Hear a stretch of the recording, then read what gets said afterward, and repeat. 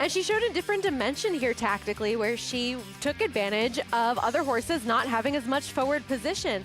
She was one that, while we haven't seen her necessarily go on as a 3-year-old from her 2-year-old form, she may not have to be successful in a spot like this.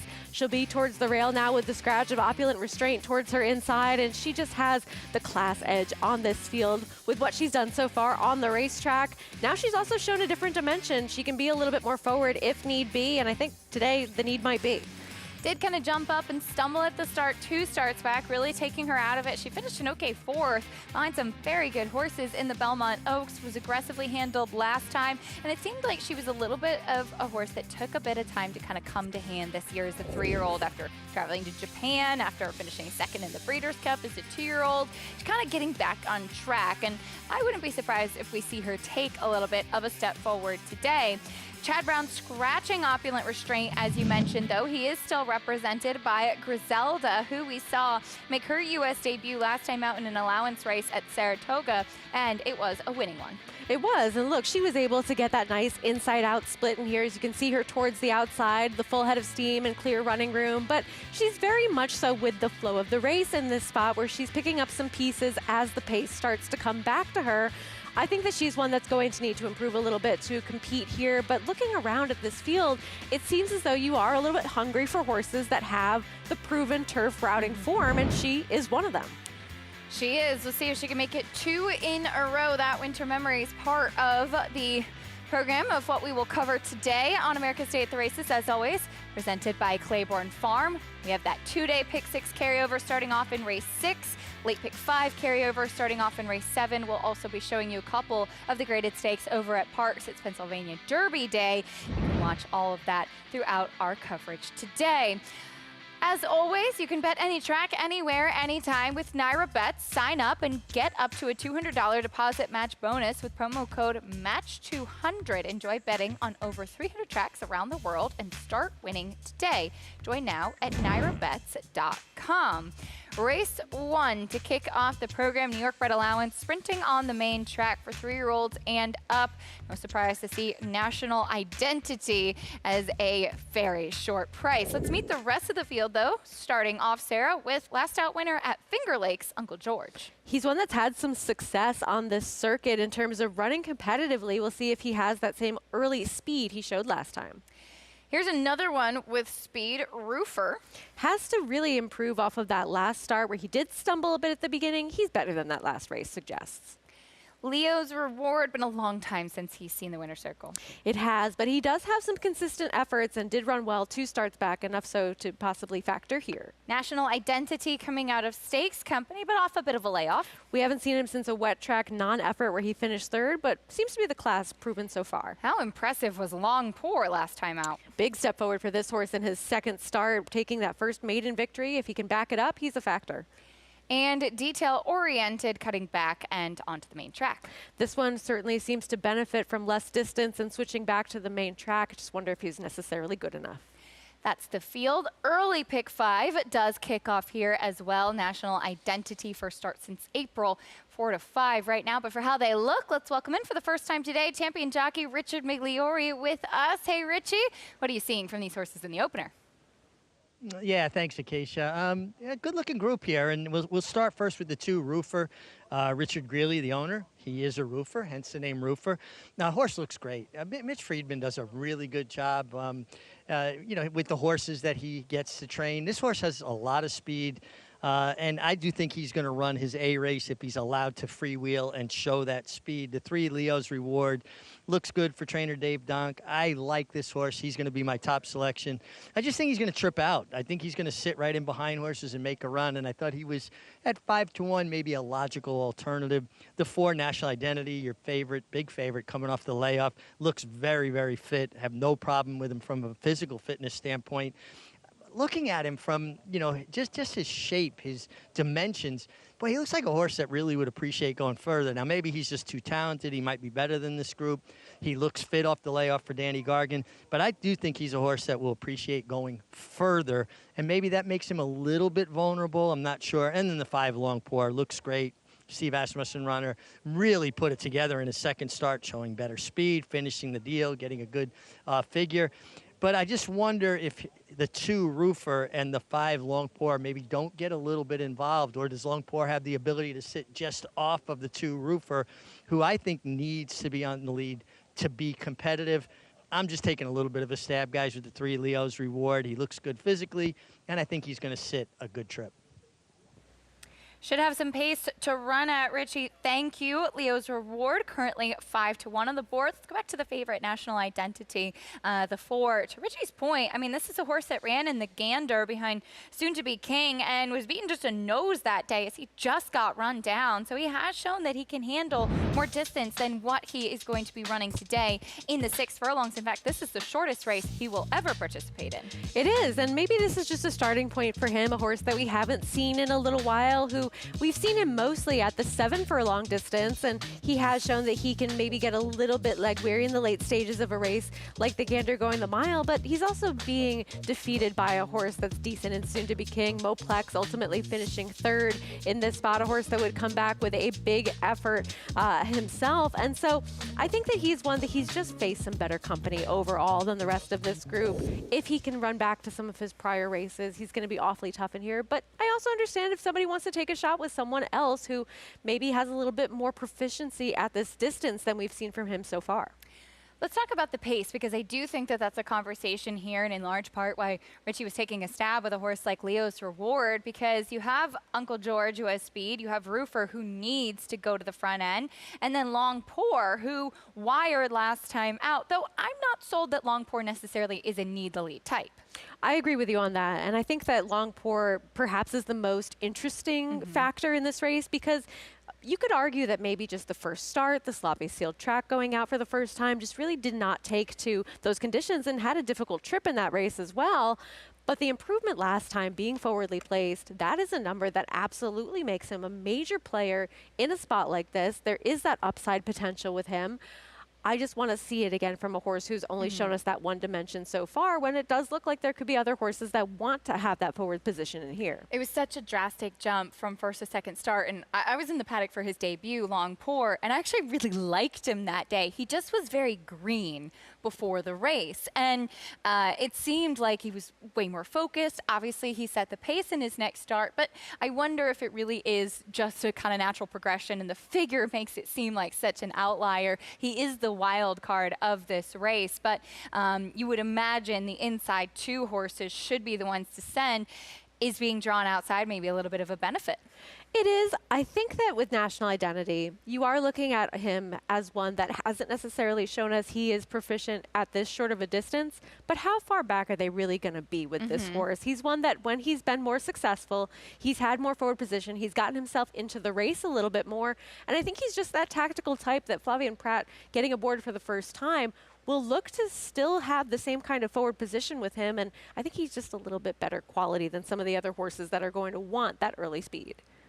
Flavien Prat gave him a big warm-up. He was circling him out there on the track. He's 3-5 right now. Were you trying to go against the favorite, Sarah, or you feel like he's just better than what he's facing today? No, I think that with him, he's not a massive standout on paper in terms of his Beyer speed figures, but with what we've seen so far in terms of the level of performance from him, he's just faced some better horses than he's going to be running into here.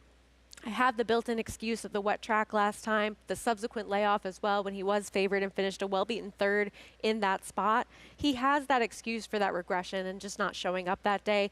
Maybe the mile just a slight touch too far, and maybe he got a little bit tired in the late stages of that race. If he runs back his race 3 or 4 back, he's likely to win here.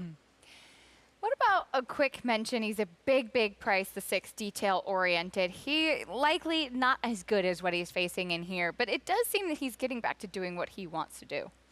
It is, and he's a horse that maybe if he wasn't running into the kind of competition that he's going to be facing in this spot, I think that these conditions do suit him much more. His best race that we'll look at on the page in his past performances, it's May, where he's running in a dirt sprint, and he hasn't had that opportunity since then. So if you want to go for something wild and crazy, you don't think National Identity is going to show up today. It's just that we saw in that dirt sprint, he had the lead early on, and he was able to sustain that, and it's still a race that's just not quite fast enough to compete with some of these. National Identity, the short price favorite in the opener. New York rides to kick off the card on this Saturday afternoon. Chris Griffin will have the call for all of them. He's standing by for the opener here, Belmont at the Big A. In and detail-oriented. Last to load to the outside. Ready for the Saturday opener. 11 races this afternoon, all set. And they're off. Good speed from Roofer. Asked the question early, and Roofer right out to the front with Long Pour. These two speed away together. Roofer is now a neck in front of Long Pour, who's back to second. Patiently ridden at the rail. Lane Leslie, Uncle George. They're alone in third. And just behind them, National Identity, center of the racetrack, is trying to make up some ground from fourth. In between horses there, Leo's Reward.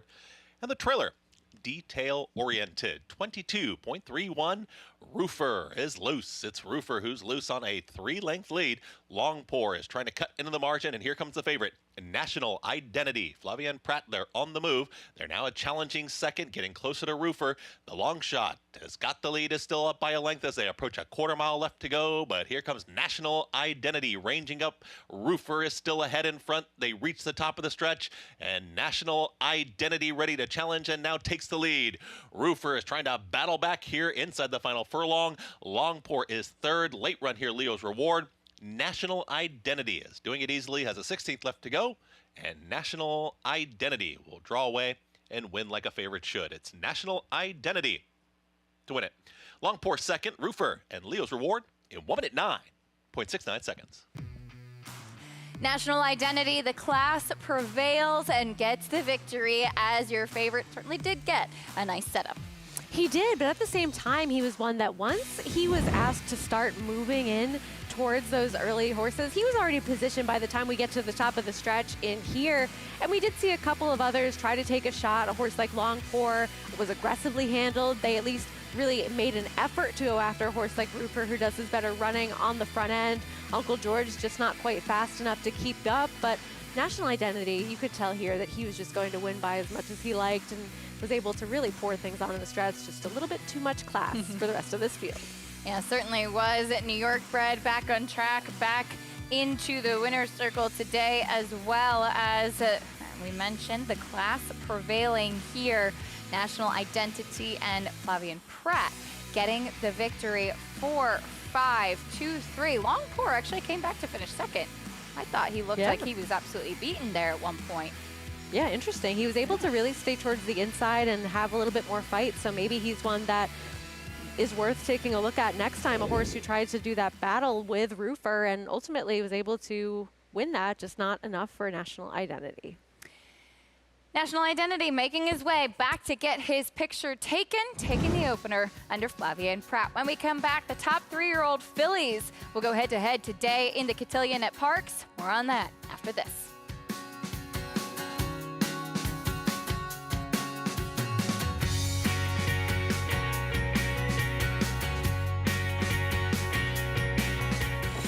You bet with Naira Bets. Bet any track, anywhere, anytime. Download the Naira Bets app to play today and get a $200 deposit bonus. Watch live horse racing, get expert picks, boost your bankroll with weekly promotions, and hone your handicapping skills with exclusive tips and tutorials. Download the Naira Bets app now. Sign up now to claim your $200 deposit match bonus.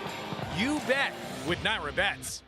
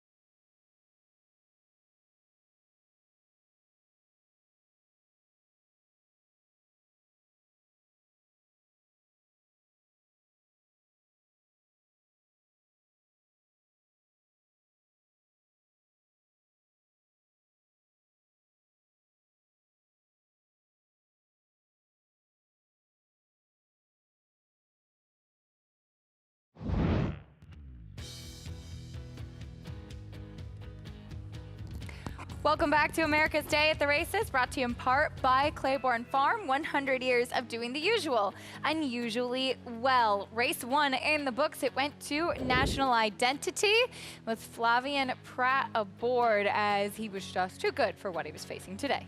Yeah, comes back a winner off of a little bit of time away. He was able to show up with a big effort in here and handle a shorter distance than he had been successful at in the past. You mentioned before we went to break, Long Pour looked like he was really done, but ended up rallying to finish second over Roofer. $3.30 winner in the opener. Let's head down to Mig. Thanks, Acacia. And yeah, Flavien, I mean, National Identity looked like he was traveling beautifully around the turn, always kind of taking you into your hands. Yeah, I was felt very comfortable all the way around, and we get to the turn, and he, naturally on his own grabbed the bridle and felt like he wanted to get going, so it was good. He's a horse that has a little bit more size and length to him than I anticipated seeing. He looks like he might go further. What do you think? Yeah, honestly, I don't know. I mean, he ran 7/8 in the past, but I would definitely keep him short. I mean, sprinting, but yeah, he's a big boy and very athletic. Now, this is the first time you ever sat on this horse. Never got a chance to work him, never rode him in a race. How difficult is that? As much experience as you had to ride a horse for the first time? I watch replays mostly, and you get a feel for him when you warm up, and usually the crew kind of give you an idea how he could be, and we go from there. Well, great start. Hope you have success the rest of the day. And guys, that's what it's about, doing your work. And there's so many tools for a rider to watch replays, talk with the people connected with the horse, and Flavien Prat is leaving no stone unturned. Certainly one of the best to do it, that's for sure, was riding at Presque Isle last night. They were running a bit late, so I imagine it was a late night for him. He's back and into the winner's circle in the opener. The amount of travel that they managed to do so seamlessly from one place to another is just phenomenal to me. And I think the only person that's a little bit more well-traveled at times is you. I cover a lot of ground. Not as much as some of these riders, though, as you saw the field there for race 2, claiming race still to come. But as we mentioned, over at Parks, big day, of course, highlighted by the Pennsylvania Derby. But some of the others on the card, we'll be showing you the Gallant Bob and the Cotillion. The Gallant Bob goes as race 12 today. It's a grade 2 sprinting for the 3-year-olds, and you've got a big field of 10 to go postward. You've got some exciting horses as well, including Barnes, who will get another chance sprinting after finishing, I thought, an okay third in the Alan Jerkins last time out. He did get 100 Beyer speed figure for the effort. He did, and this is one that we start to see this around this time of year. Those horses that were on that Kentucky Derby, that Triple Crown trail, they cut back in distance to maybe something that they prefer a little bit more, and he was one that still showed up with a good rally, finishing third in that spot, as you mentioned, in that H. Alan Jerkins, behind a horse like Patch Adams, who was getting another grade 1 victory for himself, and Captain Cook, who at times had shown that he was stakes quality himself as well. While he hasn't quite gotten back to the hype that we saw from him early on in the season, in this field, he is a standout for sure. Yeah, he certainly is. We'll see if he can find a new home sprinting with Barnes. I'm just going to say, and I doubt this will happen, I would love to see Barnes on turf. Really? Yes. I would. I also doubt that will happen, but I doubt it will happen, but I would love it. I would love it. He is out of a turf mare, turf female family, but of course, very high-priced yearling, $3.2 million for Barnes, as he will go out in the Gallant Bob. As far as the fillies are concerned today, the 3-year-olds, the 5 is out, but you still have some of the top ones of the division in the Cotillion and several grade 1 winners, including Lacara, Scottish Lassie, Good Cheer. We'll start off with Scottish Lassie, who was absolutely dazzling in the Coaching Club American Oaks last time out. And this is such a difference in divisional status this year, because we don't have that standout like a Torpedo Anna, who was able to just eke out the victory at a short price in the Cotillion last year, coming off of that narrowly defeated second in the Travers. But if Scottish Lassie shows up with something like this, a horse who at times has shown her quality, she's going to win this race as one that she just wins by open lengths in here, over 15. When she's forwardly placed, she's effective. She doesn't necessarily need the lead to win. She has been awfully tough at times, and she had some valid excuses for her less than fantastic performances in a couple of efforts where she was against the racetrack a bit before that in the Acorn, off the layoff in the start prior to that, and hard used early coming off of that Breeders' Cup Juvenile Fillies. this was a dominant effort and showed that she can get back to something kind of like that Frisette that we had seen from her as a 2-year-old. Absolutely. I think it was in there. I think she's a horse that just took a little bit of time to kind of get going, to strengthen up, coming back off the layoff as a 3-year-old. The mile probably a bit short for her back in May, getting back to the 2 turns. The Acorn wired by Lucara, as you mentioned, and then last time she was able to put it all together with that really impressive victory. As far as the Acorn is concerned, we'll take a look at it where Lucara was able to comfortably wire the field. Scottish Lassie finishing 3rd there. Was also a very wet day up at Saratoga. She then came back and disappointed a bit in the Alabama. I think Alabama just a bit far for her too. Absolutely, and the pace was so moderate in that race, won by Nitrogen, who really showed that she is a talent on both turf and dirt, but Lucara was right up there as well. When she's able to have that forward position, she's dangerous, but at the same time, I ultimately wonder if we see something similar from her when she doesn't get things her own way. Another big question is, does Good Cheer get back to the winner's circle? She won the first 7 races of her career, including the Kentucky Oaks. Disappointing effort in the Acorn that day as well, where Louis Sai, as her regular rider, said she just was so quiet. And then last time, we saw her finishing 2nd in that Alabama to Nitrogen, as you touched on, with the moderate pace, and Brad Cox feeling that that was really what hindered her. And you can't say that she didn't run her race in this spot where, yes, I agree that she had some things up against her, and at least she showed that she can rebound after such a dull performance in that Acorn. At least we're not seeing her completely fall off the map in here, but at the same time, she is one that she had that record perfectly coming into that Kentucky Oaks, and there is a lot of hype with her. The division's a little bit more open now, and we'll have to see her sort of reclaim that title if she's going to be your champion 3-year-old filly. Yeah, I think it's really up for grabs as of now, as far as the 3-year-old filly division is concerned. But that's what makes it fun as well, with a lot of talented horses. And hopefully they will get a chance to settle it all on the racetrack, both today and some races in the future. And of course, when taking on Older in the Breeders' Cup Distaff. Well, Scottish Lassie, trained by Jorge Abreu, his brother Fernando Abreu, also a top trainer. We'll learn more on their story after this.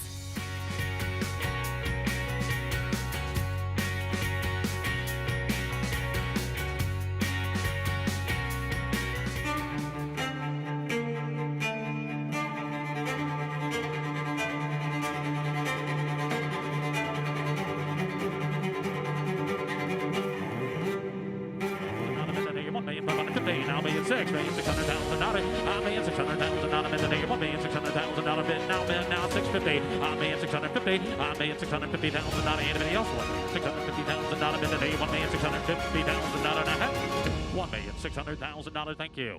Weekends are for winners at Naira Bets. Opt into the Late Pick 5 hit and split bonuses to claim your share of $5,000 every Friday through Sunday. $5,000 hit and splits every weekend when you bet with Naira Bets. RaceLens is the most in-depth product in horse racing, with unique features found nowhere else. True odds, predictive analysis, and pace projection. RaceLens. It will change the way you follow horse racing and take your game to the next level. And they're off in the Grade 1 4-go. And it's going to be Yopon who gets to the wire first. The 7 furlongs in 1:21 3.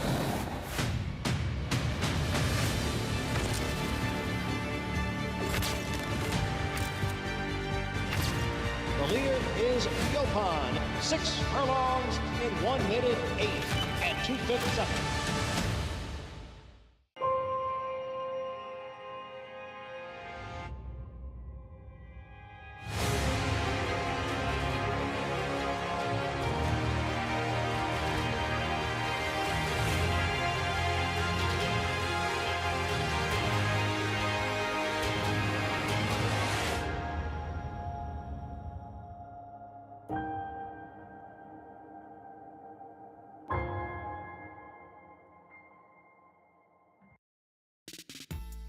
Welcome back to America's Day at the Races, brought to you in part by America's Best Racing, making the sport easier to follow. Explore stories, betting tips, and race day insights at americasbestracing.net today. Well, trainers Fernando and Jorge Abreu have become mainstays on the Naira circuit. Native Natives of the Dominican Republic, they worked for some of the best in the business before going out on their own. I got a chance to sit down this summer with the brothers to talk a little bit about their different stories and different experiences in racing. So Jorge and Fernando, really happy to have you guys sitting down here. Two brothers, two trainers. Jorge, let's start with you. You've had multiple Grade 1 winner in Scottish Lassie. Can you explain just what she means to you and what she's done for the stable? Well, she means everything for me right now. It's very important for this business because you're only as good as your horse and as good as your last race. And by this filly winning of Grade 1 in Saratoga, it was great and opened a lot of doors to me. And Fernando, I mean, we've seen you really make a splash coming up here to New York. He pushed me to come to New York because I had Patter Pop and, you know, which was behind me, big claimant owner. Fortunately, everything started rolling and I got a very different stable than George. You know, I don't have that luxury of 2-year-olds yet, you know. They probably consider us a stake trainer and a claimant trainer, you know. When you're gonna go down the Sherrow and I won't have the claimant 32, I'll have a Scottish Lassie. That's the whole thing that drives me to wake up in the morning. Plus, we have a different method. He likes to run horses quick. It haven't worked for me. I like that 5 weeks, 6 weeks in between races. But when you're in the claiming game, I think certain spots, you got to put them in. Certain horses, you don't want to do too much. 2-year-olds, you come back 14 days, 15 days and work them. I don't like to work horses too much because you know, anything could happen in the morning and they don't make no money in the stalls. So as a claiming guy, you have to go out there and try to perform for your owners. How is it kind of competing on the same circuit in I like brothers? when I beat him. Very, very competitive. Yeah, we go at it. We talk a lot of crap at home and stuff like that, especially if we got in the same race. Unfortunately, he got the upper hand on me now. But you're coming for him. Yes, and in the claiming game, I don't think he's as sharp as I am. But, you know, he's... Well, that's not my forte anyway. Yeah. Who do you think, if you have 2 horses, one for each of you in the race, who's going to be the worst loser? If I like my horse, I'm a terrible loser. He could tell you at any level. I live with him. And he had to listen to me like all night long. I don't stop. You have to hear it. Yes, he's horrible. Horrible when it comes to I'm a terrible loser. If I like my horse, if I get beat by somebody that I don't think it should beat me in the race, that's my day right there. I hate losing too, but I take it a little different. I don't complain as much as him. I stay in my room and just don't come out when I leave that. I think there's a deep respect, I think, that you have for one another, right? Oh, we do. Oh, yeah. There's no doubt about it. Like, I don't know who's his #1 fan besides me. I always root for him, especially on those big races. And forget Scottish Lassie, I want him to do the Derby. You know, he's in that level right now where he could go on and some owners could see him because he does great with 2-year-olds. You know, I'll sit back and watch. It's like me winning the Derby, watching him do it. So enjoyed getting a chance to chat with the brothers, as there is Jorge Abreu's charge in this upcoming second race. Lil Lang, of course, he's most likely at Parks today with his stable star Scottish Lassie running in the Cotillion as a contender coming up here, though. Of course, Jorge Abreu, longtime assistant for Chad Brown. Fernando Abreu, longtime assistant for Alan Jerkins, the chief. So they really learned their lessons well. Got the pedigree to be going into the kind of success that we're really seeing from them now. And look, Scottish Lassie, a pivotal horse for Jorge Abreu, his first Grade 1 winner and bringing him his second Grade 1 victory as well. So I would imagine that he's probably with her today. I would certainly think so. It certainly, as he said, has done a lot for his stable. As far as Lil Lang is concerned, that one currently the favorite and cutting back to a sprint distance. It's really the drop-in class for this horse, who his dirt races are only okay, but they're just probably a little bit better than what he's facing in here. Let's meet the field, kicking things off with another class dropper, Aero Star. This horse that raced 2 back certainly competes here, one that can be forwardly placed and did catch that wet track last time out. Last out winner, Unbroken Chain. Yeah, this one was going over a wet track up at Finger Lakes. Next will be the #3, Cam Duke, stumble at the start last time out. And a horse that I've had a little bit of an affinity for. He's just not a consistent type. Runs much better when he can be forwardly placed. Blinkers on the 4, King Moonraiser. His race 2 back wasn't bad, where he was able to close in for second at a big price behind Ain't No Joke. There is the Abreu runner, Lil Lang, dropping class, turf to dirt, cut back in distance. All sorts of changes for a horse who probably ends up just being a little bit better than these. Storm the Streets is next, breaking to the outside. This one a little bit interesting, coming in from out of town and switching barns to Carlos David. And his last 2 races could be a factor in this spot. Has been in decent form over in Kentucky. We'll see how he handles it. Lil Lang, well, the one time that he did cross the wire first, it was in his maiden score in a dirt sprint. It was, and look, that was for maiden 25. And looking at him, he ran credibly in that start after that, stepping up in competition. It's been mostly turf since then. He hasn't really done anything too wrong on the dirt. It might just be a little bit faster on this surface than the others. Richie with us. Richie, I know you really have gotten a chance to see both of the Abreu brothers kind of develop and grow into their role as trainers here, particularly on the NYRA circuit. Yeah, 2 terrific horsemen. I remember when Jorge Abreu, TT, was working for the great Angel Cordero when Angel was training horses. Started out as a hot walker, kept working his way up. Obviously wound up being assistant to Chad Brown for a while. And then Fernando working for Alan Jerkins for so long. You know, to learn at the feet of a master like the late, great Alan Jerkins. 2 horsemen I have a great deal of respect for. And we'll start with the 5, Lil Lang, your favorite. From Jorge Abreu's barn. I'm sure he is at Parks with Scottish Lassie. This horse's dirt sprints are all good, and I feel like he's just a little bit better than everybody else, and I think he's getting back to doing what he really wants to do, and that's shortening up. He stretched out last time. That was a failed experiment. He drops in class. Short price, but I really couldn't get past him. Like Sarah said, just a little bit maybe better than these. The 7 Storm the Streets I thought was very interesting. He's coming off of a bit of a layoff since July. Looks very fit, looks very well prepared, and I always like outside speed. When you have a horse with natural speed and an outside post, you're not forced to go to the lead, but you certainly have an opportunity to kind of control the race from the outside. So I think obviously the public is honed in on those 2, and I couldn't get past them myself. They do seem to make the most sense on paper. Richie, thank you. Let's spend a little bit more time on the 7 Storm the Streets. Sarah has some speed, and as you said, coming in off of some good efforts out of town. How does he stack up those performances here coming to NYRA? Well, it's that question of whether or not you think he's going to repeat them coming in, switching barns, and on this circuit for the first time, where he's one that he hasn't run, sorry, not the first time, but the first time in a while. We haven't seen him run on the NYRA circuit since his first 2 starts back in 2024 when he was in Saratoga facing much tougher company and not really doing much running at all. So this seems like a logical spot for him coming in here. He took the step forward for a different barn in those last 2 starts where he was running a good race after breaking his maiden and was able to really build on that effort, showing that good early speed last time like he had done when he was able to win that first race at Keeneland for Ian Wilkes. And then for Robertino Diodoro, he ends up finishing second to Ludwig in that last start. And I thought that he ran credibly in there. We just haven't seen him in a while. Now he's switching over here and taking that drop in class. It's just, do you think he's going to run one of his last 2 races? Because if not, he's not exactly a 2-to-1 shot that I really want to bet.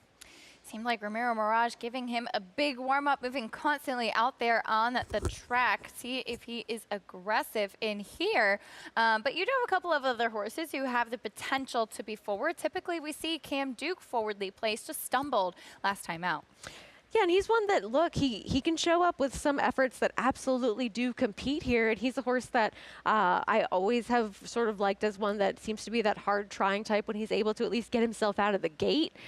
But how good is he right now, and is he going to be able to run with a horse like Lil Lang, even if he gets a little bit more forward position and here gets himself out to a clear start and has faced some tougher horses in that last start where he ended up having that Bayard donut where he didn't finish anywhere in there after that stumble? I just sort of wonder what form he's likely to bring in here and if he's quite good enough to win. Bayard donut? Bayard donut, 0. I like that. You never heard that? I don't think I have, actually. Okay. I definitely did not make that up, so I can't take credit for it. No, I'm sure not. But my ears kind of perked up when you said donut for whatever reason. Donut God runs later today at Parks. I know. I'm excited to see him. I have a pick 4 kicking off here in race 2. Where did you land in this race? I went to the favorite in here. I just think that he's getting that class relief that seems logical. I think he's a little bit better on the grass than he is on dirt. But looking at the kind of company he's going to be running into in this spot, he just made some sense to me. And I think that, look, once we get into those sequences that have those carryovers later on today, things do get a little bit trickier and less straightforward, at least on paper. But at the same time, I thought that the early portion of this card, you had some horses that, at least on paper, stood out as being relatively better than the rest of the competition that they were facing, at least for your first 2 races.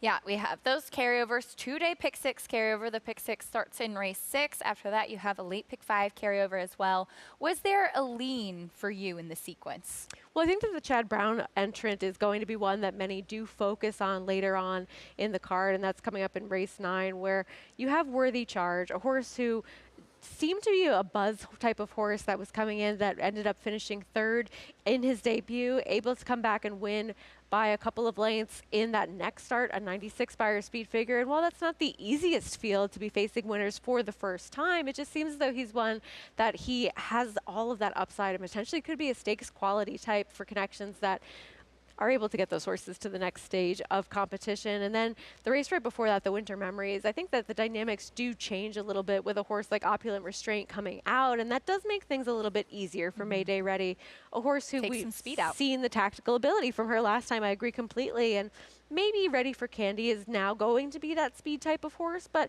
she was coming in fresh last time. She's going to be facing horses like this for the first time, where Mayday Ready is a little bit better and class proven in terms of what she did as a 2-year-old, now coming into this 3-year-old season. And she also has the foundation more so this year than a horse like Ready for Candy does.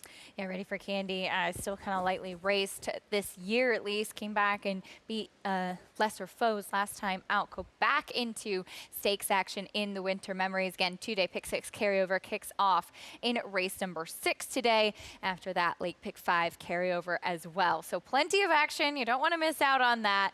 That will be a lot of fun. Rare to have those kinds of carryovers here, as we saw some big prices in the last couple of days. I know we're just 1 race in, but a favorite, something we haven't seen much of the last few days. Seems rare, right? I know, I know. So race 2 coming up, moving towards the gate. Even money right now on Lil Lang. Is that too short a price for you, or you feel like that's logical in this spot? It makes sense coming in here where you just have some horses that, as of late, they haven't really had to run into a horse like him, where maybe they've been facing some tougher company, but they haven't really shown up in those types of efforts either. I guess you could say that the horse that is kind of the overlay is towards the inside with Aero Star, a horse who 2-back. He has a race that's a little bit quicker and he has some good early speed. If he's forward in here and ends up being one that can sustain that early speed, he's a little bit too big of a price to not want to at least mix into some exotics. Loading in for race 2, Belmont at the Big A. Here's Chris Griffin with the call. Step forward. Started the early pick 4. Cam Duke.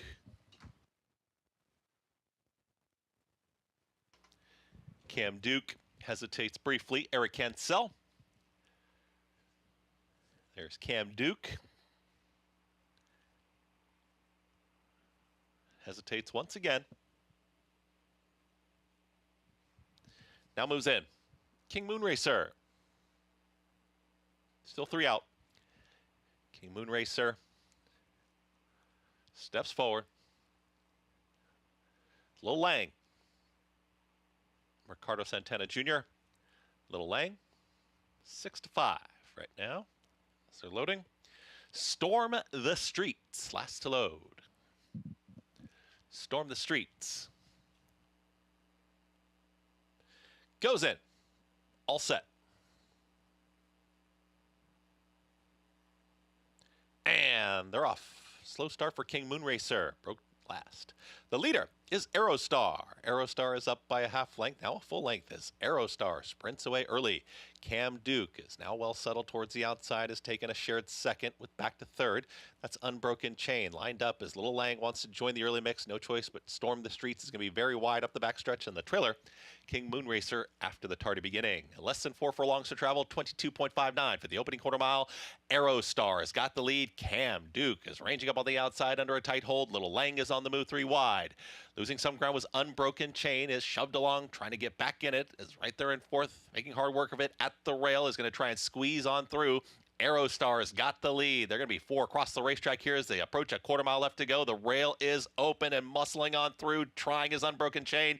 Aerostar holds that spot, and meanwhile, Little Lang is ready to pounce down to the racetrack. Little Lang is now trying to sprint away. Unbroken chain is trying to get out of there, is down there on the rail with Aerostar, who's still not done. Little Lang is trying to put away his rivals inside the final 16th. Little Lang is stretching the margin now, and Little Lang will get the victory. Little Lang wins it over a very gutty Aerostar, holds on to second over Unbroken Chain in 1 minute 10.42. And favorites win the early double. Little Lang, it looked like he had to work for it there for a few moments, but eventually he prevailed once again, a horse that just had been facing better recently. It seemed like we were in for kind of a hang job when he was really looming up like he was going to go by a couple of the other horses that were forward. Aerostar getting that early position and putting up a good fight. Unbroken Chain trying to muscle on through towards the inside and never really having the smoothest of trips. But here's where he really started to extend and get away, while those embattled horses were just not quite good enough. It's not exactly like a 6-5 should, but once you get towards the wire in there, it just seemed like he had that little bit of an edge over this competition. We saw that story on the Abreu brothers. Every time I want to do an interview or a feature with somebody, I always tell them, listen, it's very good luck, because when we play these features, usually that individual ends up winning. That really is the only thing that was going for this horse coming in. The feature angle. 5, 1, 2, 3. Good call, Sarah, on the number 1 at 6-1. Aerostar holding on for second there. Prices and more when we come back. Stay with us on America's Day at the Races.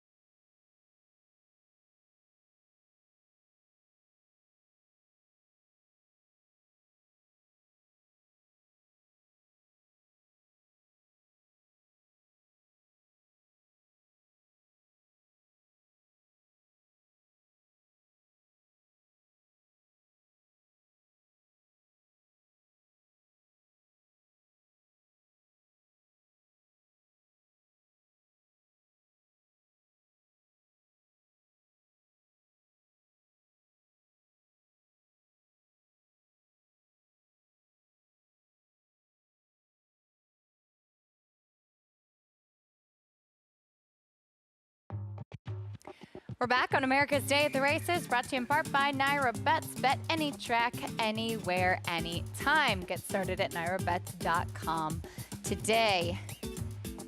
As of course, plenty of excitement coming up at Parks this afternoon.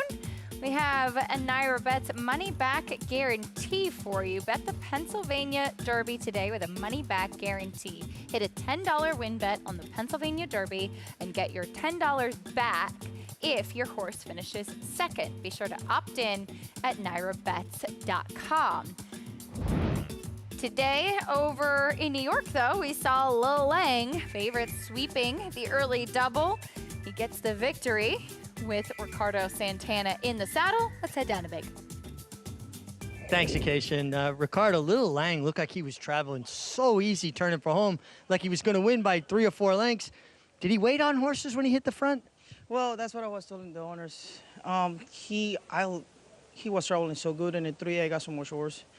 So I just was going to wait to turf. I'm glad I don't move a little too soon, because I think if I move a little too soon, we get beat. The soon we passed in the lead, it was so weird. I never hit him, and he started waiting for the horses. So I'm looking for a company, and then I saw the 2 horses inside. I get a little tired, and my horse keep going. Went on about his business. Ricardo, you've had such a wonderful summer since coming here to New York. You and your agent, PJ Campbell, doing a great job. Did you ever anticipate you would have as good a Saratoga as you did? Well, first I need to say thank you to, PJ and a few people that helped me. Actually, you. When I talking to you in Arkansas, about make the move here, I'm really blessed. I'm really thankful for all the owners and trying to give you an opportunity here, and I'm really blessed to be here. Well, you're doing a great job. This was over 100 wins now on the year. Yes, I'm excited and I'm blessed. Keep up the good work. Great job. Guys, we made a strong jockey colony even stronger. He's certainly been a welcome addition to the Naira Jockey Colony. His aggression, finesse in riding as well, doing a terrific job. Ricardo Santana Jr., Lil Lang winning at $4.62. He's making a difference in where these horses sometimes finish in these races by being forwardly placed, by giving them the best opportunity to get into position. And he is clearly very aware of the kind of horse that he has underneath him, as you can see him getting that congratulations and photo taken there. But look, he knew that he had horse, and he also knew that then his horse was waiting on some of those other horses and that he had to time it right. Here's the field for the Bertram F. Bongard New York Breds sprinting on the turf. The 2-year-olds, we saw the fillies rendition yesterday in the Josephine Gemma. Today we get a chance to see the boys, and right now it is 21 Red. Who's the favorite? A little Flavian Pratt money? Maybe. I mean, Spirit of New York seems to be favored clearly in doubles, but 21 Red looks like he's going to go off a shorter price than that morning line did suggest. A horse who is coming into this spot as a maiden still of a second place finish in the first race. And it is our Spendthrift Farm 2-year-old race of the day, brought to you by Spendthrift Farms, reigning champion General Sire Into Mischief, sire, of course, of this year's Kentucky Derby winner, Sovereignty. As it is fun for these New York breds, as this is a race that historically was on the dirt. Both the Gemma yesterday and the Bertram F. Bongard now run on the turf, and a great opportunity for a lot of those New York bred turf horses that didn't really have any sort of stakes action to go to right away. And they are ones that the action gets a little bit limited as we do head into some of the cooler seasons, where ultimately this is the time where you want to see what your horse is made of. And if you're going to really have that horse that you want to develop more so into that turf 3-year-old, this is a great spot for the horses who just have that one start under their belt or a couple up at Saratoga. And we are seeing that field in here mostly consisting of those types. Absolutely. So we'll see how it does play out as far as the 2-year-olds are concerned. You have some fun and competitive runners in here, but horses that have won this race throughout history, a pretty special one, including Funny Side. We'll take a look back after this.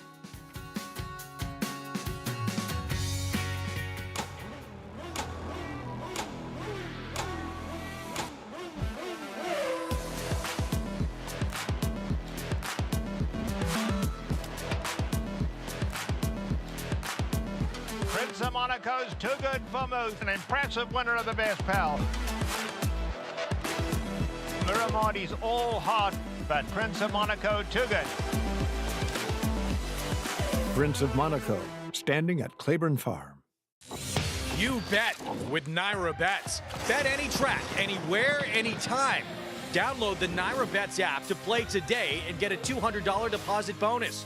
Watch live horse racing, get expert picks, Boost your bankroll with weekly promotions and hone your handicapping skills with exclusive tips and tutorials. Download the NYRA Bets app now. Sign up now to claim your $200 deposit match bonus. You bet with NYRA Bets. As they say, Book 'em, Dano. Prince of Monaco in between. It's going to get very close. Book 'em, Dano. if you can make it here, Book 'em, Dano in a thriller. Book 'em, Dano wears him down. Book 'em, Dano under a perfect ride from Paco Lopez to win the True North. you can make it anywhere. It's Book 'em, Dano in another stellar display, winning the Alfred G. Vanderbilt going away. Bucaro, proudly standing in New York at Iron Horse Stallions. The Fasig-Tipton Mid-Atlantic Fall Yearling Sale, located in the most racing-rich region of the country. This sale offers a diverse catalog of yearlings from some of America's most lucrative state-bred programs, with leading national and regional sires represented. Recent grads include graded stakes winners Crazy Mason, Nisi Marie, Our Shot, and Post Time, a strong source of stakes-winning talent.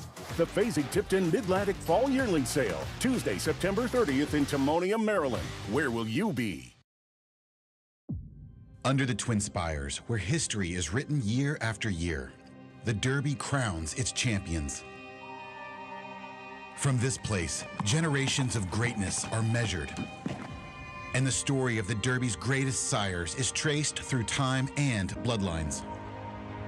Here's to the first to shape the Derby, stallions whose sons claimed the roses, not once or twice, but 3 times. Crushes Blue Weaving hooks a record 2 minutes 36.5 seconds to win the Derby. Sir Juan powers all to the stretch to win the Derby by 2 lengths. Each generation added to the story. The 20th century brought new legends, their names etched in film. And here comes the finish now. Yellow Fox, an easy winner. Today it's Galahadians in a startling upset. And Hook Jr. wraps home all by himself. Not a single unbroken line, but dynasties that ran side by side. Citations going on to win by 3.5 lengths. Hillgale joining the ranks of Kentucky Derby Immortals. Iron League goes on to win by a lone. The past still speaks, if you know how to hear it. From Northern Dancer's line, a new force arose. 3 colts, 3 summits, 1 sire. And now, he walks the same path. Authentic and John Velasquez have the lead as they come down to the 16th pole. Cheers the Law still trying to get him. Authentic has won the Kentucky Derby. The thread is clear. Sires that leave the biggest mark on this race are a rare breed. Sovereignty has taken the lead. Journalism is second for the inside, but it will be Sovereignty to rule the Kentucky Derby. The race lasts 2 minutes, but a sire's influence echoes for generations, each forging its own place in history. Only 5 stallions have done it. This is a Derby legacy, both real and supreme. This is the sire of a generation. This is Into Mischief.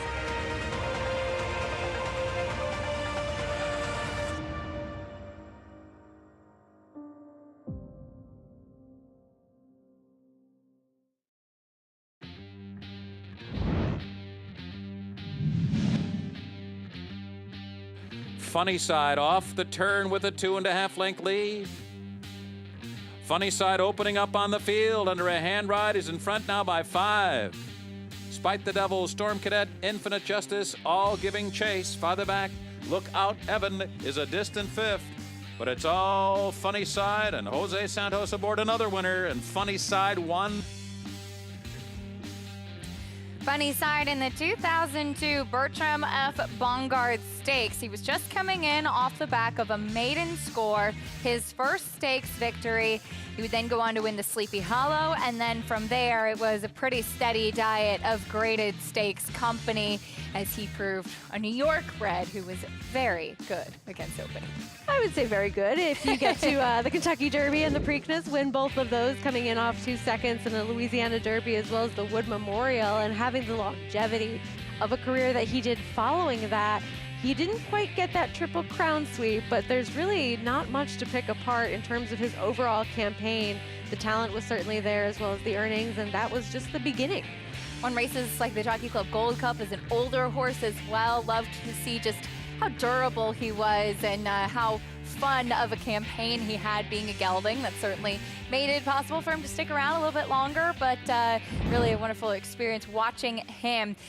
We'll take a look at this year's field for the Bertram F. Bongard. Again, now on turf, so a little bit different, but there is Funny Factor for trainer Jimmy Ryerson, who won the fillies rendition of this race yesterday in the Joseph A. Jimma. See if he can sweep these two New York bred 2-year-old races.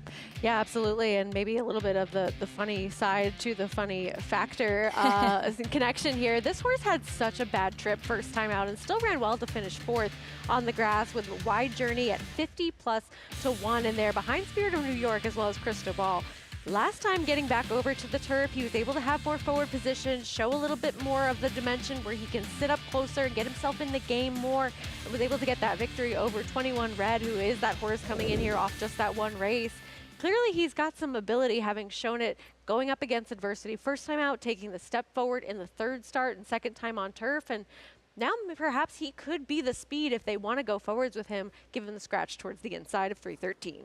And when with St. Montreal yesterday, see if the barn can hit again with Funny Factor. Spirit of New York, though, the number 5, I thought this horse might have been the favorite coming in here, and he still might. But we'll take a look at him, who he won really impressively first time out, getting in off the also eligible list as well. Cristobal finishing 2nd there. He would come back to win in his subsequent start, and then Spirit of New York would go on to face Open Company in the Skidmore. Were you also left a little bit cold by his performance in the Skidmore? Yes, because I picked him that day, and I really liked him. And I know that Bobrovsky and Monster were both kind of pace types, and they were impressive in there.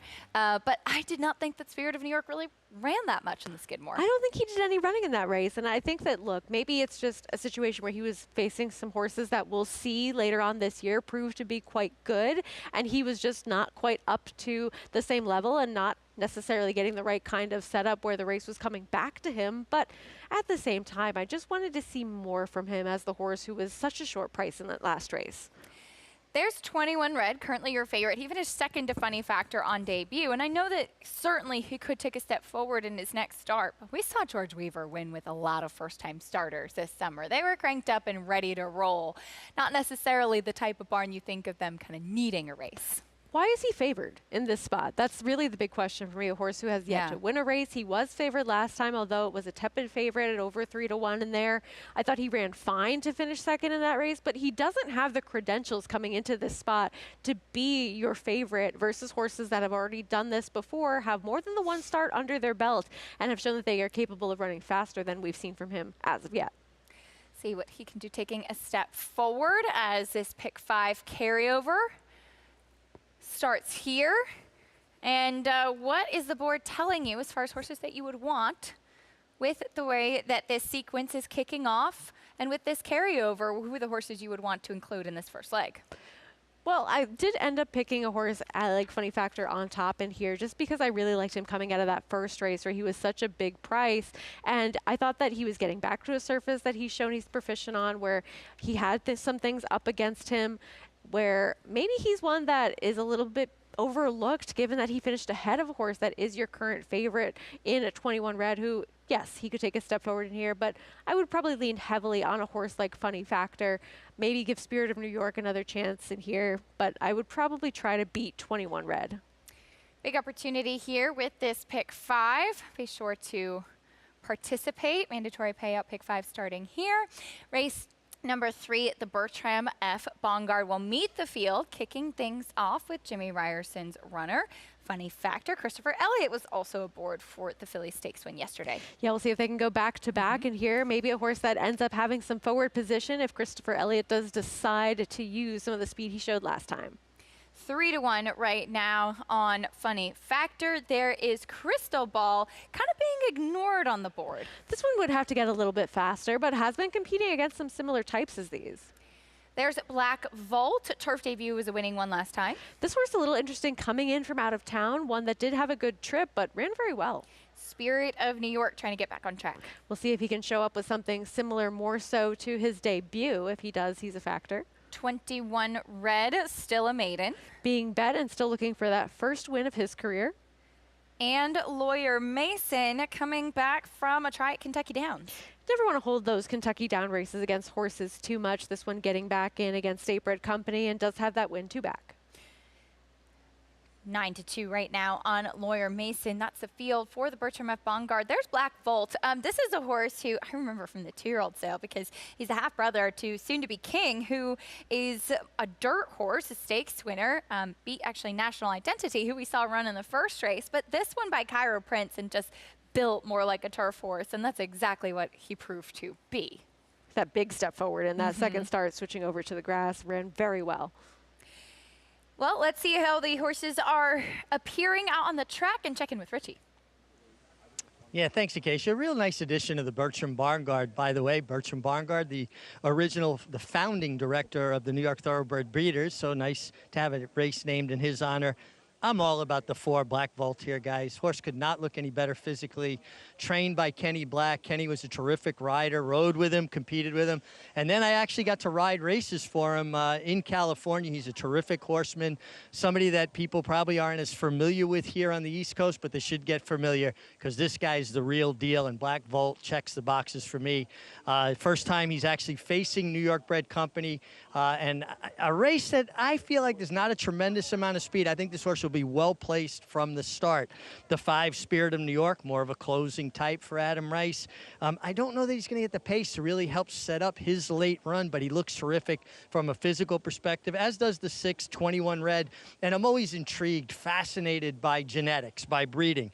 Here you've got a horse by Tonalist, and he looks nothing like Tonalist. He looks all like his female side of the family, the mare Catalina Island being by Belong to Me, and he looks like a turf sprinter, not what you would normally see from a Tonalist, but certainly, like I said, takes a lot more from the female side of the family. But I'm all about the 4, Black Volt. You get Hall of Famer Johnny Velasquez for a terrific horseman in Kenny Black. See if he can make it 2 in a row on the turf, Richie. Thank you. Black Volt facing New York Breds for the first time as well. He is an intriguing new face. To kind of circle back to what Richie was talking about with the pace scenario, how did you see it playing out in this race? I think he's correct. For a turf sprint, there's not a ton of confirmed early pace types. No, there isn't, and I think this is one where you could possibly see some rider tactics come into play, and Black Volt will take a look at that win where he was switching over to the grass, and I thought that he had that nice inside-outside kind of trip where he's able to save ground early in the race, sort of sit mid-pack, and then really extend his stride here when switched out into the clear to go on by and get the victory. And look, he is one that comes in with a fast race last time. He took that move up on the turf, so this seems to be what he wants to do. He has that foundation of the first race on dirt under him as well, where he showed some good early speed. He's a player in here, and I completely understand where Richie's coming from with a horse that we're seeing a very even betting board overall. The one thing I didn't like about that turf debut is that he kept swapping leads in the stretch. Maybe it was greenness, but he would kind of flip to the outside, which in the stretch, ideally horses should go to their outside right lead. Then he'd flip back to the left, back to the right, back to the left, and finish that way. So it could be some greenness as well. He certainly was best in there.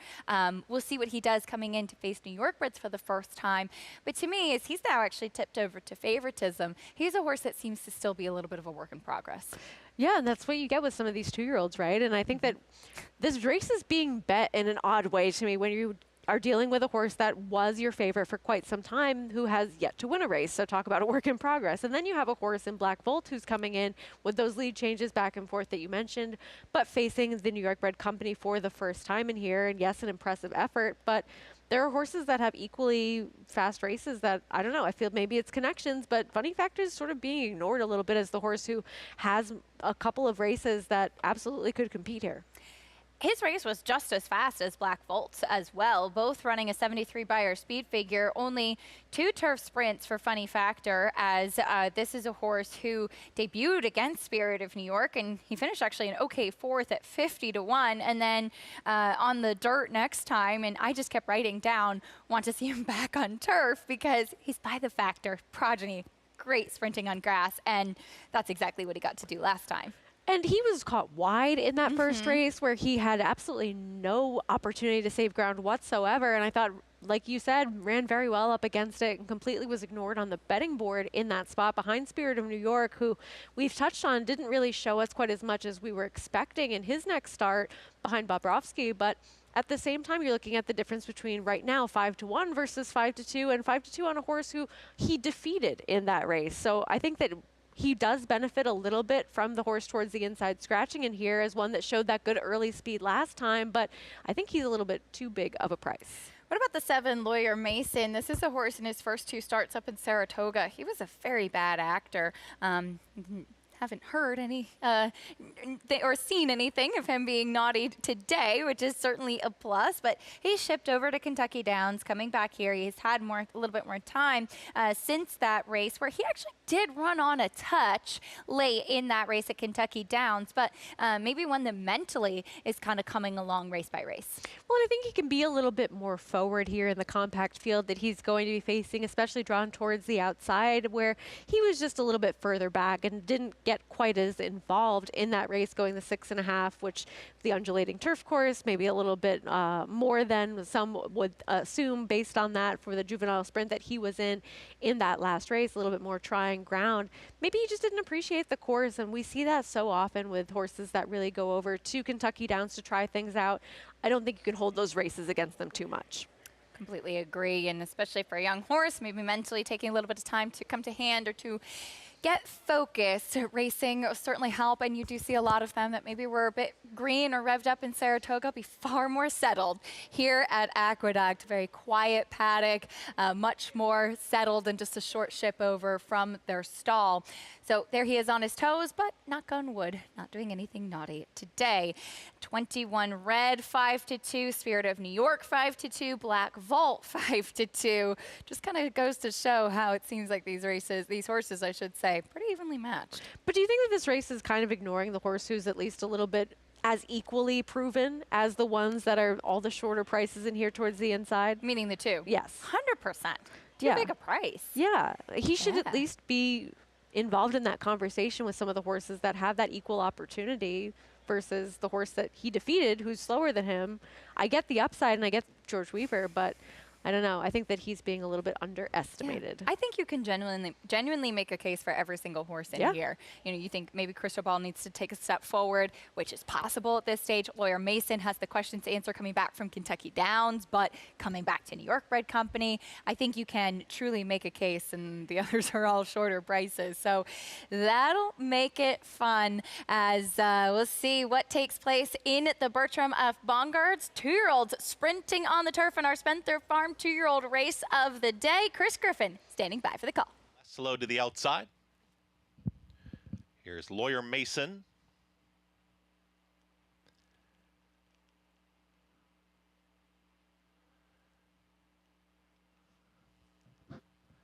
Lawyer Mason just behind the gate now. Goes in. All set. And they're off. Speed from the outside at Spirit of New York with a nose advantage, and here to the inside, Funny Factor in the early mix, and in between them, Cristobal. That's the leading trio, and out wider, here comes 21 Red to make it 4 across the course. Towards the back end of the field, Black Volt with the trailer. Lawyer Mason, the leader, is Funny Factor to the inside, and Funny Factor a half length in front. Christopher Elliott, right where he wants to be, is on the front end here with Funny Factor, a half length margin into the far turn. Here comes Cristobal, ranging up on the outside and ready to challenge the Spirit of New York, is in pursuit from third. At the rail comes Black Volt, patiently ridden in the 4th spot, and 21 Red lost the spot. And here's Lawyer Mason from the back, has got to pass them all. They get set to reach the top of the lane, and Funny Factor is cut loose and sent for home. Cristobal is trying to rally on. Here comes Spirit of New York. Lawyer Mason, orange cap, just got stuck behind rivals, had to steady, and here comes Black Volt, unleashed and lifting on the grandstand side. It's down to these two. Spirit of New York trying to gut it out for a final 16th. Trying to pick up this rival is Black Volt towards the outside. Spirit of New York is game. Spirit of New York wins the Bongard. It's Spirit of New York to win it over Black Volt. Then came Lawyer Mason in a photo with Funny Factor in 1 minute 8.55 seconds. Spirit of New York gets the win, holding off Black Volt. Spirit of New York did go off as your favorite at 2-1, Sarah, but I thought he'd be much shorter price. He faced Open Company last time. Certainly appreciated getting back to New York Reds. Yeah, absolutely. And we were talking about the lack of pace for a turf sprint, and it did start to come apart a little bit, but we didn't really see these hot and heavy fractions early on in the race. And it looked like Black Bolt was getting the right kind of trip, saving ground, just ultimately did not have enough steam to go by a horse who was getting back in against the New York Red Company. The Spirit of New York gets that maiden win and then shows that he can still show up with that kind of effort to run well here. Spirit of New York, the 5 right there. He's going to take over, and he will get a challenge on the outside from Black Bolt. Here in this close-up, you can actually see it well. Black Bolt going to switch back to his inside left lead. Right there late in the stretch. And looking like he was really trying at that point. I don't think that was greenness, so he was swapping leads again, but I think it was him just really trying, just not enough to get by. Yeah, it almost seems like he has that pause in the air, right, where he has that momentum moving forwards. And sometimes with these turf sprinters, it almost seems like their brains are working a little bit faster than their legs can with the acceleration. Sometimes their legs cannot keep up, truly. Yeah. Yeah. But this one, look, Spirit of New York was impressive on debut. He tried a spot where he wasn't quite as successful, but this ended up setting up well for him today, and Adam Rice gets the victory. Adam Rice, he owned this horse when he won first time out. It was sold privately to the New Connections, 3rd against Open Stakes Company, and now a New York bred stakes win, 5-4-7-2. As it's time for us to say goodbye. Short and sweet. I know. I'll be back outside reporting later. Greg Wolf and Andy Serling coming up on the desk to take you the rest of the way. Prices, reactions, and more from the Bertram F. Bongard after this.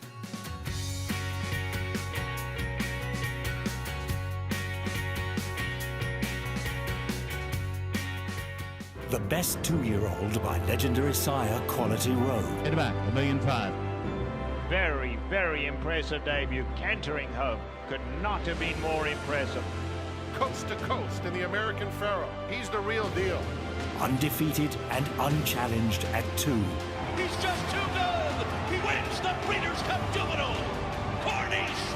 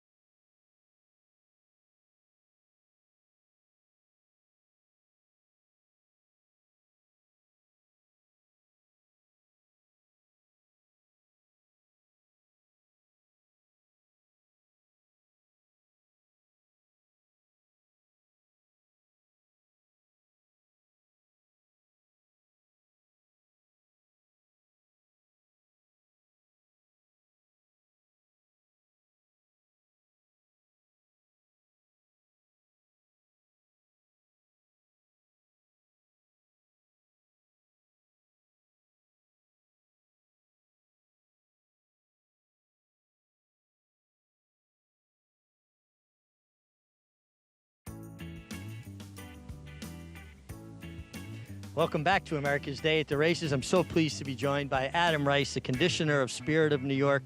This is a really nice effort by this horse, and not a lot of speed in this race for a turf sprint. It was good that he got kind of his forward position. Yeah, you know, he likes to sit back and just kind of, he goes when he's asked. And so no matter what, less pace, more pace, he's kind of runs his race and he's happy where he's at. But kind of seen him set up nicely and he come from out of it pretty good. I was a little nervous at that 4-horse coming up, but he stayed on, so. Yeah, it looked like he really dug in and met the challenge. But Adam, your horses are so professional. You seem to do a lot of work schooling them. I ride them myself. I try to spend as much time as I can on their backs. Attitude's a big thing. You know, even some of the precocious ones, I try my best to, you know, just keep them focused. And I might, you know, spend a little more time out there than most, but it's just what I can comfortably do, and I kind of try to take pride in it. And I'd like all my horses to act professional, just be quiet. You know, they go to the track a bunch and just kind of try to spend as much time as I can in a good atmosphere to make sure they're happy. Happy is a big thing for me for them, so. Well, Happy Horse is a successful horse. Now, I was surprised to hear this. This is your first win at Aqueduct because we've kind of come to know when you ship into Saratoga, pay attention. Yeah, definitely first stakes win here. I think I might have had some priors in the past, but this is a first stakes win for sure at Aqueduct. I come here a couple years ago with a filly, but now it's exciting, you know. Might not get many more of these left around here, so it's pretty awesome to get one of these on the book, so. Congratulations, great job, and time to welcome in a new team. I got Greg Wolf and Andy Serling on the desk now, guys. Yeah, good to be with you on a terrific Saturday. Coming up, great weather for the big cards we have here, Belmont at the Big A, and of course, that Cotillion on a terrific card out at Parks. It is, but a lot of going on here as well with the pick six, double pick six carryover, and of course the pick five carryover. You don't get too many pick five carryovers. In the course of the year, you maybe get 2 or 3 of them. And we thought the results were kind of tricky 2 days ago. Well, they got even trickier yesterday. Yes, they did. Spendthrift Farm 2-year-old race of the day. Spirit of New York, who won first time out this summer at Saratoga. Tried the Skidmore, was third to Bobrovsky. Back in against a little bit easier State Bred company. And does not disappoint. 5-4-7 finish here in the Bertram F. Bongard as we move on to race 4. Start of a middle pick 4, 6.5 furlongs for 2-year-old fillies. And wide open as the betting board reflects. Right now, Schilling, a first-timer for Ken McPeak with Christopher Elliott, the favorite. Yeah, I'm assuming that there are good workout reports on this horse because I've noticed a number of people picking a horse without a ton of pedigree on the cost $105,000 despite global campaign standing for $7,500. The early money is showing on this one. We'll see how things play out as we get closer. I think minute by minute on the rail, likely to be favored by post time. Yeah, one for Chad Brown as Flavien Prat aboard for the debut coming up. Big day, obviously, at Parks. We're going to be bringing you live coverage of the Cotillion for 3-year-old fillies. The boys will line up in this one. $1 million, Grade 1 Pennsylvania Derby, 1 1/8. And is it finally Baeza's turn to shine? Well, I mean, he's the horse to beat. I don't think he has this demonstrative edge. I mean, he's the only horse in this race, and I consider this the consolation derby because this is just a field of horses that were too scared to run against Sovereignty, and that's sort of where the game is these days. At least Baeza has been tackling journalism and Sovereignty in all of his last 4 starts, so I'll give John Sheriffs a bit of a pass. He tried, and he came close. And the fact that he was able to be that competitive with a horse like Sovereignty is a feather in his cap. So he's the horse to beat. But listen, Gosker's improving. Goal-oriented, certainly not impossible in here. And I know there's some other speed, and I have to imagine David of Athens for Brandon Walsh will be forward along with Magnitude. But I wouldn't be surprised if Magnitude just runs them off their feet. I don't want to get too critical. His Travers was a disaster, but he's obviously better than that, and Parks might be more his kind of racetrack. Yeah, he's shown too much talent to just pass on. And I don't believe these morning lines take with a grain of salt. Not sure you're going to get 6 to 1. The morning lines there are atrocious. I mean, making Barnes 2 to 1 in the Gallant Bob when he's going to be closer to 2 to 5 is not doing the public any favors. Yeah.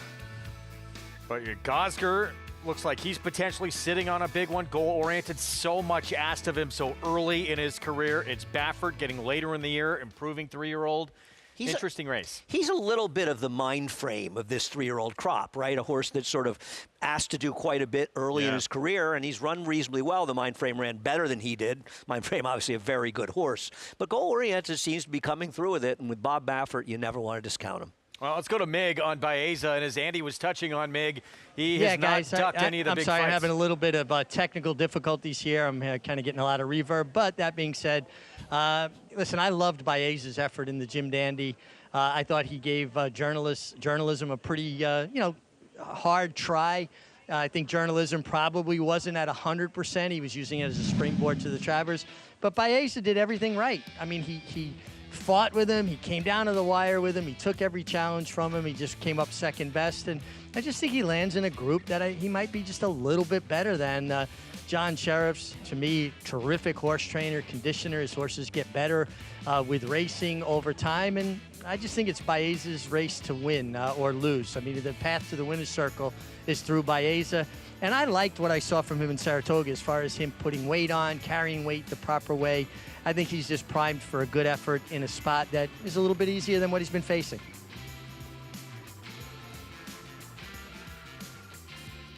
We'll see if Baeza can step up.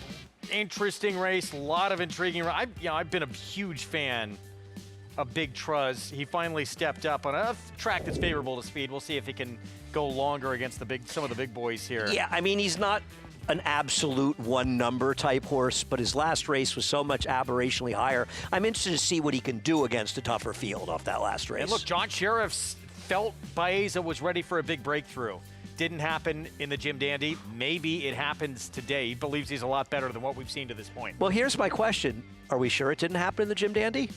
I mean, he was within a length of Sovereignty. Yeah. I understand Sovereignty ran a better race than the Travers, but, I mean, Baeza's the goods, man. Yeah. He has faced the top horses, and he's been competitive against them. He ran very well in the Kentucky Derby, all things considered, making that late run in there. Baeza's the goods. I mean, he's the one they all have to beat. I'm not saying he's going to win, but I'm just kind of rooting for him. I like John Sheriff's a lot, and at least in his case, they tried in the big races. You know, the other ones just were ducking. So Baeza, he's the horse I'm rooting for. That is race 14. You can watch that on Naira Bets, by the way. 6 Eastern is when that one kicks off. We will bring you the Cotillion, though, 4 3-year-old fillies. So we will have that with Scottish Lassie. We'll see if she can back up that just incredible performance. Was that hands down the best performance we've seen from a 3-year-old filly this year? Yeah, I think it was. I mean, it was a very fast figure. You got to be careful with those big margin victories because they also have a lot to do with other horses not showing up. But it's a horse that ran a 90 buyer as a 2-year-old, and the others are pretty much running 90 buyers now. She ran a 99 buyer there, and what I'm really hoping is that we see 1 or 2 of these horses step forward and run the kind of figure of around 100. So when they go to the Breeders' Cup, we can consider them legit contenders against Torpedo Anna, last year's Horse of the Year, who ran so well in the Personal Ensign. Because I just want to see competitive races. Yeah. The other thing with the Breeders' Cup is ruined fall racing. Let's call it a spade a spade. It's ruined fall racing. And it's also because horses don't run that much anymore.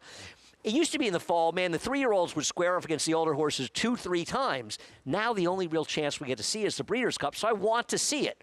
And I think Scottish Lassie is the kind of horse that might be good enough to take on last year's Horse of the Year. We're going to take a timeout. We'll be back. What a day we have ahead. The best yet to come. 13 minutes to post to the 4th. Belmont at the Big A. Paddock Report post-parade when we come back. Ladies and gentlemen, it's post time for the Whitney. The field turns for home. Fierceness is the one to catch. He has a 3-length lead. Sierra Leone down the center of the track is coming with powerful strides. And Highland Falls is in there too. But it's Sierra Leone who takes the lead from last to first. Highland Falls trying his best. Sierra Leone has won the Whitney. Gun runners on top of the world. You bet with Naira Bets. Bet any track, anywhere, anytime. Download the Naira Bets app to play today and get a $200 deposit bonus. Watch live horse racing. Get expert picks. Boost your bankroll with weekly promotions and hone your handicapping skills with exclusive tips and tutorials. Download the Naira Bets app now. Sign up now to claim your $200 deposit match bonus. You bet with Naira Bets. Folsom from last to first in the Mat win. And Folsom is flying to the finish. Folsom is taking the front and Folsom kicks for home. And Folsom sticks his neck out and runs to the wire. It is Folsom! It's Folsom in front, and Folsom wins the Governor's Stakes.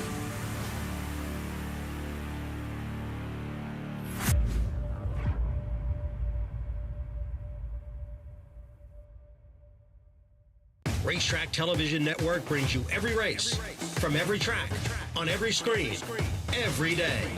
With monthly packages starting as low as $5, RTN gives you great value and access to more live HD streaming and race replays than anyone. Visit RTN.tv today to sign up and watch on almost any device, including Roku and Amazon Fire. RTN has packages that start at $5 per month.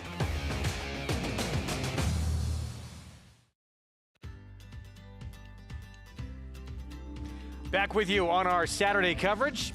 You're watching America's Day of the Races. Belmont at the Big A. Parks coverage later on with a Grade 1 Cotillion for 3-year-old fillies. Race 4 coming up for these 2-year-old fillies at 6.5 furlongs. Greg Wolf, Andy Serling.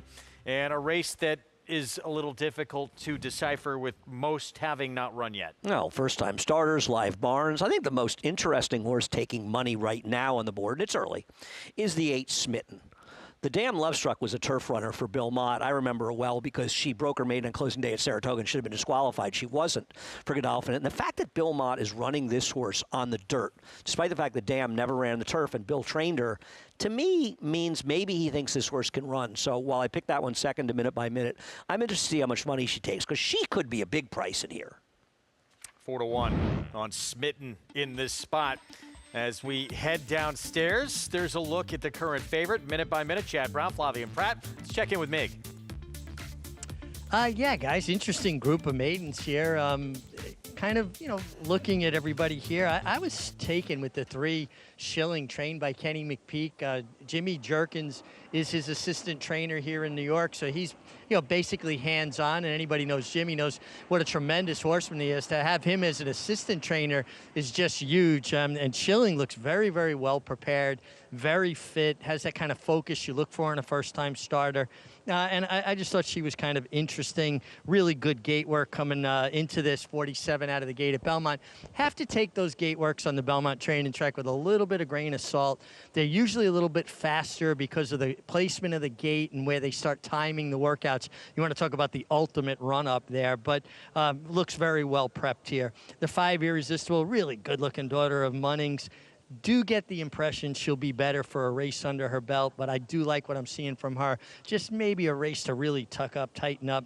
And then the 8 Smitten, she's a standout in the paddock to me.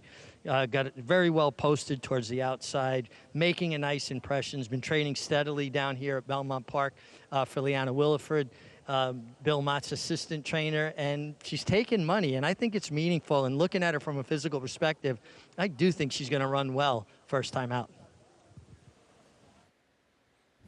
All right, Mig, we'll see what happens. Thank you. Again, 4-1. Smitten, Manny Franco will ride for Mott on this first-time starter.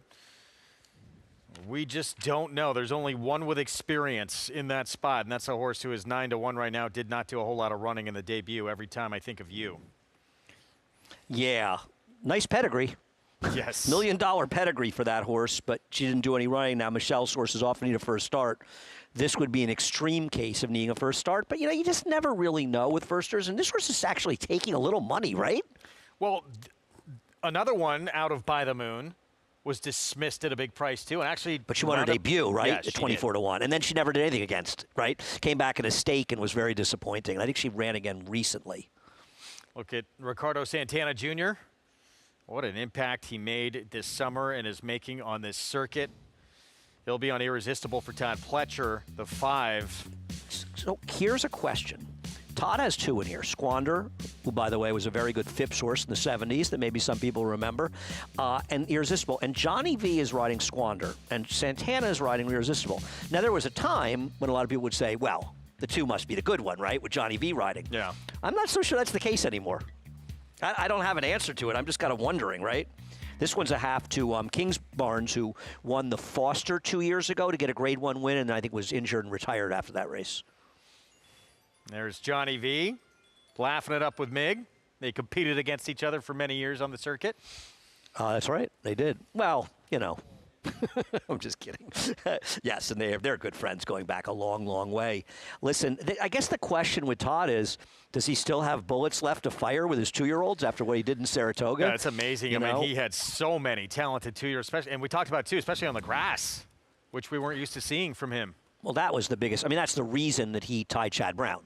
right? The fact that he had so many good 2-year-olds in the grass, because in the past, Chad has dominated with those horses, and Todd's been sort of an also-ran. He really flipped the script on Chad this year, and it's the reason he did as well as he did, and they both had good meets, but Todd, a super meet. The one minute by minute had a very nice workout of the 2-year-old sales, 10 flat. I really was impressed by that workout, and not a lot of pedigree in the dam side, except it's more of a grass pedigree, and so to see Chad running this horse in the dirt, and it feels like the horses coming from Monmouth are usually ready for that barn.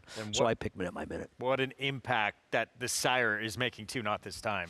Yes, he's, listen, he was some kind of racehorse. I mean, if he hadn't gotten hurt and not been able to run as a 3-year-old, who knows what he could have done. Kick things off with Chad Brown's minute by minute, who is by not this time, Flavien Prat. I picked this one, but this is probably a very competitive race. These races for me are mostly guessing. 1 of 2 for Pletcher. Here's Squander. Yeah, like I said, the ex-name of a Pips horse. Second dam, a good horse that Todd trained, that ran a 103 buyer. Schilling, Ken McPeak, first-timer. You can ask the same question about Ken McPeak you asked with Todd. How many more bullets does he have? Because he had a huge summer, especially late with his 2-year-olds. Ms. Sophistication has Romero Mirage. These horses can always be dangerous coming in here for Orgay Duarte. We'll see what we got with this one. This is a look of a tough race, doesn't it? It absolutely does. The board reflects it. There's Santana for Pletcher, irresistible to 5. I'm not sure this one isn't every bit as dangerous, if not more so, even with Ricardo riding at this point. $700,000 runnings. Quality Swag went by. Here's Every Time I Think of You, the only one with a run. Yeah, no money for the 6. The 7 out of the race. Maybe she's a different horse. We'll see. Mott, Franco, Godolphin, Smitten. I'm curious to see how this one runs. I got a feeling this one can run. And Tom Proctor, Glen Hill Farm with the Happy Tree. Half the Donna Veloce was a pretty good horse, I believe. Was trained by our friend Ray Handel, I want to say, maybe. Second, the Breeders' Cup Juvenile Fillies, so maybe not Ray, actually, now that I think about it. Anyway, some Euros. There's some turf, but there's plenty of dirt. I think that Cash Run is the second dam who won the Breeders' Cup Juvenile Fillies. $500,000 daughter of Uncle Mo on the outside at 8-1. So a pick 4 again, as you see, pool over closing in on 20,500. There it is. It starts in this middle pick 4. We have a pick 6 carryover. We have a late pick 5, incredibly rare, as Andy talked about at the top of the show, carryover to come later on in the card as well. Yeah, no, those are, I mean, you see them like a lunar eclipse, right? 2 or 3 a year, and you got to take advantage of it. You got to get in. The other thing, if you're playing through Naira Bets, opt in for that $5,000 hit and split as well. You got a carryover, and you got the opt-in for Naira Bets. So don't make your bets until you've opted in. I hope I'm not working with anybody that. What if you've made your bets? Can you still? You can cancel them and then opt in. No, but you have to make the bets bets first. You got to first? opt in first and then bet. You sure about that? I'm not sure. I don't think I'm not that's sure true. I'm sitting at the desk with you, Greg, but I'm reasonably sure that you have to opt in first. It says I've been opted in. Oh, then you're fine. Then you're fine. All okay. right. I can vouch for you if you hit it and you don't get your cut. Don't laugh. You know, I know you're joking with me, but those I have some friends that have made some very big scores. I have friends that have had a third of it. No, I know. I'm saying I've had friends who have had a third of it and a half of it. Those are really good. And boy, this race, I mean, they're betting the 1, the 2, the 3, the 8. They're all taking money, right? So tough. And then as you look forward, if you're playing this sequence in here, what do you think about race 5, Mile on the Turf? I like the 3 disclaimer, but I think it's a pretty tough race. How about you? That's a big effort, but Wicked Improbable, I would not want to leave out. You know how I feel about 2 sprints stretching out, which makes me think In the Dark is a little bit intriguing. It was a price. I think it's named after the Grateful Dead album, In the Dark. You just had a Grateful Dead tweet the other night, by the way. Yes, I think a lot of Grateful Dead tweets. In the Dark actually is an interesting horse stretching out for Eddie Barker. Yeah. I agree. I thought a big long shot with a very outside chance there. We'll have the rail as well in race 5. Let's go to Mig. Yeah, guys, I tell you, this is a good-looking group, and I agree with you, Andy. I think that we're going to look back at this race and say this was a very productive race, a lot of precocious-looking types. We'll start with the 2 Squander, who did not really grab my attention in the paddock, but really loved what I saw from her in the warm-up. And an instant ago, she was actually the favorite. Now she's drifted back to 4-1 with Johnny Velasquez. Nice to see those Ned Evans colors, the yellow and black. This is in a partnership, Jonathan Evans and Robert Evans for Todd Pletcher. Boy, she made such a nice impression on the racetrack. Very professional. Really like the way she's moving. Thought she is very interesting here. The 3-horse Schilling, liked her in the paddock. has a very racy look to her. She is your lukewarm favorite right now. Continue to like her on the racetrack. And then that brings me to the horse that ultimately I am picking, and that is the 8, Smitten. I just like everything about her. Very professional. She got a great head on her shoulders, and it's not just how physically gifted a horse is, it's also how they handle things from a mental standpoint. And she just looks like she's clued in without being over the top, over that simmering point. Got a lot of good size to her, typical of the Into Mischiefs. And I like what I'm seeing from the 8. Smitten, I guess you could say I'm smitten with Smitten. I think Smitten's a pretty good name for a horse whose dam is love struck. It is well named. Yeah. Homebred for Godolphin. What a couple of years they're having. Have we seen, I don't feel like we've seen, at least in New York, now maybe out of town, good two-year-olds from Godolphin. Did we see any? I don't feel like we did. Maybe I'm doing missing this something. summer. Yeah. You have to imagine they have some. Yeah, I'd have to think back on it. Well, I mean, at this point last year, Sovereignty had run the one race in Saratoga, and he was getting ready, finished second in a subsequent start here before winning a stake in his third. But I don't feel like we've seen a lot of them. I think that good filly of theirs who ran second the test is running at Churchill today. Dogwood, maybe? Okay. What a performance that was from Kilwin. Yeah. They tried turf with her last time. I guess it's hard to resist that money. We're going to switch networks here momentarily. We're going to move over to FS1. Let's not do it during the race, though. It's going to happen in about 20 seconds or so, so I believe we will make it. So, again, swap on over FS1. Rest of our coverage continues over there, including the Grade 1 Cotillion from Parks and this Pick 6 carryover, this late Pick 5 carryover on our Saturday card from Belmont at the Big A.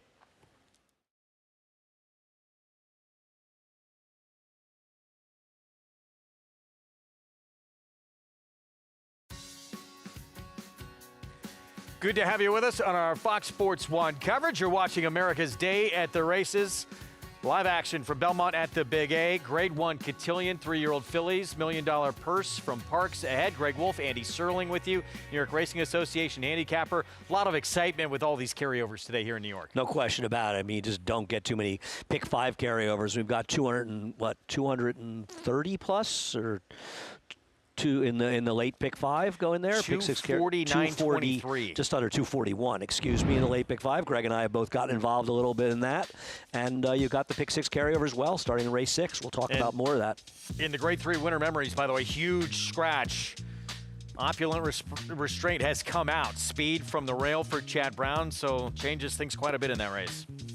I agree. She was a horse I think a lot of people are going to lean on pretty heavily. With her gone, it becomes a little bit more open, though I think the 2 and 3 are the main players in that race. Speaking of Chad Brown, his 1 is the co-favorite, minute by minute, along with Squander. For us old-timers, I remember Squander being a Phipps horse in the 70s, and Richie made a good point. Have not seen a horse run in the old Ned Evans silks in quite a while around here. Of course, the silks that many good horses wore, including Quality Road. There's Squander. Yes, and there are those Ned Evans silks. And, you know, we heard on our FS2 coverage, those were watching back then, Richard Migliori was speaking, and very possible some pretty good 2-year-old fillies could wind up coming out of this race. It just feels like, especially when you look at the board, right? You've got 5 horses between 3 and 5 to 1. You know, good trainers, good barns, horses working well, and yet nobody is a stick-out favorite. I don't think it means they're all mediocre. I think it means that there's horses in here that can run. Very interested to see what happens. But the 7 making their debut. Let's set it upstairs. Chris Griffin with the 4th from Belmont at the Big A. Schilling goes in. Ms. Sophistication. And the Happy Tree to the outside. Goes in. All set. And they're off. Good speed from Ms. Sophistication in between horses. The Happy Tree is in the early mix, and at the rail, minute by minute, secures the front. Minute by minute, doing it comfortably. Ms. Sophistication with mild pressure towards the outside as a close-up second. Every Time I Think of You is back there in 4th, is right in behind the Happy Tree. At the rail, here comes Schilling and Christopher Elliott. They find a seam, and now they have moved up to take that 3rd position. Back there in 6th is going to be Smitten in behind them. Squander is towards the back end of the field. Second to last, Irresistible, and the trailer, Quality Swag. 22.56 for the opening quarter mile. Minute by Minute is in front. Ms. Sophistication is back within range, is ready to challenge towards the outside, and the front two start to get away. Schilling is all in. The happy tree, every time I think of you, is making hard work of it. Here comes a run from Irresistible out wide. Smitten is bottled up, is in behind traffic. The front two now sprint for home. Minute by Minute, Ms. Sophistication. They put about 6 on the rest of the field. Irresistible's rallying on, but a lot of ground to make up as Minute by Minute is trying to sprint away from a very game rival here in Ms. Sophistication. These two put on a show inside the final 16th. Minute by Minute, Ms. Sophistication. Minute by Minute wins it. Minute by Minute over Ms. Sophistication, Irresistible, and Schilling in 1 minute 17.02 seconds. Minute by Minute, first time out. Chad Brown, Flavian Pratt for first row partners. Wins at first asking. Professional races by both the first two finishers in here. They both broke sharply, and they dueled around the racetrack in a very honest pace ahead of the field. And I just think we saw two pretty nice 2-year-old fillies, and clearly they were the best two in the race. And I give the 4 a lot of credit, Ms. Sophistication. She never backed down. You know what I mean? Because the 1 obviously was ready and is good, and the 4 gave her everything she could handle. A nice win by the horse who ended up the second choice at 7-2, Minute by Minute. Is this 2-year-old another? Not this time.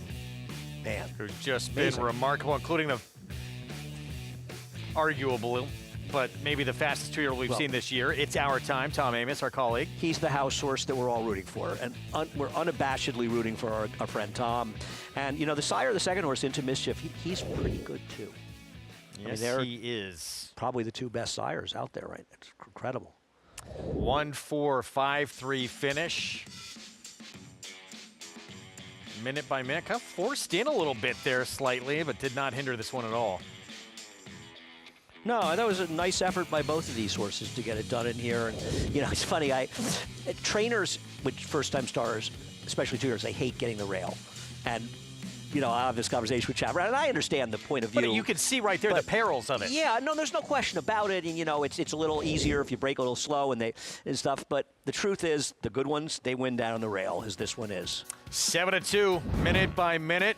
Impressive at first asking. We'll talk Cotillion and 3-year-old fillies when we come back.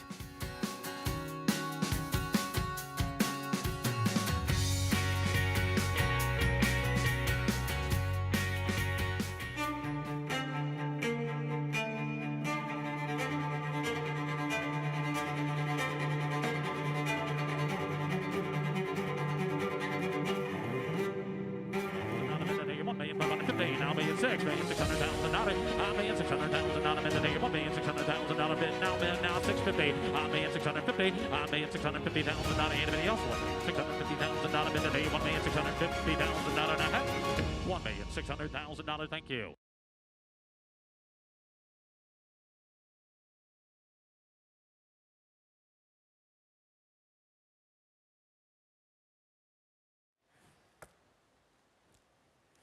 Hi, Jamie. It's Greg.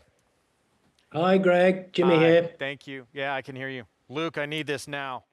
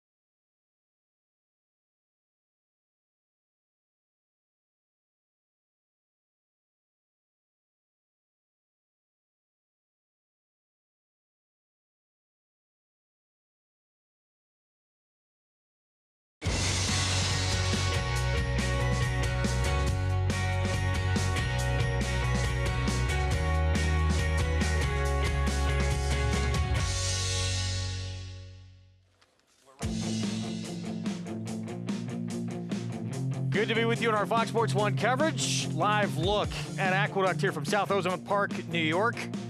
On a huge Saturday afternoon, gorgeous weather, pick 6 carryover, a very, very rare late pick 5 carryover to come as well, and coverage from Parks, one of the top 3-year-old filly races in the country, Grade 1 Cotillion, including the sensational Scottish Lassie who just destroyed the competition in the Coaching Club American Oaks. Greg Wolf, Andy Serling with you here on the desk as we look at what's ahead, presented by Claiborne Farm. Lot to handicap with those numbers you see on the board. Yeah, there may be some good races today, but what there are abundance of carryovers. 123.9 thousand in the pick 6 carryover in race 6, but then the big one, just under 241,000 in a very rare late pick 5 carryover. And I'm telling you, you've got to get involved. You've got to play, say, in the late pick 5. If you're not up for the pick 6, the pick 5, these are opportunities you just have to get involved. Even if it hits, and of course you can play it through Naira Bets, and there's how to get signed up. $200 deposit match, new customer bonus with that code, match 200. It's going to be an inflated payoff with that carryover likely, right? No question about it. I mean, look at it this way. It's a 15% takeout. So they have to bet around 6 3/4 times the carryover for there to be zero takeout with the 15% takeout. So what is that? It's over $1.6 million. And they may bet it, but even so, what if you're betting into it and there's basically a zero takeout, something you can't pass up. Go in with friends, get involved, do something, play this pick 5. And, one of the big races in this sequence, of course, Grade 3 winner memories completely changed. If you had not been listening to our earlier coverage, Opulent Restraint very likely would have been the favorite in this race, comes out for Chad Brown, so a scratch. She does. Now, I don't know the story. I can try to find out, see why she came out. Hopefully she's okay. It makes Mayday Ready the horse to beat. Now, Chad's other horse, Griselda, not impossible, but Mayday Ready, fortunate trip or not in the Lake Placid, this is a horse who has been consistently good throughout her entire career, Greg. Kind of changed her running style, but yeah, comes out and Mayday Ready. She'd run big figures as a 2-year-old, runner-up Breeders' Cup, Juvenile Fillies, Turf, and then finally kind of put it all together, got her first win of the year in that Lake Placid from Saratoga. And this was a very, very good ride to center the front and here and wire the field. Probably one that Flavien Prat looks back on the runner-up and thinks, maybe I should have been a little more aggressive. He doesn't make too many mistakes. Griselda will participate for Chad Brown, so option B, State's debut, it was a win, but this is a big step up. I think she ran fine here. She ran fine, but this is a much, much softer field she was beating at Saratoga, and she got a sensational ride, saving ground, angling out in the stretch, and getting it done. Now, listen, she's a Euro. Maybe she'll improve in her second start. She certainly could, but she'll have to if she's going to beat the 2 and even the 3 horse in this race, the horse off the maiden win. I mean, it's not as though that horse didn't have credentials ready for Candy. That horse was running in stake races and running reasonably well as a 2-year-old. And then some interesting new first runners getting on the grass for the first time. Interesting race. That's race 8 on the card, Grade 3, Winter Memories. Right now joining us, special guest from one of the premier sales in the entire world, Jimmy George of Tatteralls. Happens early October. We had an opportunity to speak to you last year as well. Thanks for coming on. It's a pleasure, Greg. Good to see you both. Yeah, great to have you. And let's talk about some of the big names sire-wise that we expect to see at this sale. Well, as ever, the sale, book 1 of the Tatteralls October yearling sale is chock full of yearlings by not only the best stallions in Europe, but probably arguably the best turf stallions anywhere in the world. It's a who's who of the best turf stallions to be found. Dubawi, Frankel, Kingman, Lope de Vega, Night of Thunder, Wootton Bassett, See the Stars. It's an extraordinary array of turf stallions, and there'll be more than 200 yearlings by the stallions I've just named, and there are plenty of others that I haven't named, which just gives you an idea of the depth of the catalogue that people can come to expect when they come over for book 1 of the October yearling sale at Tatteralls. Hey, Jimmy, it's Andy. I'm curious, are there any new sires that you're excited about in the sale? Yeah, always, Andy. I guess of the first crop sires, it's probably the 2 Bs that will be on the tip of everybody's tongue this year, Baid and Blackbeard, 2 very different sorts of horses, but 2 very exciting first season sires. Baid obviously was an absolute superstar, a multiple Group 1 winning miling son of See the Stars, and those are pretty rare, with a huge pedigree. And Blackbeard obviously a very, very precocious and fast a Group 1 winning son of No Nay Never. So look, there's plenty of other first season sires out there with some smashing yearlings on the ground, including the wonderful Stradivarius, who hopefully will take a lot of people by surprise in terms of what he can produce in the future. It's not often that that sires of his profile or racehorses of his profile get the chance at the top table, but he was a superstar himself, and I hope that we'll see some smashing yearlings by him as well. And there's a couple in Book 1, but yeah, I think Baid and Blackbeard are probably the two that will stand out for those first season sire aficionados. What about some of the success we've seen recently from this sale come over to the U.S. and the success they've had here in the States? It's extraordinary, really, guys. I mean, year after year, month after month, you see these Book 1 Tatteralls, Book 1 October yearling sale graduates coming out and performing and succeeding at the very highest level, and 2025 is no exception. Again, Grade 1 winners, Grade 2 winners. This year, probably the most obvious pair of dynamic pricing. Another amazingly well-bought, well-bred filly for the Chad Brown, Seth Klarman Axis. She won the Just a Game earlier this year and only cost 170,000 yearlings. She's by Night of Thunder, again, a beautifully bred filly, and just carrying on in a long line of success that those guys have had since they started tapping into Book 1 a fair few years ago, when they went home with newspaper of record from their first crop. Again, similar, slightly different level of the market was El Cordobez, who won the Sword Dancer for Godolphin, another beautifully bred Frankel colt. These Grade 1 winners, they just come thick and fast, and it's no coincidence that they're bringing North American buyers over to Book 1 of the October yearling sale in greater numbers year after year.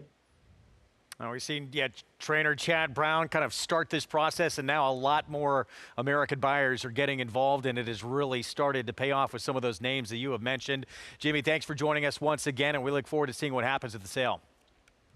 Always a pleasure. Thanks, guys. Jimmy George, Tatter Sales, Europe's premier yearling sale, right around the corner.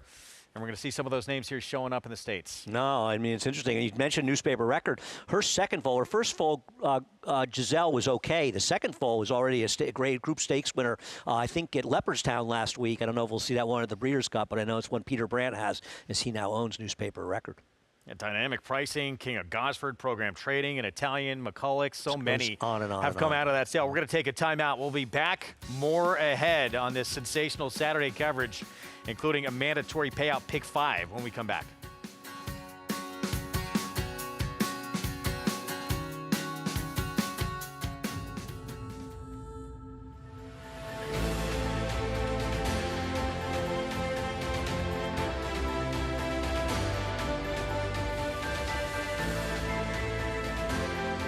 Olympiad gets the gold in the Jockey Club Gold Cup. 375, 400, and 400. $400,000 in the back.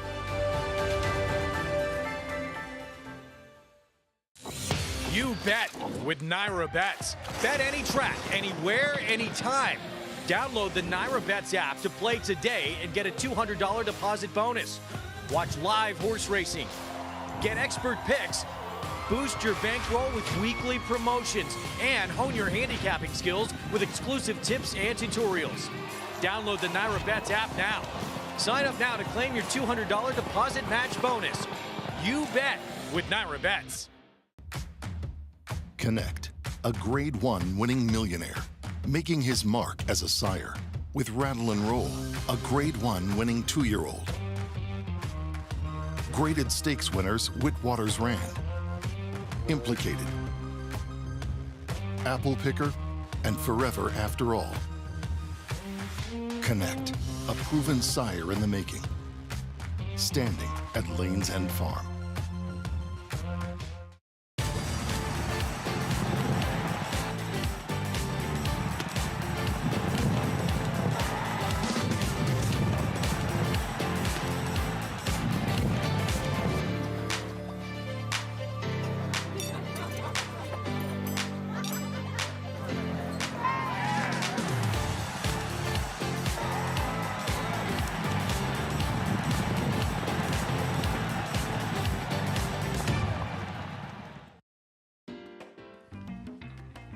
Back with you on our Saturday coverage here on Fox Sports 1. You're watching America's Day at the Races, a mandatory pay pick 5 beginning here in the 5th. Mile on the grass, maiden special weight, all trying to get that first win of their career. And it is the 8, who we'll see in a moment, Vintage Vino Linda Rice. 2-1 favorite on the board as you look at the field. Yeah, the 8 is the favorite looking at the multi-race bets, and no big surprise. A horse that maybe wants to go a little farther than this, but was against the track 2 back. Didn't run as well last time behind a slow pace. Interestingly, looking at the numbers 3 and 4 in this race, the 3 is actually, disclaimer, likely to be second choice by post time, despite the odds right now, a horse that I like. And, of course, Wicked and Probable as well. And both of them finished third in split divisions of this race on August 8th at Saratoga. And we had, briefly mentioned when we were looking ahead as well, the 1 stretching out nowhere near that 12-1 morning line. Yeah, but looking at the multi-race bets, I think you're likely to get closer to 10-1 by post time. Okay. If not higher even. Meanwhile, here's your favorite. Vintage Vino, who's had plenty of opportunities on the lawn for Linda Rice, and now Pratt hops aboard for the first time. Well, that's the problem, piling up those seconds with 3 seconds. Now, was very unlucky when second to El Razine going back 5 races, but then she actually ran well, or he did, behind right to vote, but he didn't get it done. Another second at 8-5. He is a horse that has some excuses, but he's also starting to pile up the losses. I prefer the 3 disclaimer, who was against the track last time out, and I thought ran very, very well. Let's go downstairs to Mig. Yeah, I think it's very interesting in that respect, and I agree with Andy. I want horses in this race that are a little bit more lightly raced, and the 3 disclaimer fits that bill quite nicely. Thought that last effort was terrific, and just looked a moment ago, this horse was 9-1, and I'm having a hard time wrapping my head around this horse's price at the moment. I'm sure he's got to come down. That was a big effort last time, and he should be well placed from the start here. The 4-horse Wicked and Probable, I like this horse a great deal as well. He got very, very worked up last time in Saratoga. He was talking with his conditioner, Tom Morley, and he's got cotton in his ears today, which he did not have last time. And sometimes just muting that noise helps horses calm down a little bit. Also, it's a lot more sedate here at Aqueduct than it is the atmosphere in Saratoga with the bigger crowd. And this horse led until very, very late in the game. Looked like he had the race won. The runner-up came back to win. So I think the race had some quality. Tom also thinks this horse might be better with a target, and I do think there's some other speed in here, particularly some horses stretching out, going further after turf sprinting. And that includes the 7 Quando, who I keep falling for. He just looks too good to not talk about. He's had a lot of chances as compared to the 2 horses that I've already spoken about. But again, he makes another nice impression physically for Bruce Levine. Not going to pick him because I've fallen for how good he looks a little too often. And in racing, pretty is pretty does. I think one of the interesting things in this race is the 3 and 4 next to each other coming out of split divisions, which were run at very similar times with very similar paces. While Disclaimer's race, the 3, was a 1/5 of a second faster. Wicked and Probable was the controlling speed on the inside. And when I said against the track, it was a strong inside bias on the course that day. And Wicked and Probable was very much with it. While Disclaimer was 2 and 3 wide chasing outside, he was against the bias, and he still ran a slightly faster race. So for my money, he's the more likely winner of the 2, both of them being good contenders, though. Here's Sammy Camacho and the 2 sprint stretching out in the dark. He is an interesting horse stretching out. I won't argue with that. You'd want a little bit better price, though. Disclaimer, 6-1, interesting for John Terranova. Yeah, he's coming down at every click. Tom Morley Barn, Wicked and Probable. Incredible that he lost that race last time. Maybe today he won't. Manny Franco on Fateful Lightning off to claim Mark Hennig. The fastest race this horse ran from a speed figure standpoint was going 11 furlongs. Today's just a mile. Another one, 2 sprints stretching out. Just one on grass, though. Hellacious for Pletcher. And this one finished just ahead of In the Dark last time out, and it'll probably be a shorter price for Todd Pletcher. It doesn't have great numbers stretching out on the turf. 0 for 16, 6 runner-ups, Quando. Well, we love Quando, and he's got speed, but he's had a lot of chances. As has this one, Vintage Vino, the favorite. Yeah, he's got some very good races that make him tough, but he's running out of chances. Snare, 14-1, Bobby Robato. Very good trip on the inside, the aforementioned good rail in his last start, and I don't think he ran very well. Antietam, Pletcher, DeTore outside at 8-1. Yeah, Antietam actually got the rail in the first turn, was a little bit wide after that, but boy, I know it was off a 9-month layoff, so maybe he'll run better today, but his last race left a lot to be desired, but he's a big price if you like him. So 4 minutes away from, again, a mandatory pay pick 5. And a tough one to begin things here with a few ways to go as well, including the horse on your screen. Wicked Improbable, 2 tries on grass, as we mentioned, was forward last time out for Tom Morley. And it was Junior Alvarado aboard today. It's Ricardo Santana Jr. Incredible loss by him. He looked absolutely home. Now, to be fair, the horse who was second, Johnny's Rendezvous, came back and broke his maiden, improving 3 buyer points the next time. But to be fair with him, he was also outside against the track a little bit, whereas Wicked Improbable is very much the track. The winner was off a 2.5-year layoff for trainer Chad Brown and able to get it done under an incredibly good ride by Irad Ortiz to win that race. Wicked Improbable should have won last time. Doesn't mean he can't win today, but he really had that race sort of gifted to him on a silver platter, and I say that having bet him. I thought it was an inexcusable loss by him. So we'll see what happens today if third time or not is the charm. Holding his favorite, Vintage Vino. Let's go back to Mig.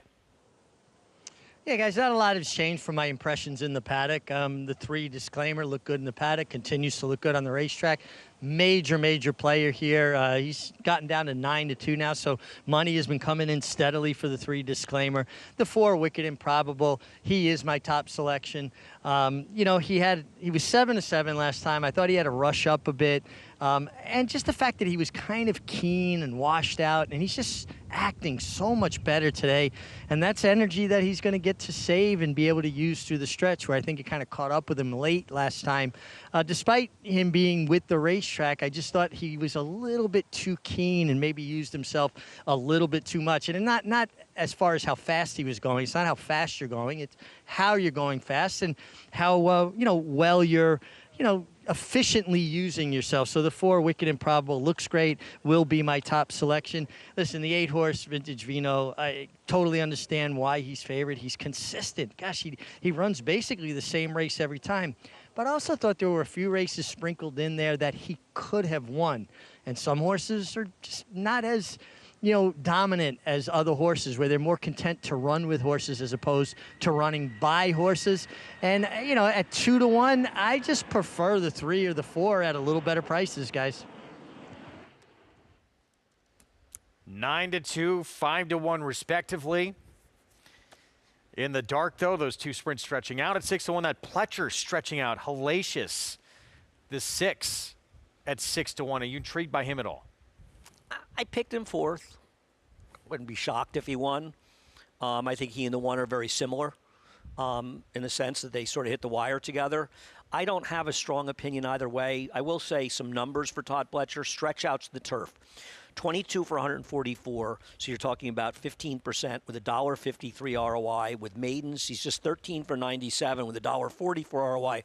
So while it's not a terrible move for him, it's not one that he's been excessively successful with. There is hellacious. John Velasquez hops aboard for the first time. Yeah, but he's far from impossible here. Listen, we talked about the 3. We expected him to be second choice based on all the multi-race bets, and that's where he ends up. And, you can look at the doubles and the pick 3s in particular, and usually gives you an idea of sort of where the horse are going to land in general. And he clearly was the second choice. Took a lot of money. Quando, there's so many horses in this race. Quando has shown ability going longer on dirt. He's done okay going longer the turf from a speed figure standpoint. Listen, I don't like Quando, but he wouldn't shock me if he won. He's got to get the lead to win, though. Is he going to outrun both the 3 and 4 early? I can't believe that Ricardo's going to easily give up the lead in the 4, and I think Rivera's got to go with the 3 and hold that rail position. He's one of several that are interesting. I think it's a very difficult race. I agree. I think it's an interesting race, and I think there's actually a decent field. I don't think that these are a bunch of mediocre horses. These are some nice maidens here. I think it's going to take a good effort to win it. And again, mandatory pay pick 5 starts here, so it's going to pay out no matter what. Race 6, the next race, part of this sequence, obviously, starts that pick 6 sequence. A couple of huge scratches changed it quite a bit with really 3 major players coming out. Did you see that race now as one you could be pretty narrow? Well, I would lean on the 2 and 5 if I was playing the pick 6. I played the pick 5, but I don't think I totally trust either one of them. I'd originally liked the 6 and 10. They both scratched. The one horse that'll benefit from the scratches, a bit of a long shot, is Flying Frisbee. because a lot of the speed came out of this race. So Yeah. he is a horse that, on his good day, he's not that much worse than the 2 and 5. He's got a couple of really good ones, and so potentially he's the controlling speed in there. So I think you might want to make sure at least you give him a second look, whether you use him or not. That's to come with a big pick 6 carryover. Still ahead, 123,936. That starts in race 6 coming up next. First things first, kick off this mandatory pay pick 5, and still favored, it is Vintage Vino, Linda Rice. Some huge efforts, including a couple going a lot longer, sort of marathon races on the grass. But he's run well enough at a mile and 16 to suggest that a mile might not be a problem for him, though I think he's a little better going longer. Chris Griffin with the call. Here's race 5. And Antietam to the outside.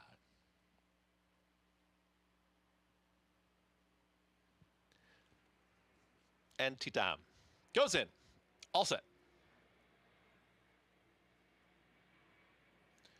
And they're off. Squeeze at the start was Fateful Lightning. Speed to the inside from In the Dark, right up front.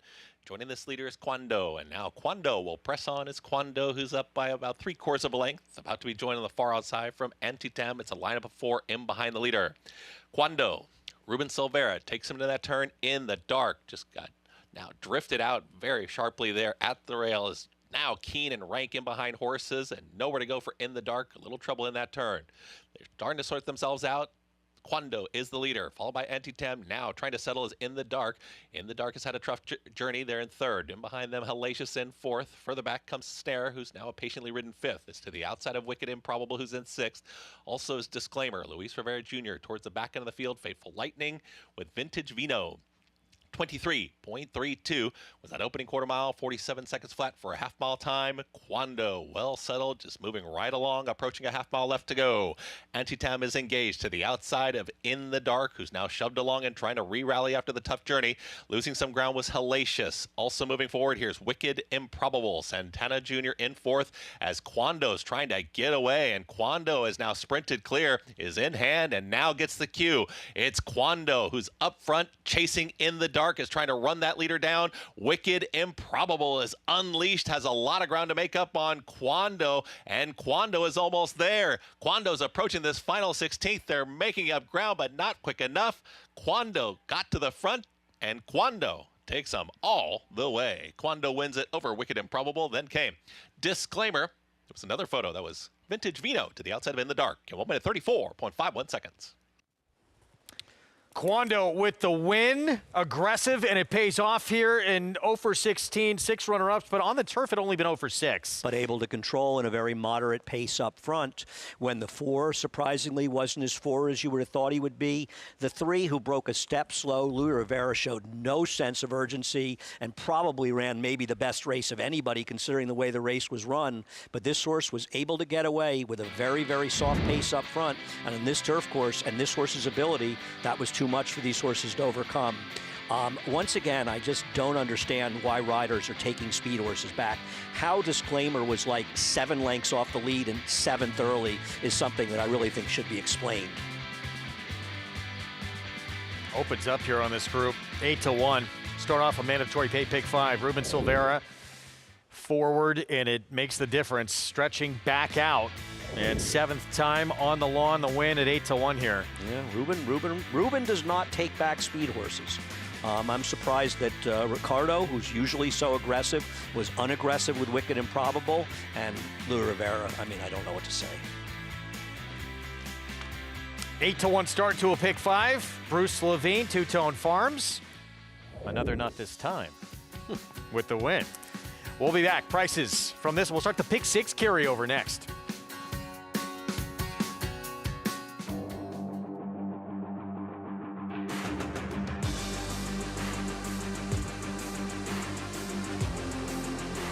Bright future indeed. Bright future, the son of Curlin, to win by 4.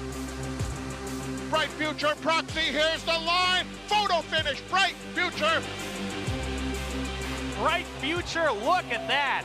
Bright future, the class prevails. Bright future, standing at Claiborne Farm.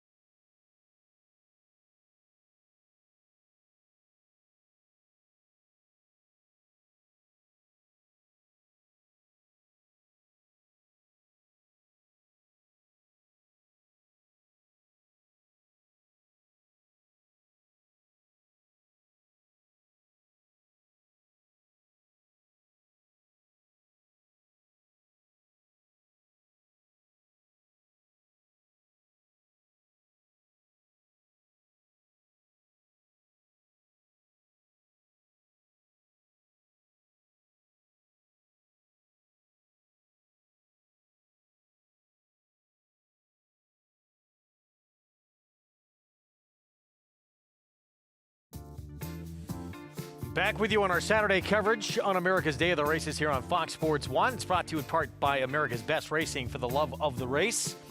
Visit americasbestracing.net today. Quando breaks through. Career start number 17 gets that first victory. It comes going longer on the lawn. Bruce Levine, Ruben Silvera put this force forward, and it paid off at 8-1. No question about it, and Ruben deserves a lot of credit. One thing with Ruben rides a speed horse. They are very rarely not engaged. And in this case, he went to the front, and the other horses that could have been forward. Now, somebody said to me, let's watch the head-on. Is it possible the one came out and interfered with both the 3 and 4? Maybe that's the case, and I want to see that. But otherwise, there's no excuse for those horses to be as far back as they were, particularly the 3. You got to look at the PPs. You got to look at the race. You have to know where you need to be successful, or you're just never going to win races. 7-4-3-1. We'll take a look at. No, the start was not. The stretch doesn't matter. Is what we want to see. This doesn't matter. So 8-1 beginning from this pick 5. Let's go to Mig. Yeah, thanks, Greg. And Bruce, Quando took him a long time. 17 starting to break his maiden, but he's always looked good in the paddock.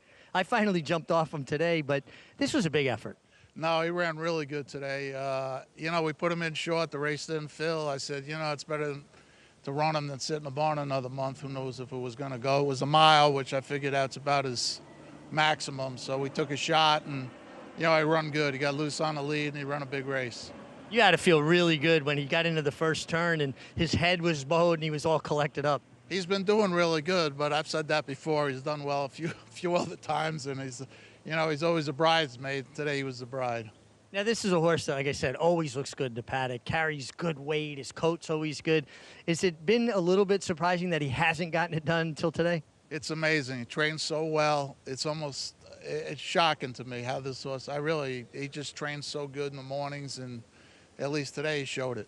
Well, congratulations, Bruce. And guys, people that don't know, Bruce Levine's been training winners for as long as I can remember. That's a long time.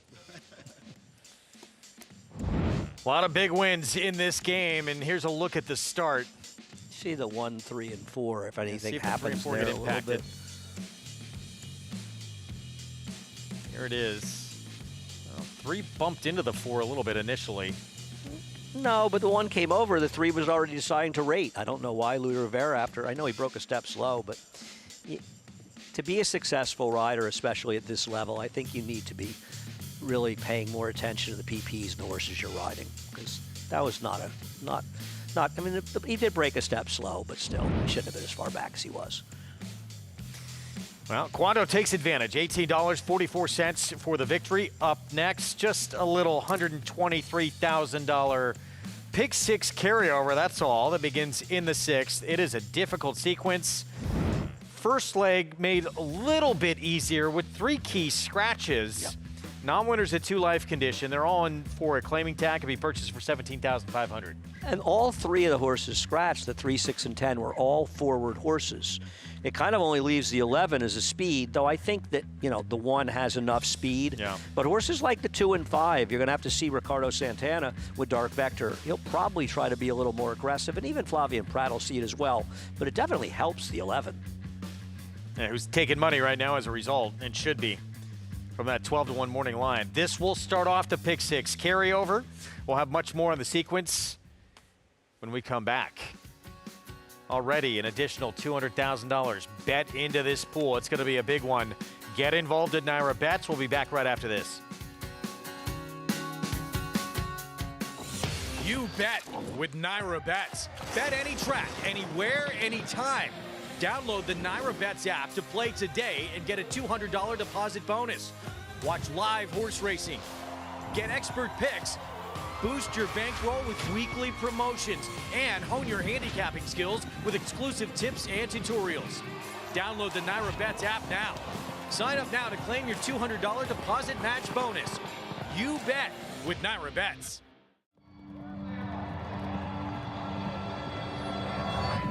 Why do we do this? We do this so your granddaughter can work on a farm someday. So your 3rd generation business can become a 4th and 5th and 6th. So the stands will still be packed in 50 years, with thousands of fans cheering for horses and jockeys yet to come. That's why we come to work every day. Why we travel the world to bring home buyers. Invest in every race. Obsess over every single detail. Because the story of racing is written one moment at a time. And the future of our industry deserves nothing less. Keeneland, every moment matters. Pandagate has now taken the lead and quickly opens up here. Pandagate with a quick burst really handled this field, won by 7 or 8 lengths at the end. Welcome to Adelphi Racing Club's unparalleled partnership experience. Exclusive access to the backstretch at Belmont and Saratoga, premier accommodations on race day, and of course, experience excitement like no other. Contact us today to get a taste of the Adelphi difference.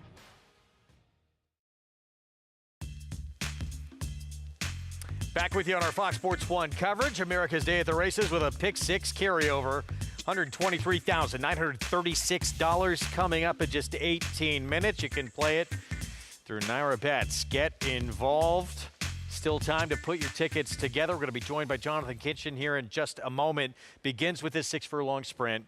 17,000 claiming race for non-winners at 2 Life. What are your keys to this pick 6 today? Well, I think a couple of things. We just touched on the scratches in race number 6 make this race much more manageable. It was a race where you probably had to use more than a few, and now I think a lot of people that aren't spending big money will lean very much on the 2 and 5, not to say they're going to win.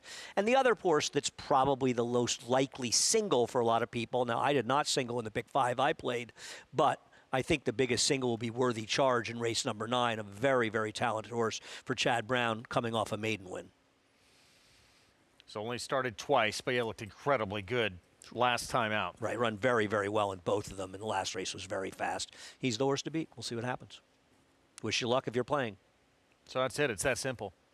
Yeah, it's very easy. I mean, it's very easy to pick 5s and pick 6s. As evidenced by the last couple days here. We've seen some just incredibly illogical results. That's why we're here. But the first couple of days of week 2. Well, the last winner yesterday was a first-time on the turf horse yesterday with a smidgen of pedigree, and there was a heavy favorite in there that didn't show up. But, yeah, and the other thing was, I don't know how insane all the horses were, but it's very hard to get them on the same ticket. Yeah. And the winning pick 6s is not about handicapping as much as it is putting your tickets together well. Handicapping's important, but ticket structure is more important. Let's bring in Jonathan Kitchen, get JK's thoughts here and keys how to play this pick 6 for this afternoon's carryover sequence. JK, good to see you. I got this new setup, guys. I'm just trying to make sure it's working. I think it's working. It's good to see you guys. Andy, it's good to see you too, buddy. Let's hit this pick 6 and this pick 5. I think they're both great opportunities. I think Andy kind of nailed it. I think the conversation starts with who are you going to single in this sequence. If you're playing the pick 6, I do believe that Captain Jack Sparrow is the horse that I would single in this first leg. And I agree. I think the Chad Brown runner, obviously I don't have it. It's I got to scroll a little bit to get to the name because this is a whole, you know what I'm talking about, the 3-horse and Worthy Charge. Couldn't find it. I think it's another one that makes a lot of sense as a single. The other thing I think you got to try to figure out is in the stakes race, what are you going to do there? How good is Ready for Candy? Ready for Candy was entered in all of those stakes races as a 2-year-old and finally got the maiden broke, but did it very impressively. I think Ready for Candy is one that could maybe spice it up. Some other horses might take some money in there. I think it's a great sequence, a lot of great opportunity, and I agree with Andy. If you're not playing the pick 5 today and you ever play the pick 5, you're making a mistake.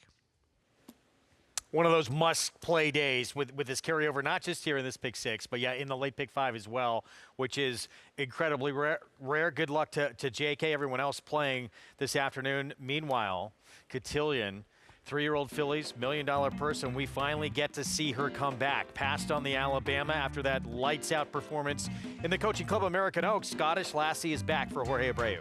You know, I think you can make an argument that any of these three, Scottish Lassie, Lacara will be her third grade one, Good Cheer with the Kentucky Oaks, they might become the leader of the division with a victory here if one of those three wins. If somebody else wins, it keeps it very, very open. Obviously, Nitrogen is not running back in this race, but Scottish Lassie, I hope she shows up with a good one. I think when she runs her race, she's better than these horses. I mean, I know how strongly, and numbers backed it up, that huge effort in the Frizette as a 2-year-old. You thought off the bat she was going to be this type of filly. It took her a couple of starts to kind of get going, but she put it all together in this performance. Yeah, this was obviously a scintillating performance, and you got to be careful with these huge wins. They're usually also a function of nobody running behind them, but she got a 99 buyer, and that is the fastest figure we've seen in the dirt from any 3-year-old filly this year, and it's only 1 point below the number that Torpedo Anna got when she won the Personal Ensign. Now, Torpedo Anna did it sort of the hard way. This horse got an easy trip in there and buried the competition. But I also thought she ran okay in this race when she finished third behind Lacara, because Lacara took advantage of a track that was very, very kind to speed. And even though she may get to the front in this race, I'm not her biggest fan. I think that Scottish Lassie will be close to her, and she's a better horse on a dry track. Yeah, I mean, that game plan with Lacara, she is a speed filly. That's what she does. It's her weapon. But Scottish Lassie's proven she doesn't have to have the lead to win. No, she doesn't need a lead to win at all. She's rated before, and I don't think they're going to get in a cutthroat duel. But I do think you're supposed to go with Scottish Lassie and at least make Lacara run to that first turn if nobody else does, so you can make her go a little faster than she's supposed to accomplish. You know, when Lacara won the Acorn, speed was dominant that day in the rain at Saratoga. And when she won the Ashland on the front end, 2 other speeds potentially faster than her both got left at the start. So she's a good horse, but she's also been a bit opportunistic. Let's not forget about the Kentucky Oaks winner, who really only has one bad effort. She was 7 for 7, including the Oaks to start her career. The Acorn did not go her way, and then ran good, maybe just doesn't want 1.25 miles in the Alabama for more. Let's welcome in Acacia Clement on Good Cheer. And as far as Good Cheer is concerned, Greg, I do think that the way that this race may shape up could prove to be a better opportunity for her to run a bigger race. Now, I have never been Good Cheer's biggest fan. Let me clarify by saying I would take Scottish Lassie over her any day of the week. But as far as Good Cheer is concerned, as we'll look at her finishing second in the Alabama last time out, she ran on, and I think that she ran her race last time out, finishing second behind Nitrogen. It was a relatively tepid pace in there. Speaking to Brad Cox after the race, he said that he felt that she was really a victim of a shorter field and not much pace. Lacara didn't really want to go that far. With a little bit of more pace in the race in here today, a bigger field, maybe Good Cheer might get a little bit of that setup. Now, for me, I still think that we need to see what she just won that was really precocious. She was really early going into that Kentucky Oaks, have the other fillies in her division caught up or surpassed her, but it is a great opportunity to see if she gets the dynamics that she prefers and she can get back on track and maybe find the winner's circle yet again, Greg. That's still to come. Thank you, Acacia, on our coverage later this evening, 5:15 Eastern. Those are the big three. Some interesting new faces thrown into the mix as well. No, I agree. Clicquot may be a little bit under-raced, but she's got some talent as well. Looking forward to seeing what happens in this race. Yeah, Indy Bay, Dry Powder. Talk more about that field as we get closer to a big one in that 3-year-old filly division from Parks. $1 Million Cotillion at 1.16 miles. Race 6. Start of this pick 6 carryover. 123,000 plus. We'll kick things off. Paddock Report, post parade. When we come back, that's the current favorite, Captain Jack Sparrow. Stay with us.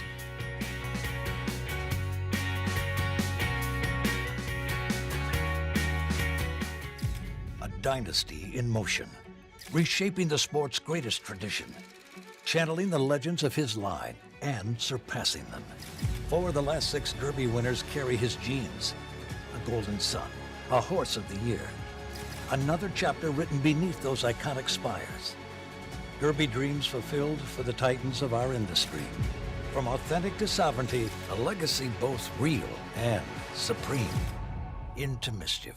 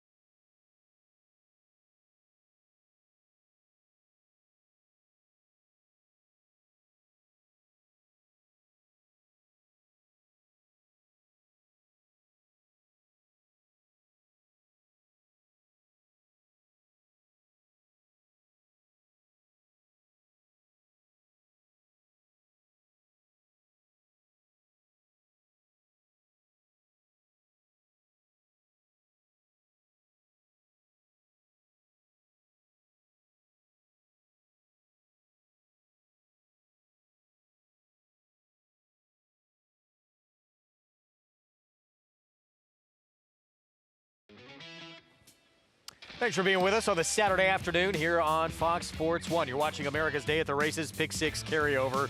We all get excited about this. Big number, 123,936 carried over from Friday. Almost an additional 300,000 bet already with still time to go. Let's check in with Acacia downstairs.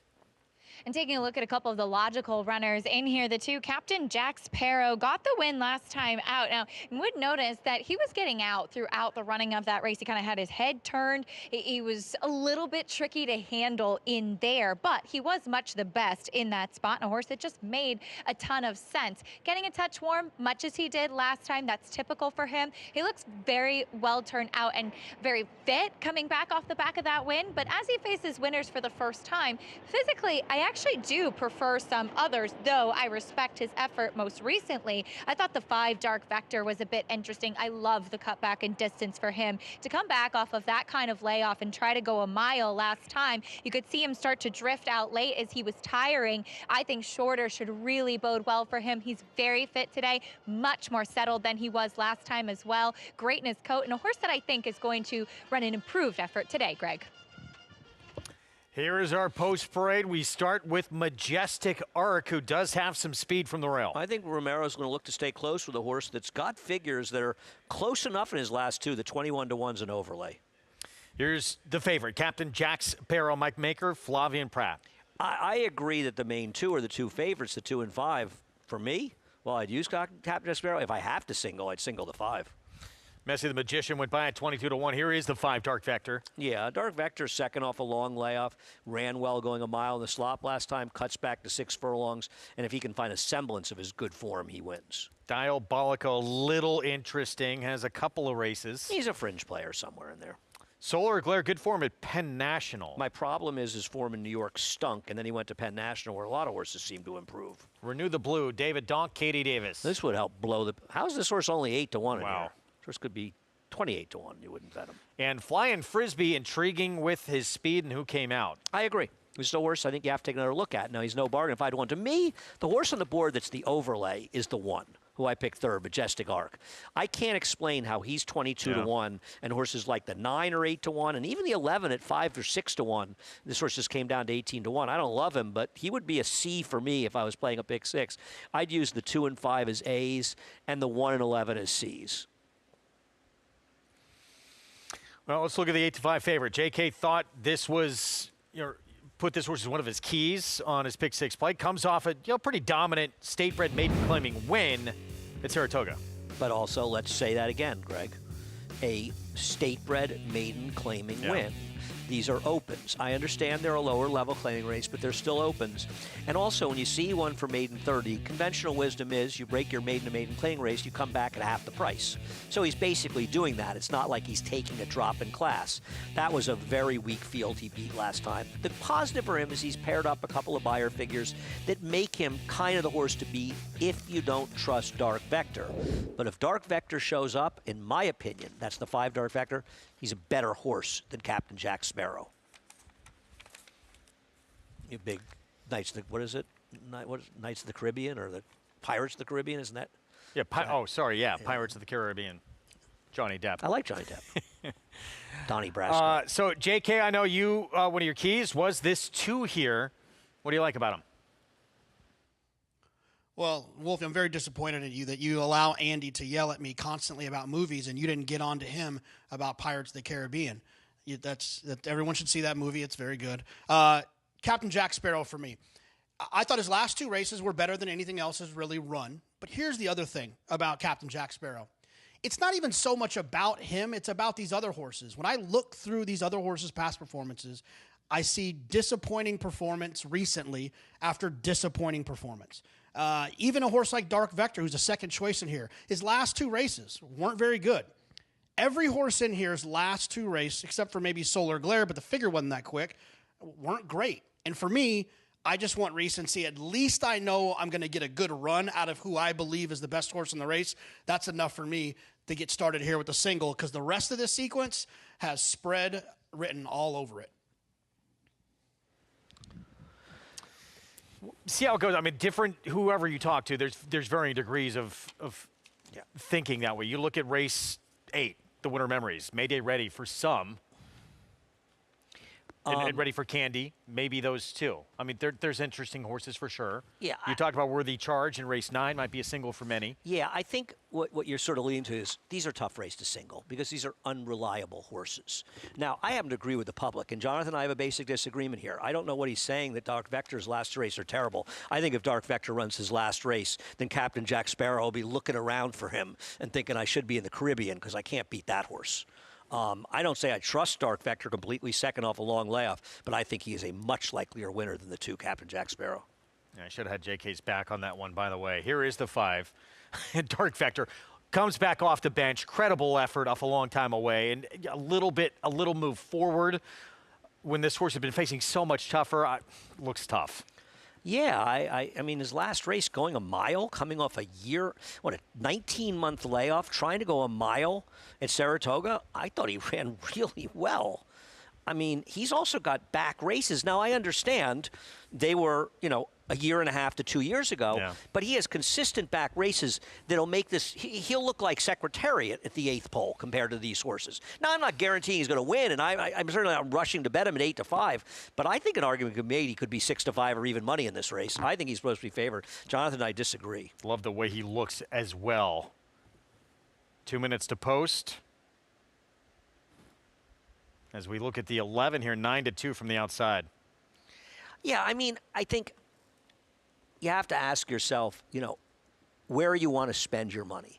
And that's why I think the best way to play pick 6 and pick 5s is Steve Chris' ABC method, because it allows you to spend more money on the horses you like more. And it allows you to maybe be wrong in one race and very right in the other races and still win. I would use the 1 and 11 as C's in this race. In fact, I'm going to have to bet a couple dollars on the 1 at that price, and I'll use him second to the 5 mostly and a little 2. But the 11 is dangerous to potentially wire the field.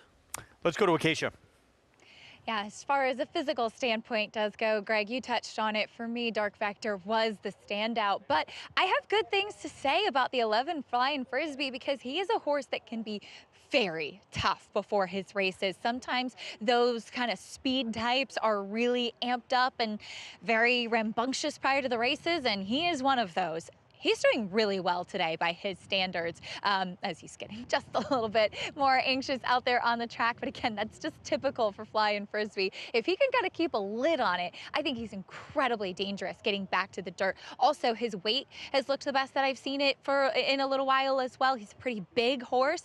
I think that he is one that should be forward early from that outside post. And given the scratches, makes a bit of sense. The 8 Solar Glare is off of a layoff, and it's coming back to the NYRA circuit. I agree with Andy that I think returning here is a little bit of the question mark. But what intrigued me most about him is that he comes back as a gelding. He's had the propensity to break slowly. You watch his last start, and the rider really worked to try to get him out of the gate, and he just didn't really show any speed. Sometimes gelding horses can really free them up behind as well, and maybe that should help him to break a bit better. Did move pretty well and looked fit out there on the track. As far as the 1 Majestic Arc, I agree. I think he's way too big of a price. He has speed too, and he kind of went to the lead last time. He's one that's always sharp as well. Romero Mirage was pretty aggressive with him out on the track. He looks sensational, far better moving out there on the track than he did last time as well, Greg.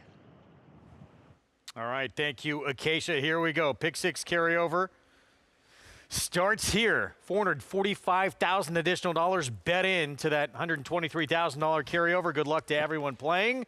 Chris Griffin to get us started. Messi the Magician.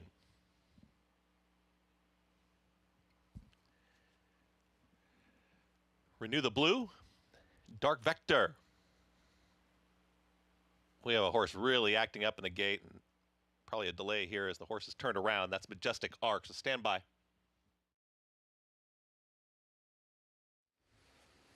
I would think we're going to see Majestic Arc. He was completely turned around at the gate. We'll see what happens here. That's Romero Mirage waiting to see if they get him out of the gate okay and extricate it out of there. Yeah, this will be a delay for this. And if you were wondering the pick 6, I'm looking at it, and they've bet slightly less than 4 times the carryover.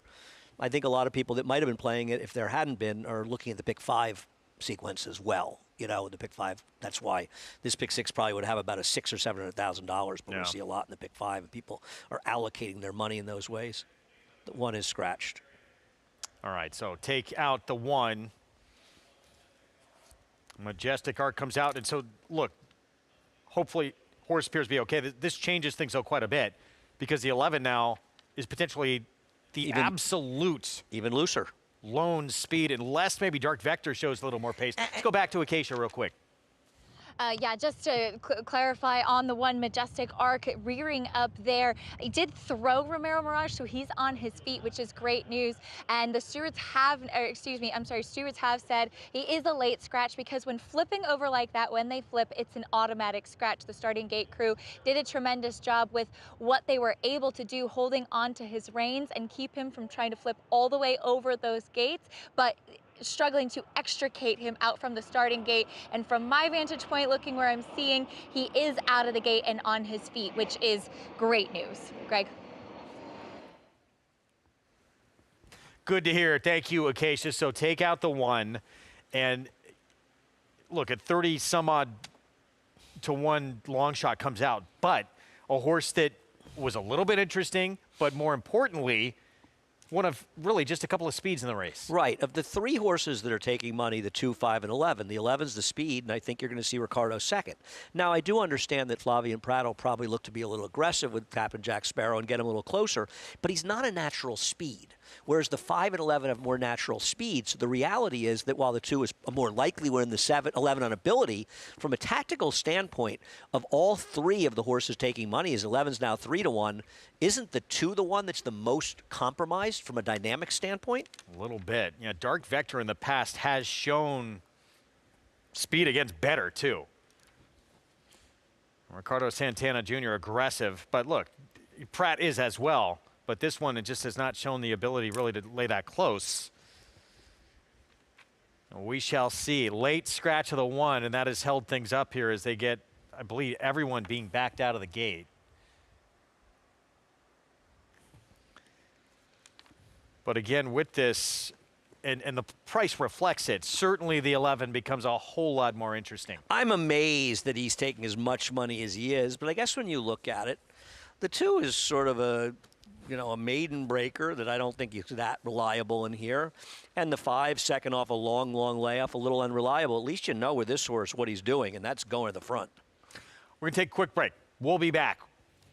Late change with the 1 coming out here in a race that will kick off this pick 6 carryover. Slight delay. We'll be back in a moment.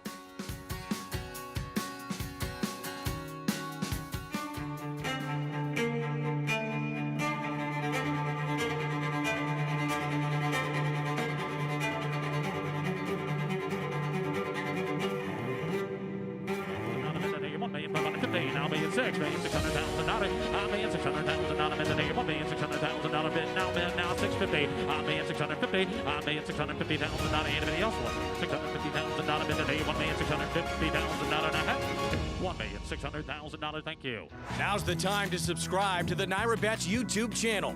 Join Matthew DeSantis and Kaylee Shapiro for stakes previews, in-depth analysis, and handicapping strategy and tutorials. Subscribe to and like Naira Bets on YouTube. RaceLens is the most in-depth product in horse racing, with unique features found nowhere else. True odds, predictive analysis, and pace projection. RaceLens. It will change the way you follow horse racing and take your game to the next level. McMahon of Saratoga Thoroughbreds, home to 4-time leading New York sires Central Banker, sire of champion New York bred Bank Frenzy. Bank Frenzy, a hard-fought winner of the Commentator. And multiple stakes winner Sunday Girl. Clear winner in the John Hettinger Sunday Girl. Also standing into mischief's Grade 1 Sun Provocateur and top young stallion Solomini, sire of Mike Lee Stakes winner Doc Sullivan at McMahon of Saratoga Thoroughbreds, celebrating over 50 years of equine excellence. There's a big, bold, beautiful world waiting to be explored by you and your friends, of course. But not just any friends, the best of friends. The kind of friends who let you do you. Because in this world, it's positive vibes only. And when you get in the zone here, you stay a while. These aren't just good times, they're the best of times. And your time is now. So come explore. Resorts World.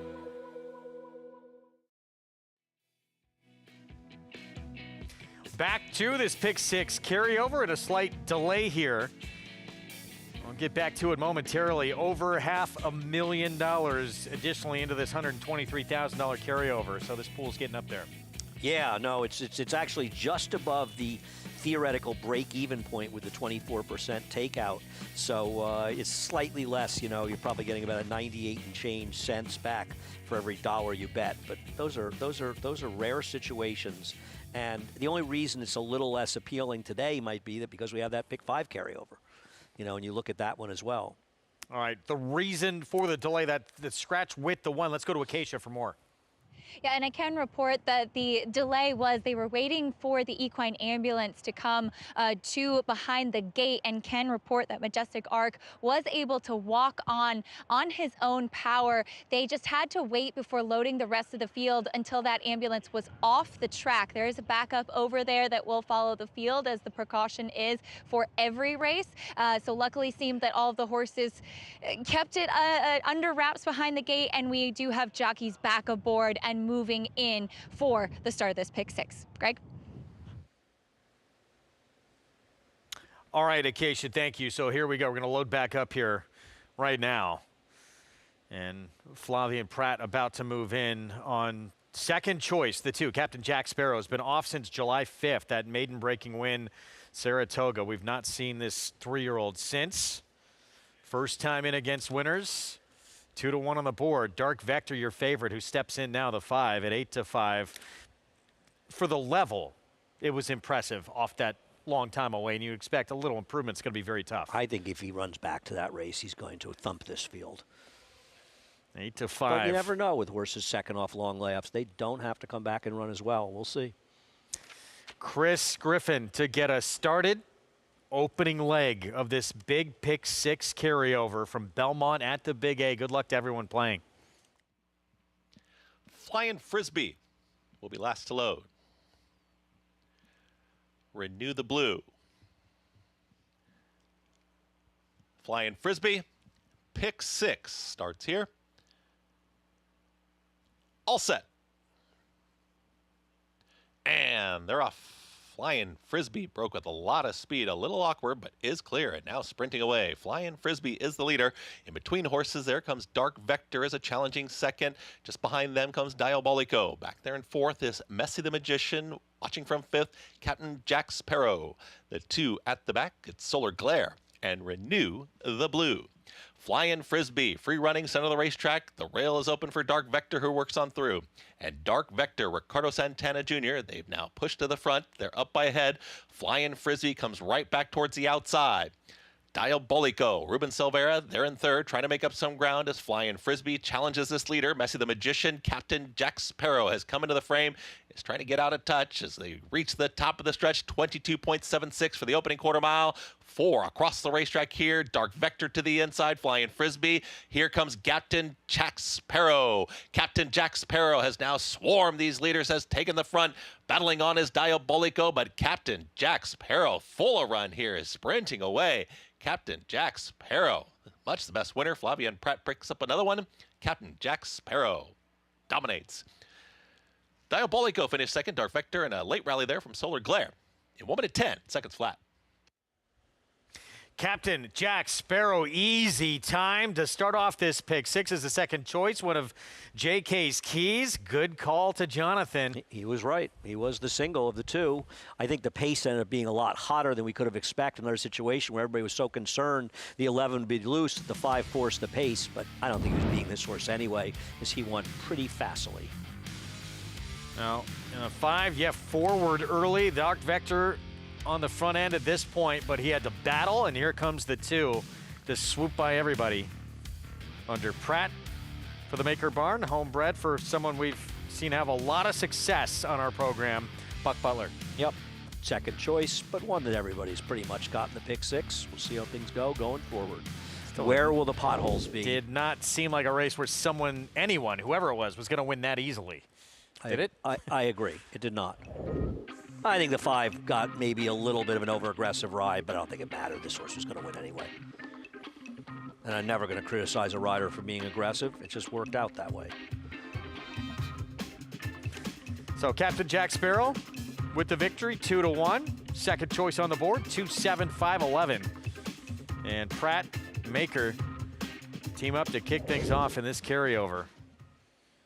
Is don't go anywhere, because we have a rare late pick 5 carryover coming up next. 3 today for Pratt, by the way. Yep. He's pretty good, that Flavien Pratt guy.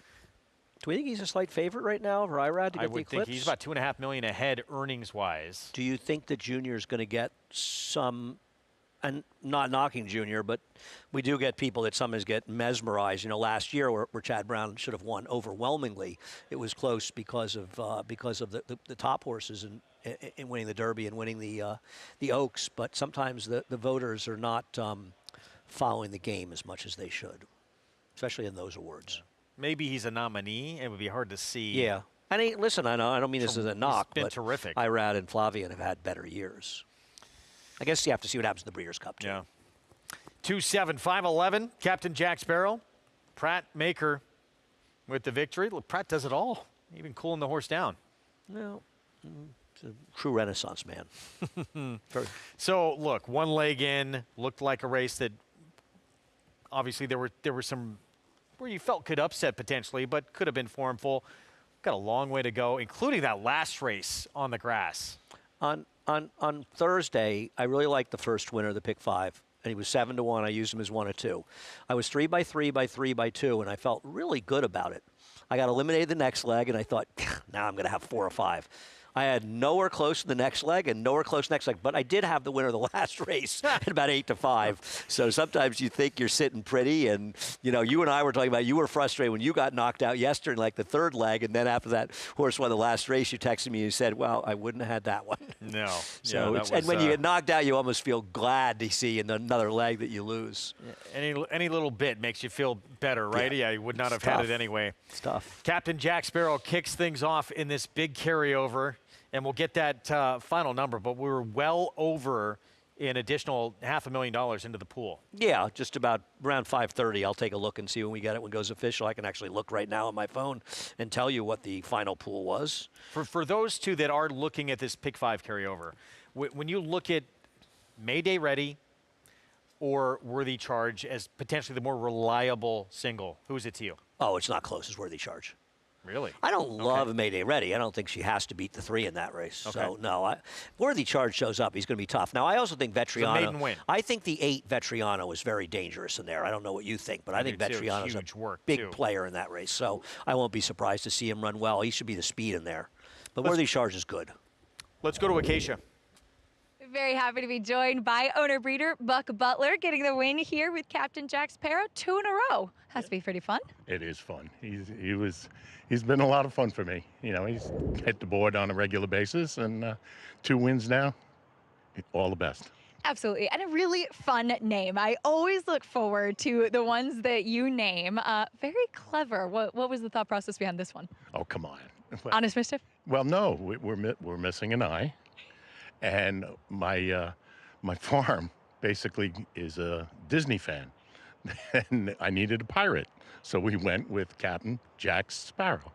I love that. And as you said, missing that eye does have the tendency to drift a little bit, but it seems like it doesn't bother him whatever he does racing. It doesn't. He doesn't know he's got one eye, and you know, you see him coming down the lane, and the head is a little cocked, but other than that, he runs like the wind. I love it. Well, love the name and love to see your colors in the winner's circle as well. Congratulations. Always a pleasure. Greg? Had some great success on this circuit. And now 2 in a row, as Acacia mentioned. For this one, Captain Jack Sparrow, who had been off since early July. Saratoga worth the wait to bring this one back. Yeah, and was ready to get it done. So I'm just doing a little math work here. And just to say, I used a calculator for this. There was $551,558 bet. So when you take out the 24% takeout and then you put in the carryover of $123,900 change, you are basically getting back 98.5 cents for every dollar you bet, including takeout. So that's a pretty good situation. $6.50 start for Captain Jack Sparrow. There's nothing like playing a pick 6, especially as JK pointed out, you single a horse off the bat, because then your coverage you get to have spread down the rest of the way. Still a long, long way to go, but it's a good feeling. John and I were talking about this in Saratoga, and we're both this. I think we were both the same page. Where if we have a single, we want it to be in the first leg. We want to get it over with. You know, there's nothing like getting a couple of prices home and having that single in the 5th or 6th leg, and then you got to take them where they come. No, you do, but I'm saying I prefer ideally it in the first or second leg just to get the pain over. For some reason, I'm always singled in the last race, and it's so painful. I've said a few times I was singled in the pick 6 with the MiG years ago in the last race, and he won quite easily at a short price. So came through for you. Yeah. So you need to treat him a little bit nicer then. I love them. 7 furlongs in this 12-5 claiming race coming up next year for 3-year-olds. Now, this one looks where you could have some potholes, no question. It really does, because the other problem with this race is maybe the horse to beat is Dot's Dollar on the outside. Well, this is a horse we haven't seen in over 2 months after a voided claim and a drop down. And then the 8 Brew Pub, who seems like one of the logicals. That horse is 4 for 59 with 15 seconds and 9/3. Not exactly the most reliable horse in a pick 5 or pick 6.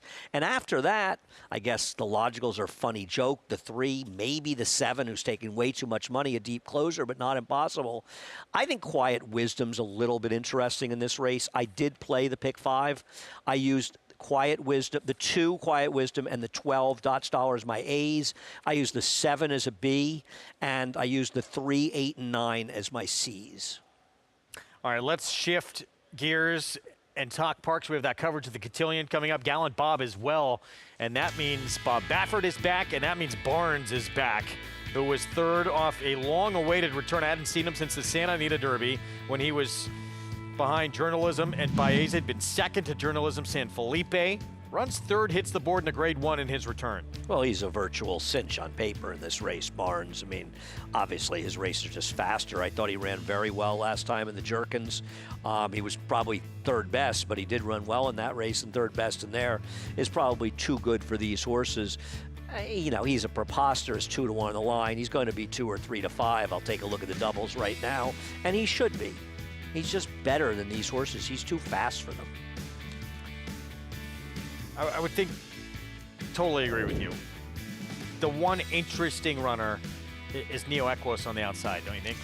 Well, he's the second choice, but he's not going to be 5 to 2 with the number 5 at 2 to 1. But I agree, he's not impossible in this race. I just think this horse is much, much better. Yeah. To be honest, I haven't done a lot of work in the race, but Barnes to me is just too good for these horses. I can't see the odds in this race, but Bob Baffert, by the way. Go ahead. Goal-oriented Pennsylvania Derby, who started off his career back-to-back victories. Then he was thrown into the Preakness, start number 3. That was a big ask going up against Journalism. Came back in the Haskell, narrowed that margin quite a bit against him, and now comes career start number 5. A lot of times you throw these horses to the wolves and it sort of stunts their growth going forward. Well, he seems to have rebounded very well from that Preakness with a solid 3rd in the Haskell, and he is one of the major contenders here. Rod Ortiz Jr.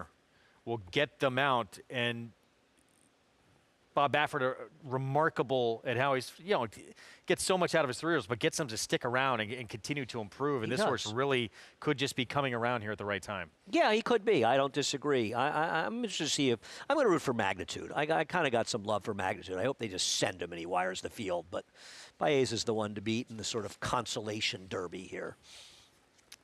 Gosger, of course, was the one who looked like he was going to spring that upset in the Preakness against Journalism until sensationally Journalism split and bowled his way through horses and was able to run them down. But then he backs it up and runs another big effort, although beaten again by Journalism. But it's no embarrassment to be beaten by Journalism. He's proven to be the 2nd best 3-year-old all year long with all of his good efforts. Maybe he tailed off a little bit in the Pacific Classic, but he's pretty darn good. And Gosker's a nice horse, improving for a very good trainer. Yeah, he broke that 100 buyer speed figure barrier last time out at Monmouth in this race in the Haskell. And he gave Journalism yet again a run for his money as he outdueled Goal-Oriented in that one with a little bit of a bobble at the break. But do we think that Journalism's also tailing off a little bit? Did you think he was in that race? A little bit. I don't think that was nearly as good as some of his races earlier. It was still a good effort, but not as good as his other races. He's had a very long, tough campaign. Horses don't run and cover as much ground as he does too often anymore, and I congratulate his connections and being game to run in all of those races. Meanwhile, Baeza, is this his big breakthrough moment with Moore? Let's head downstairs to Acacia.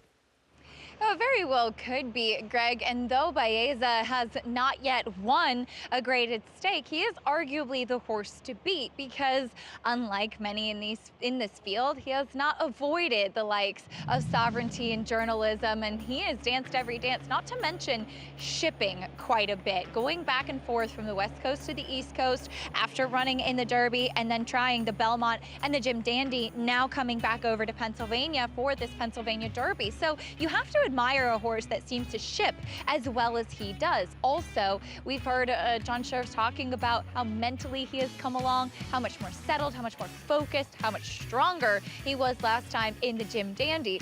He was still beaten by Sovereignty that day, but I do think that we may have an opportunity to see him get the big one that I kind of feel like he deserves after him having danced every dance. I also think that the cutback to the 1 1/8 should suit him. I think that's arguably his best distance, and a horse that clearly has talent, but maybe mentally took a little bit of time and maybe just ran into some horses in his division who are a bit of a class above. I'm really looking forward to seeing a lot of the others in here, but my heart is really rooting for Baeza to get that big one, Greg.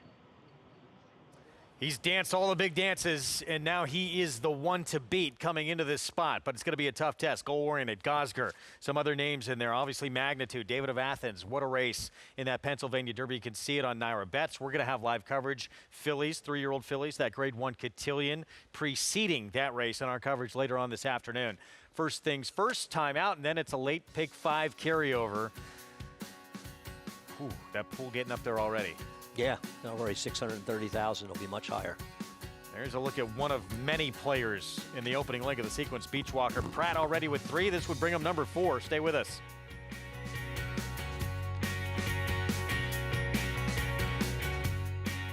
Elite Power gets up to win the sprint. Jackie's Warrior. Elite Power on the far outside. Jackie's Warrior settles for 3rd today. At the 16th hole, Godite is 2nd, but Elite Power does it again.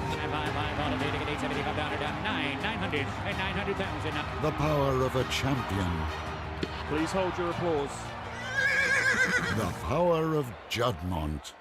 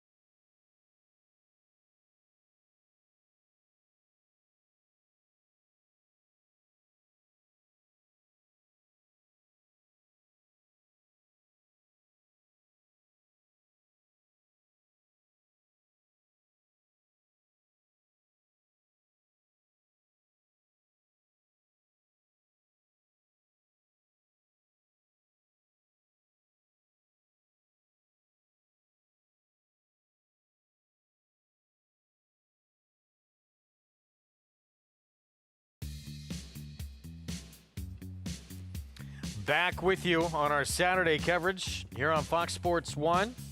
And a huge late pick 5 carryover. Very rare in this circuit to find it. Almost $700,000 in this pool, and it begins with a $12,000 claiming race where these two brothers will be competing against each other. Trainers Rudy and Gustavo Rodriguez aren't just brothers, they were former teammates, with Gustavo a longtime assistant to brother Rudy until going out on his own in 2021.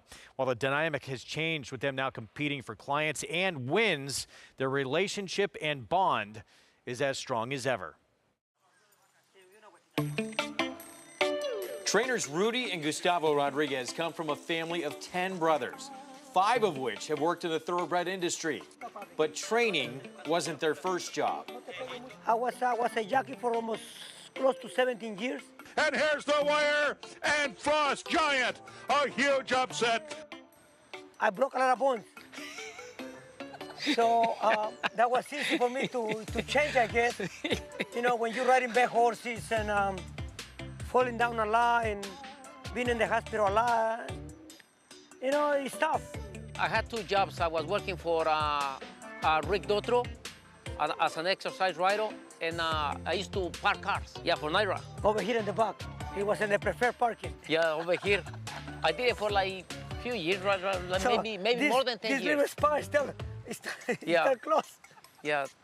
Parking cars aside, the brothers decided to work together. Rudy would get his trainer's license, and Gustavo would come work for him. But that took some encouragement.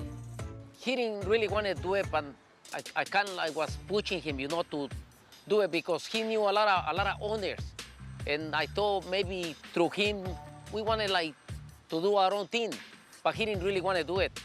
And I was. I want to keep falling out on the horses still.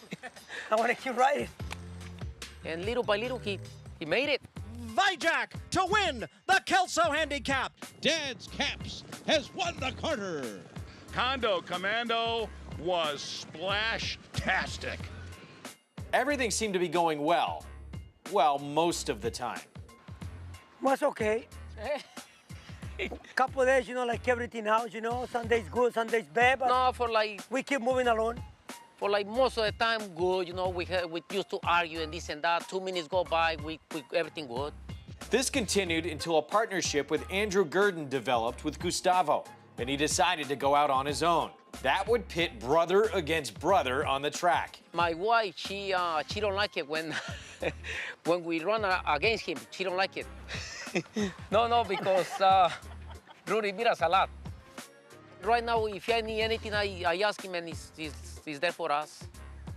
And if he needs something, I'm there for him. We try to put it together, you know. Even we fight sometimes, but we right there. You gotta fight sometimes to make it work, no? Well, brothers will be brothers, but through it all, there is still a lot of respect between them. He's very unique, and it's tough to be like him. He's more laid back. Rudy's like I just go with the flow. He don't stop. He don't stop. Rudy, he just keep going. I'm good. I gotta go take a shower and come back. Well, these two are going up against each other. Usually you see either one of them, they have a smile on their face. Rudy Rodriguez will be sending out this one. He's had a great start to this meet. Belmont of the Big A. Rudy with funny joke he'll send out here. He'll have Beachwalker in the race as well.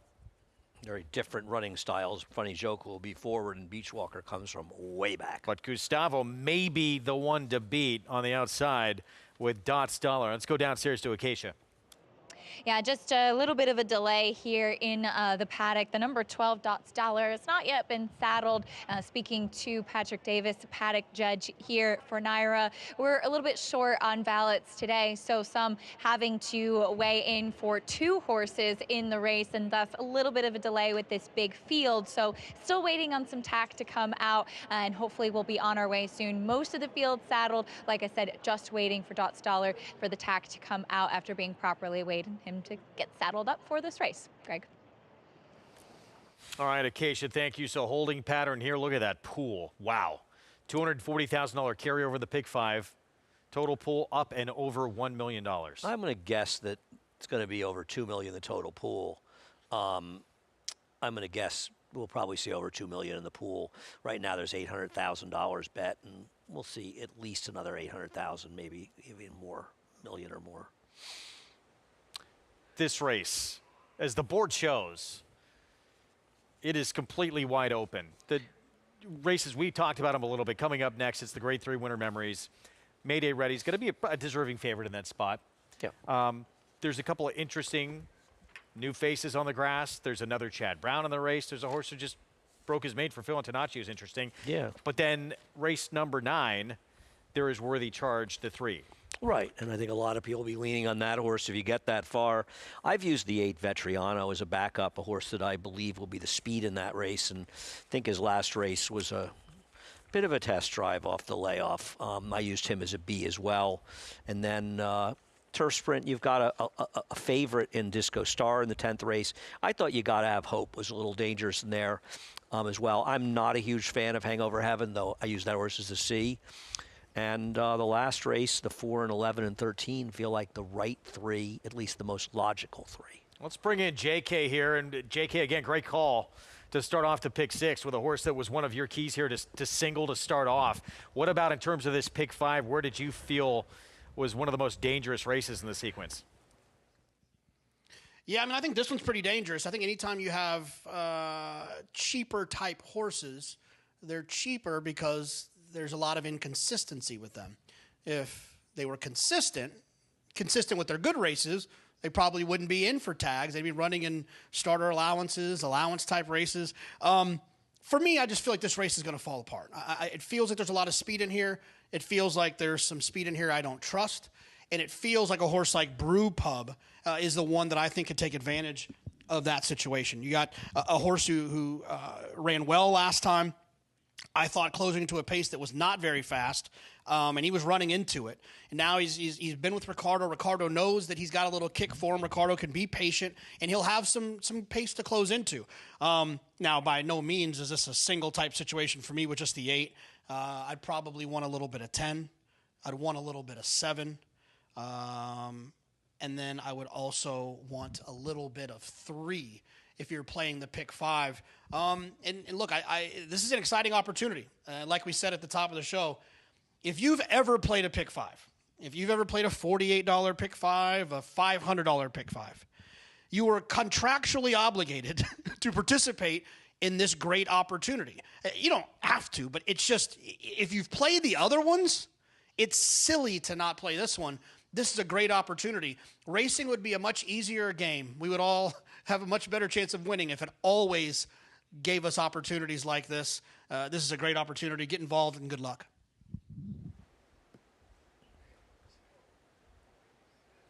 All right, it looks like Ryder's up, and we're going to have our post break here coming up in a moment. This is potentially, we'll see what happens. Potentially one of the more difficult races of the sequence. I agree. And there should be some pace even with the scratch of the number 4 coming out with For Some Reason on the rail and the 3 Funny Joke. Now, if they're not Gustavo Rodriguez. Yep. If they're not aggressive with the ones, this rider sometimes isn't aggressive. He should be. Funny Joke's going to find himself as the main speed, and that could help his chances. Wow, 5-2 late hit on Dots Dollar. Well, he's favored in all multi-race bets. For Some Reason from the rail kicks things off 19-1. If you don't go with this horse, you're not going with anybody. Quiet Wisdom, Jose Gomez. My top choice in this race. Think he's got some races that make him very dangerous here to really price. Interesting, too. Funny Joke, intriguing at 7-1 for Rudy. Yeah, I don't totally trust him off the layoff, but he's certainly a horse that can win. Sin Nombre, Jesus Romero. This would be an immediate pothole in the pick 5 and pick 6. Couple of sneaky okay races. Here's Prince of Joy, 4-time winner from 57 starts. Once a year, he runs well. Maybe it'll be today.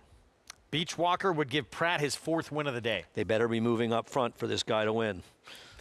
Brew Pub, major player for Ilkay Cantermachi. His second choice, and I can understand like him. The problem is at 4 for 59 with 15 seconds and 9/3. He's not kind of a win candidate you love. Concord Spirit getting bet. I took the other Eddie DeLauro horse, but this is another horse that has figures relatively recently that are fast enough to win. Dad's good runner. Christopher Elliott rides. He also has recent figures as well in his races a few months ago. I don't really like this horse at 2 for 36, but he's fast enough to be a little contentious. Neuschwanstein, Jesus Romero, Romero Mirage. You got to think that Neuschwanstein's going to be sent to the lead here, or towards the lead with Romero, but is he good enough? And Dots Dollar, the favorite, big drop in class. He's a little tough to trust. He hasn't run in 2 months. He was voided claim, runs for 12.5, some negatives, but if he runs his decent races, he's too good for these. He's the horse to beat. Minute to post here in this pick 5 carryover. And a difficult opening leg of the sequence to kick things off. Just a little under $1 million bet. Now, once again, with a 15% takeout, they've got a bet around 960, 14, 1.4, 2 thirds, 1.4. Anything under $1.6 million bet today means you'll have positive equity in the pick 6. You have an expectation of $1 or more back for every dollar you bet. Tough to pass up on. Let's go to Acacia. And starting off with Dots Dollar to the outside, as you guys mentioned, he is coming in off of a voided claim, and he does get a drop in class. Watched him warming up on track. He did seem to be moving well. Is he opting to stay with the pony, which I appreciated, as he is a horse that has been much more quiet and settled, at least recently. He did look very well muscled off a little bit of that layoff as well, not having run since mid-July. Not the biggest type, but I can't really find any faults with him here in the preliminaries. Just, it always does bring up a little bit of a question with a drop in class after that claim not going through. Now, looking at a couple of others, the number 7 Beachwalker as well, where I'll land. He's a horse that I wanted to see how he would warm up, and he had a lovely warm up out on the track as Flavien Prat took him right away from the pony, didn't even really link up at all. He's been moving really, really well. A horse that just looks like he's doing well and comes out of a race where the 1st and 3rd place finishers both came back to win next time out. And I thought, while he wasn't any threat to the leaders, he was running on late, and hopefully we'll have a little bit of pace to run at here. Flavien knows this horse well, and I think he's kind of trying to rev his engines up a little bit, so he's just not left with so much work to do, which has been a bit of his issue, but much more awake and perked up here today. The number 8 Brew Pub, I appreciate and respect this horse's consistency, just not a winning type. One that does get a slight cutback in distance from the mile to the 7/8, which I like. I know it's splitting hairs, but I've actually always thought that the mile was just stretching him a little bit, and he actually ran on well, running on behind Best Bet, who wired the field that day. A horse that certainly could make some noise in here, as he looked like he was in the right spot. Finally, the number 2 Quiet Wisdom. Andy, I know you have interest in this horse. Drop in class for him. He had an exuberant warm up out there. He typically is a high energy type, but bar shoes coming off, which he has worn previously, that actually really is a good sign. Speaking to a horse that maybe has had some feet issues and some corrective shoeing on, with those coming off, meaning that maybe that he's actually going to be settling in a little bit better, as I'm told that there is a late scratch in here, the number 11 coming out of this race. Neuschwanstein not warming up too well out there on the track, Greg, so late scratch at 45-1. And it's a key scratch because it takes out one of the primary speeds. Yeah, I don't think he's as fast as the 1 and 3, but at least takes out somebody that could have been forward in here. I think you're going to see, though, Manny Franco and Dots Dollar look to be sitting 3rd here, so I don't think the favorite's going to be compromised. Like, if the 1, for some reason, or the 3 don't go, then the 12 isn't going to be compromised, and that's the good thing about him in here, is that he's tactical enough, whereas some other horses, particularly the 7, is very much compromised, and even the 8 doesn't have a lot of speed. Brew Pub, both of those horses are ones that need there to be pace up front. 12 is helped by a lack of speed, but not necessarily hurt if they're moving. So Neuschwanstein, late scratch. The 11 comes out, and the 12 is a 5-2 favorite, but the form has gone south, and that's why they've continued to drop this horse down the class ladder, down to 40, to 25, down to 12 today. The 12 is even money on talent and 12-1 on trust. You know what I mean? I mean, he's a horse that if he runs his race, he's going to be tough, but he's very hard to trust. I mean, put it this way, I don't feel like Dots Dollar is going to run 2nd here. You know what I mean? I feel like he's going to either win or run 4th or 5th or 6th. You feel better about his ability, I think, than I do. I do. I think that he's just a better horse than these in general. The other thing is he's more of a winning type, I would say, though he hasn't been winning a lot of races recently, but probably than the 8 listen, I picked the 2 Quiet Wisdom. I bet the 2 Quiet Wisdom. I'm going to hope for the best. My A's are the 2 and 12. The 7's a B. And the 3, 8, and 9 are C's in my pick 5. So we'll see. Good luck to anybody that's played, by the way. There's 1.128 million. So right now there's significant positive equity for every dollar you bet in this pick 6. Jumped to 1.36. No, that's the total pool. I'm looking at what's new money today. Oh, okay. 1.28 pool, new though, money. 1.369 million. Good luck to everyone going after it. Great sequence. Grade 3 Winter Memories is next. Very difficult one, though, to begin it. Let's go to Chris Griffin.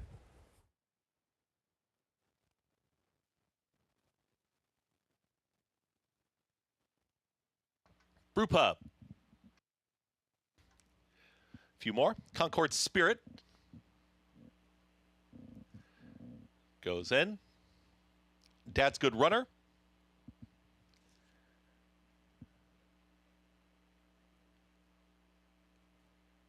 Last to load, Dots Dollar. Start of the late pick 5. Goes in. All set.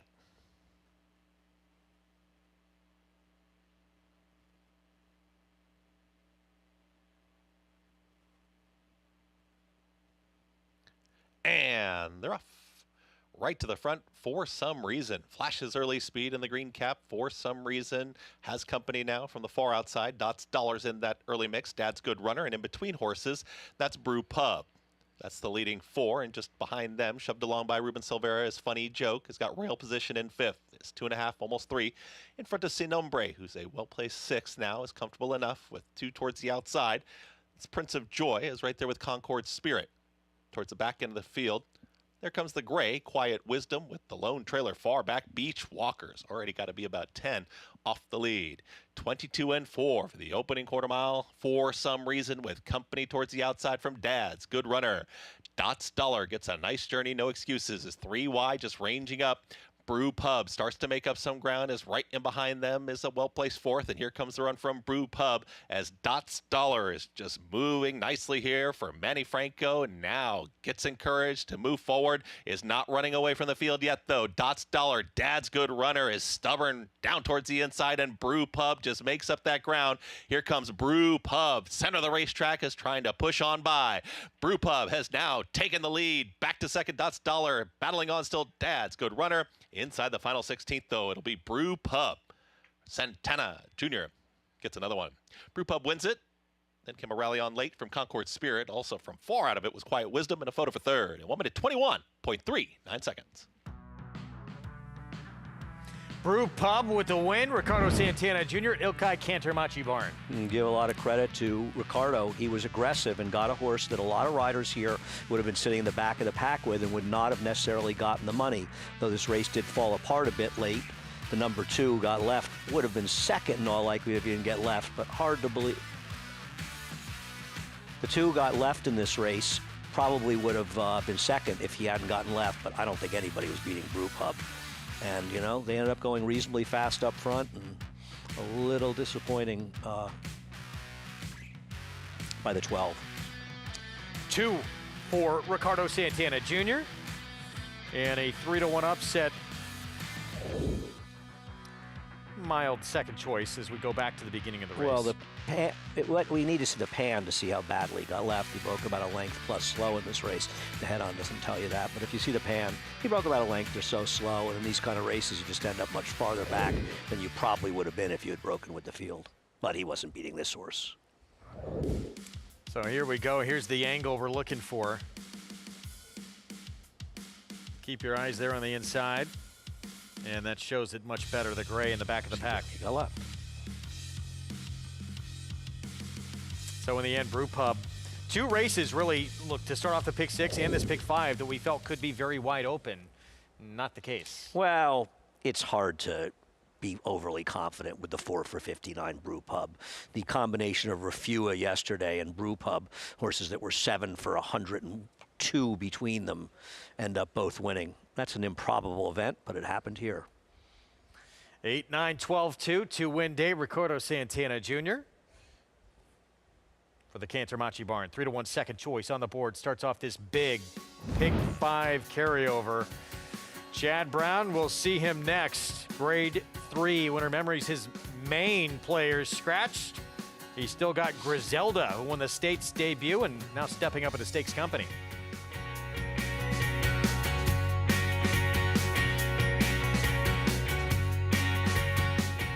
The rumblings started early and only intensified, with performances that sent shockwaves across the nation.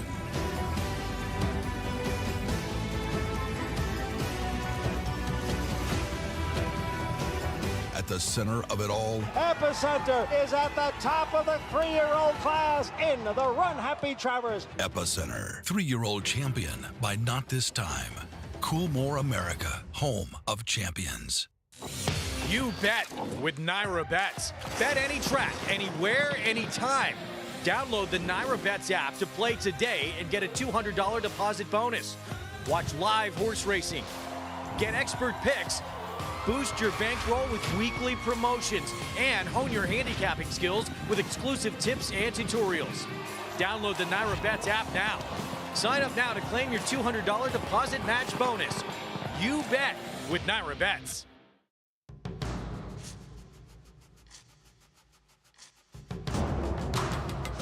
Seize the Gray wins convincingly. Seize the Gray. He's going to seize the day in the Pennsylvania Derby. Seize the Gray is still there. Seize the Gray wins the Preakness.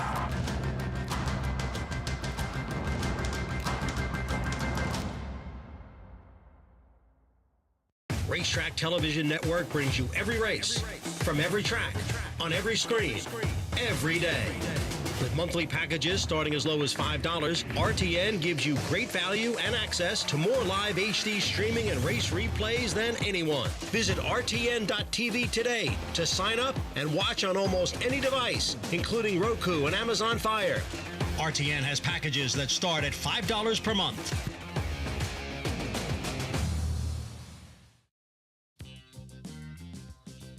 Back with you on our Fox Sports 1 coverage. You're watching America's Day at the Races. It's brought to you in part by Hillendale at Alapa.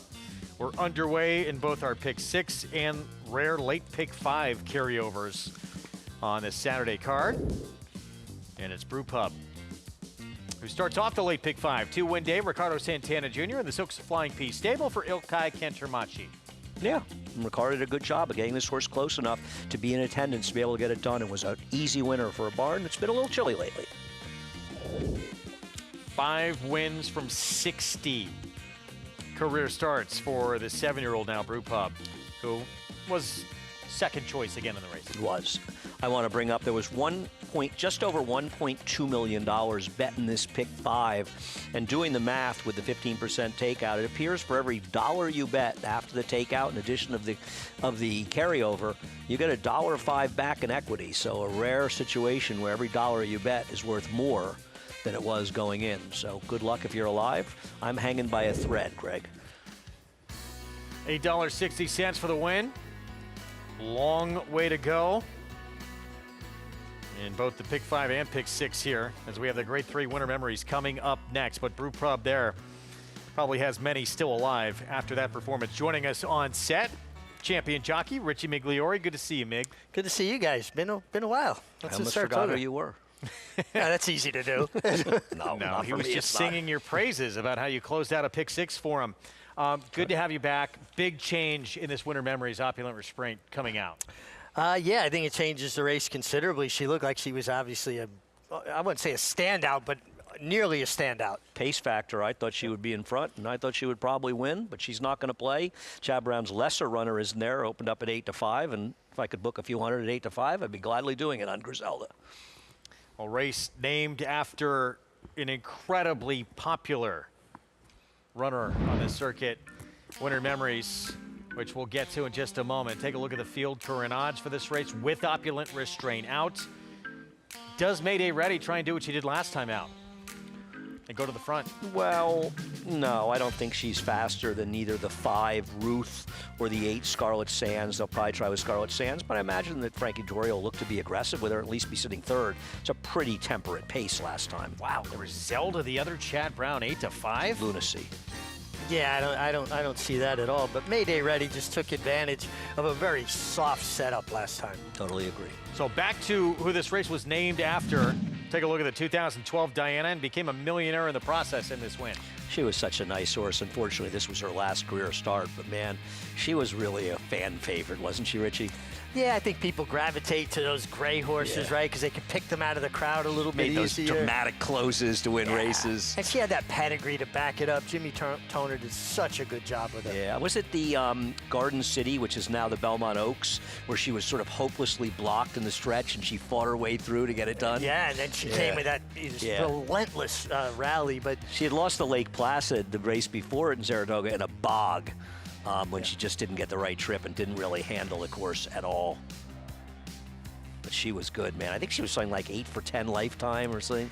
She only had a couple of losses. From just an incredible family that produced on the racetrack. And we have races named for a lot of them, right? I mean, so many of those horse races named for the Phillips family, and a lot of them trained by Jimmy Toner. Well, the depth of pedigree that the Phillips family put together, their broodmare band, and the horses that they raced, and Jimmy Toner did such a great job. And I think it's an advantage when a horseman has generations of families of horses.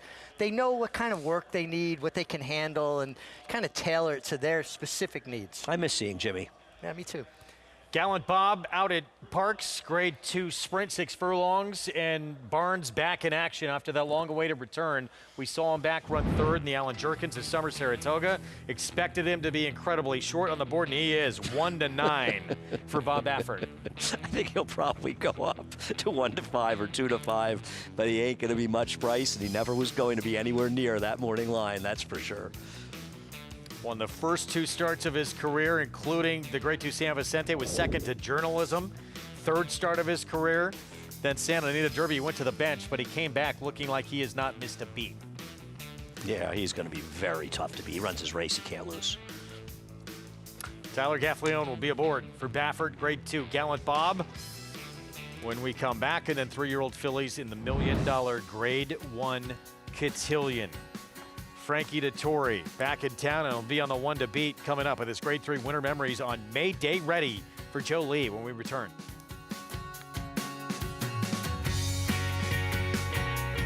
They say breed the best to the best and hope for the best. Macoma broke well on the outside. But you don't expect to get speed like this. It is Macoma, the one to catch. Macoma has a 5-length lead in this Grade 1 corner.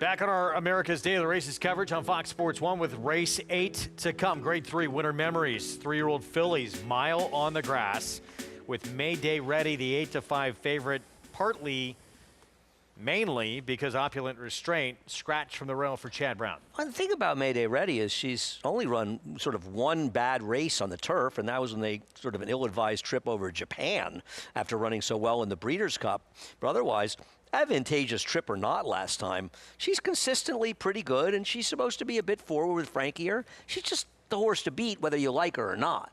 Well, she's a horse to beat, but she's coming off a race where she just got everything her own way. So I'm looking elsewhere, but you have to respect her.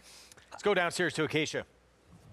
And looking at Mayday Ready, she is blocked in there in that saddling stall, accompanied by the pony, because she is one that can be pretty rambunctious prior to her races, and a horse that I think it's taken a little bit of time to come to hand this year. She came back off of the layoff. She's a turf horse. She had to run on the dirt behind Nitrogen, who obviously can handle both surfaces. And then she did stumble after leaping up at the start in the Belmont Oaks, where she really didn't run that badly. I thought it was very smart to go to the lead and be aggressive with her last time, especially because she's such a high energy type.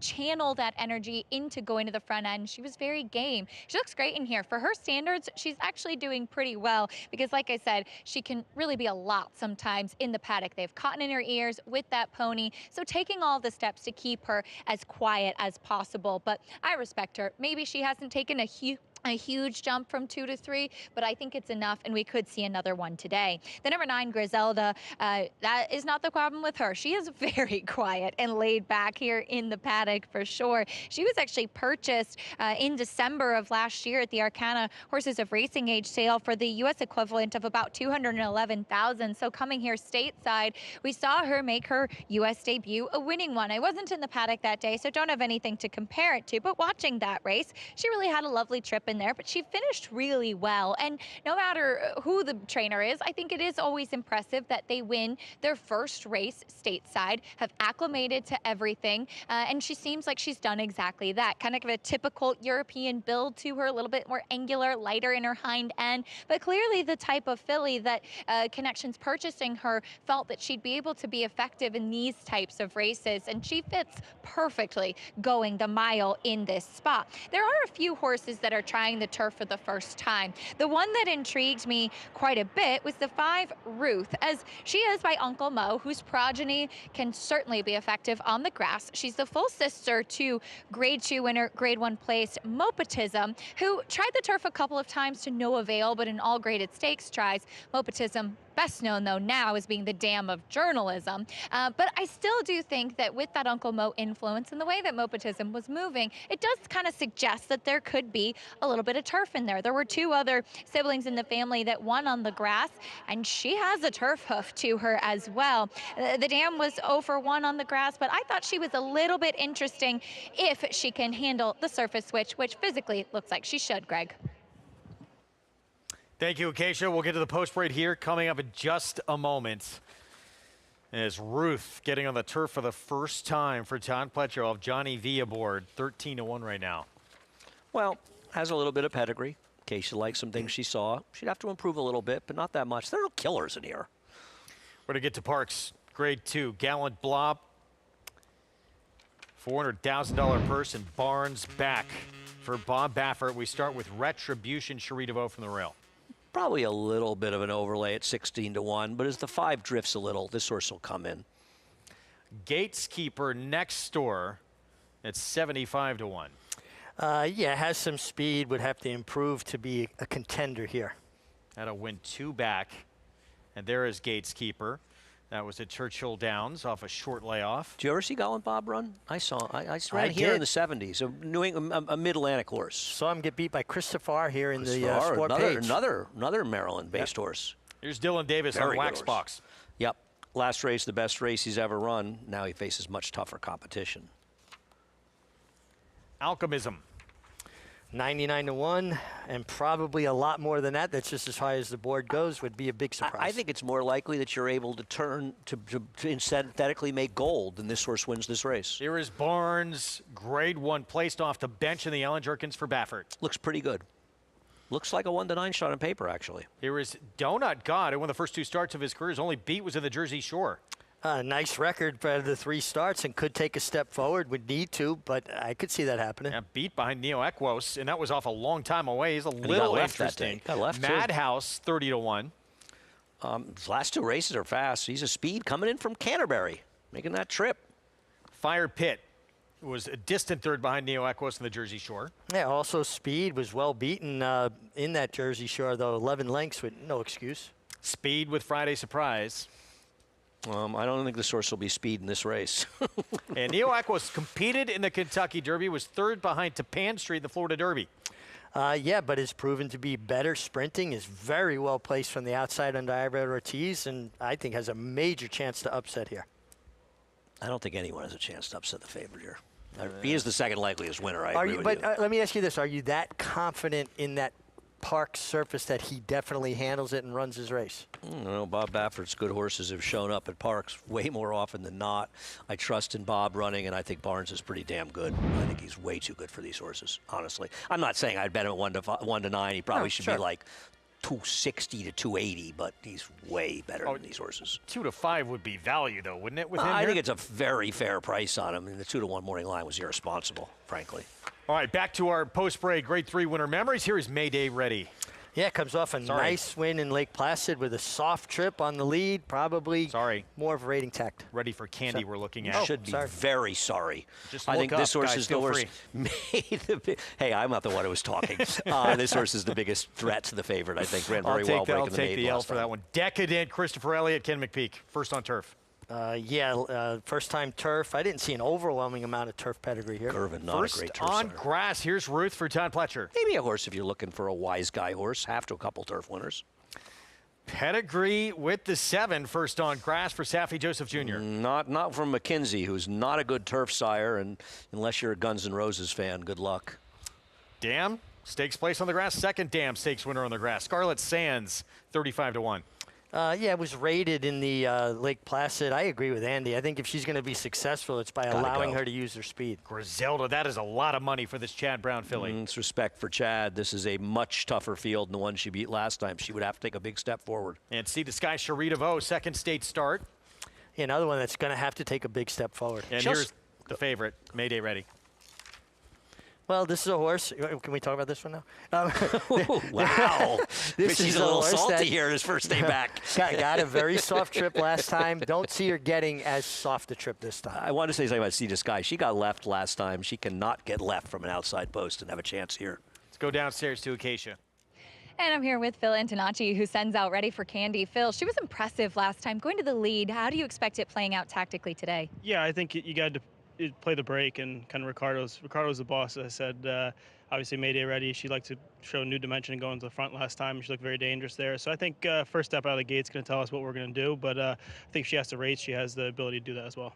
She looks stronger to me today. What have you seen from her now making the second start in your barn? Yeah, absolutely. I mean, she hasn't missed a note or done anything wrong since that win. So it kind of just gave us the confidence to come into the spot. As a 3-year-old filly, you kind of got to test these waters right now because open allowance company is no easier. So she's doing good, and so we gave her the shot. Thanks for the time. Good luck. Thank you. Greg? Major upset potential off a big maiden win at Saratoga. Ready for Candy, the 3. Yeah, I mean, that horse, it's not as though that win came out of nowhere, Richie. She was stake placed as a 2-year-old on the turf. So it's not as though this horse didn't show the ability at 2-year-old to move forward. I think this horse is a major danger, the favorite, and in my opinion, should be second choice. Yeah, that's who I like, Ready for Candy. I thought she was super impressive. Now, she also got a soft trip. She did. But, man, did she finish. She ran a fast race at Woodbine earlier. Back at Parks, Grade 2, Gallant Bob. 1-9 on Barnes. Let's bring in JK quickly. Yeah, I'll be quick. The 5's going to be tough because he's the most talented horse, and I think that going shorter is not going to be a problem for him. But he's going really short. 6 furlongs might be too sharp. You got to think they tried to get this horse ready to go the Kentucky Derby distance at one point. Now they're kind of working backwards. I think the horse will win. If you want to try to get creative, the 1 Retribution would be the only other horse I'd try. I always feel like less distance is never the problem, but more distance is a problem. And our friend Joe Clancy just gave us an interesting fact about Gallant Bob. He once ran over the jumps. Not surprisingly, didn't go well, but I'm guessing he had the early lead. He was a crackerjack sprinter that tried to stretch out. Mid-Atlantic, you know. This is, look, they had Derby aspirations with Barnes, but now he may be one of the, we'll see. Where he's pointed off this performance. Well, I think he's clearly pointed to Malibu at the end of the year. He has to try to win a Grade 1 as a $3 million two-year-old purchase. They want to win a Grade 1. What if he runs off the charts here in this sprint? He would not go to the potentially two. Oh, no, that's an interesting point. He could go to the Breeders' Cup. No, that's a great point. Yeah, no, that's interesting. Thank you, Greg. You're right. I'm sure Bob's thinking that way. Good call. 2 left to load, including potentially a thorn in his side, Neo Equos, who competed in this year's Kentucky Derby. Grade 2, Gallant Bob. It is the 5 Barnes, the heavy, heavy favorite for Bob Baffert. Jessica Paquette with the call.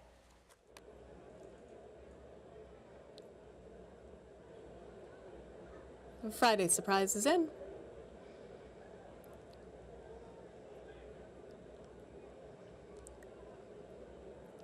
And now they're all in.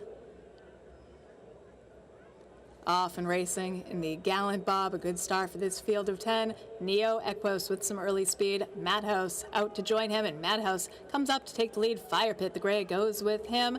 Then chasing him in between horses, Donut God, he's into 4th. Gateskeeper, Friday Surprise forwardly plays. Then it's Retribution, followed by Alchemism. Then Waxbox has 1 beat, and that is the heavy favorite, Barnes, who is 10th and last. As they head on with a half mile to go, 21 and 2. And leading the way, Madhouse, he's under pressure from Fire Pit as they head towards the far turn. They're kicking clear from the field. On the inside, Madhouse, Fire Pit. Then on the outside, beginning to move, Neo Equos, he's into 3rd. The Gateskeeper, he's in between horses. Donut God, he's 5th.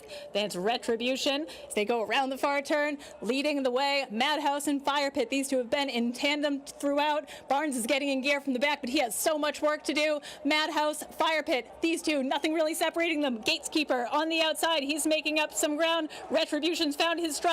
Barnes down the center of the track has so much work to do, and it's Madhouse who has a 16th left. Fire Pit chases gamely on the far outside Barnes, and it's going to be Madhouse. Madhouse gets the win, an upset in the Gallant Bob Stakes. Final time, 1:08 and 3.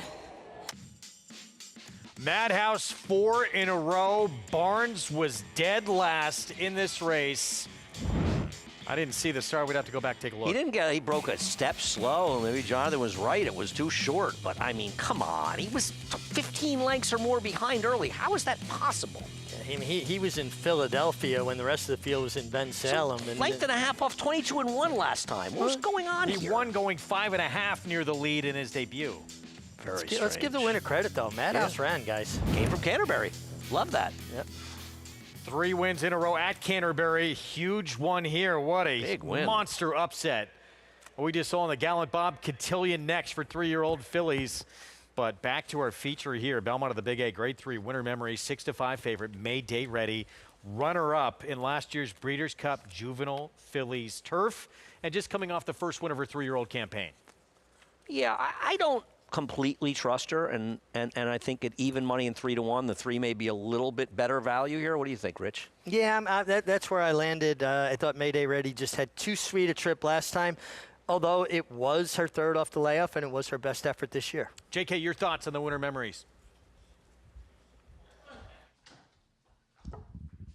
Yeah, I'm coming. Oh, I didn't know. Yes. Right here, I'm going to go with the 3. I think Ready for Candy ran extremely well last time. I think Ready for Candy is better than she looks on paper prior to her last race. I think we're going to see something special from her today. So Ready for Candy, back it against winners. But again, as Andy said, it's not just like she's coming off a maiden win. She had been group placed in her career prior as a maiden. So she is battle tested, but facing a pretty good one here in Mayday Ready. And we'll see tactically what Frankie Dettori does on one who got to go up front at a very slow pace last start. I think, you know, Ricardo Santana, not one to rate a speed type. Now, she's not really a speed type, but after last race, slow pace or not, she'll look to be a little more forward. But I have to think that the right ride from Sammy Camacho and Scarlett Sands, win or lose, would be to go forward. 44-1 on Scarlett Sands? I don't like her, but that seems like a big price. But her best go is to show speed. Yes. Grade 3 winter memories. Let's go to Chris Griffin for the call. Last to load. Goes in. All set for the winter memories. And they're off. Broken an even line. Paradise City. Gun to the front. It's Paradise City who's up by a nose. Here comes Scarlett Sands. Will apply the pressure. And Scarlett Sands will now press on Mayday Ready. Wants to go, is rushing up, and Frankie Dettori trying to ease back here on Mayday Ready, who is having none of it. Mayday Ready is now sprinting, corners wide too. Mayday Ready worked all the way towards the front, but had to work to get there. It's Scarlett Sands, who's in front, is up by 2. Mayday Ready starts to settle now, is in this second position, is in front of Paradise City, who's in third. Ready for Candy is in the 4th position to stalk in the top 3. Behind them comes Griselda, who's in 5th. In 6th to the outside, Sea to Sky. The 2 trailers, Decadent with Ruth. They work up the backstretch through 23.45. Opening quarter mile, Scarlett Sands. And a big number is in front, 47-4. The half-mile time, Mayday Ready. The favorite is within range, just back to within. A full length of the leader, and here comes the move from Mayday Ready on the long shot, Scarlett Sands. Following them is Ready for Candy, Ricardo Santana Jr. They're on the move. Griselda is right in behind Paradise City. They're 4th and 5th, nowhere to go right now. And also Decadent is looking for a way out. They reach the top of the lane. Mayday Ready now gets the cue. Immediately pounced to the outside by Ready for Candy, who runs right on by the top 2. Ready for Candy gets the jump. Griselda is cut loose. Here's Paradise City. And Paradise City is coming after the leader, Ready for Candy. It's Ready for Candy who's trying to find this final 16th. Paradise City is trying to run this rival down to the late stage. It's going to be tight. Photo finish. Photo between Ready for Candy to the inside, who is trying to hold off the rush from Paradise City. Decadent finished 3rd. Final running time, 1:35.29 in the winter memories. Ready for Candy. Did she hold off? Paradise City was getting on grass for the first time. Can't really tell. I think from this, it appeared that she did. I will say something. I know, listen, if you bet the 7, it's very frustrating to come up that close and not get the money at a big price. Having said that, this horse ran extremely well to win this race. I mean, and she did win. She was forced wide in the first turn. They were moving up front. The horses that were forward in this race finished absolutely nowhere, including Mayday Ready. And for this horse to take over like that with a wide trip, Richie, this was a better performance, in my opinion, than it looks. Yeah, to be strung along 3-4 wide throughout, be the last horse involved in the pace that was still there. And boy, you want to talk about a horse reaching for the wire. She did not want to get past both her and the runner-up, straining their ears pinned, their necks out. This was a really good horse race. And it was an improved performance on the turf with Manny Franco and Paradise City finishing 2nd. Not a lot of McKinseys have done well on the turf, but I got to tell you something. This horse, this was a very, very nice effort by her in this race. And I'm going to tell you something. The way this horse ran, I think Chad Brown may have made the right move not running the 1, because the pace was honest in the air, and she may have had trouble getting it done.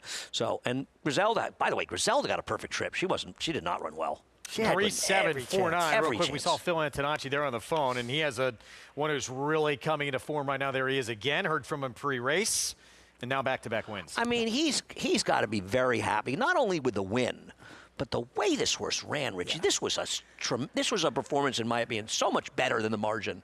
I agree with you. I mean, she did not have a good turf trip whatsoever. And I just love when you see horses bear down, dig in. They don't want to get past. She showed so much determination.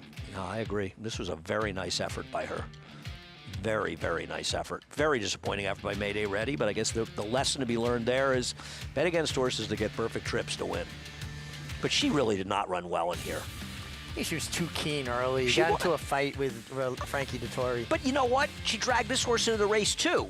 So, you know, whatever her excuse was, the winner had the same excuse in a way, right? Yeah, but at least the winner was a little bit easier to handle. Yeah.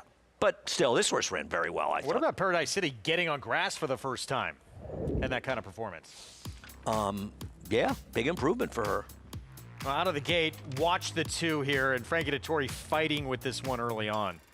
Yeah, you could see he wants to get her to settle, and then she had other ideas. I mean, she just grabbed a hold of the bit. It's a 1,000-pound animal, 115-pound jockey. You do the math. She threw her head in his face. You saw his hind end hit the saddle, and that even set her off more, so she didn't corner well. And then right here, he finally gets under control, but to me, the damage was done already. Just too much energy fighting against the rider, being a bit too keen. Keep an eye on her head, too, as she's going to kind of run off between horses coming up in here. You see her throwing her head about? And that's when a horse is just too rank. They, riders trying to control her, and once they put their head up in your face like that, you lose all control. Now, winds up nowhere in the end. Meanwhile, that man right there, Ricardo Santana Jr., with his third win of the afternoon. And Phil Antonacci, a filly we had talked about, group stakes placed in the past, had been in some huge races, including the Natalma last year as a 2-year-old. I'm done. I'm leaving you guys. I've had enough of you guys. With a victory here and gets a grade 3 winner memories. See you guys. Yeah, Andy was not kidding. Andy Serling is leaving us. Good for some of you. Here with me for 15 minutes and you leave. Richie, I just get too excited sitting next to you. I can't do it for Still that to come. Cotillion for 3-year-old fillies. Lucara looking to add to the mix. And Scottish Lassie, what a performance in the Coaching Club. American Oaks passed on the Alabama. We'll get to see her coming up next. Flightline is in full flight. Flightline turns it on at the top of the stretch, and he's in cruise control. And Flightline takes off. Take a good look at this, because you're not going to see this too often, maybe never again. Flightline, 20 lengths clear. World-class racehorse, world-class performance at a world championship event.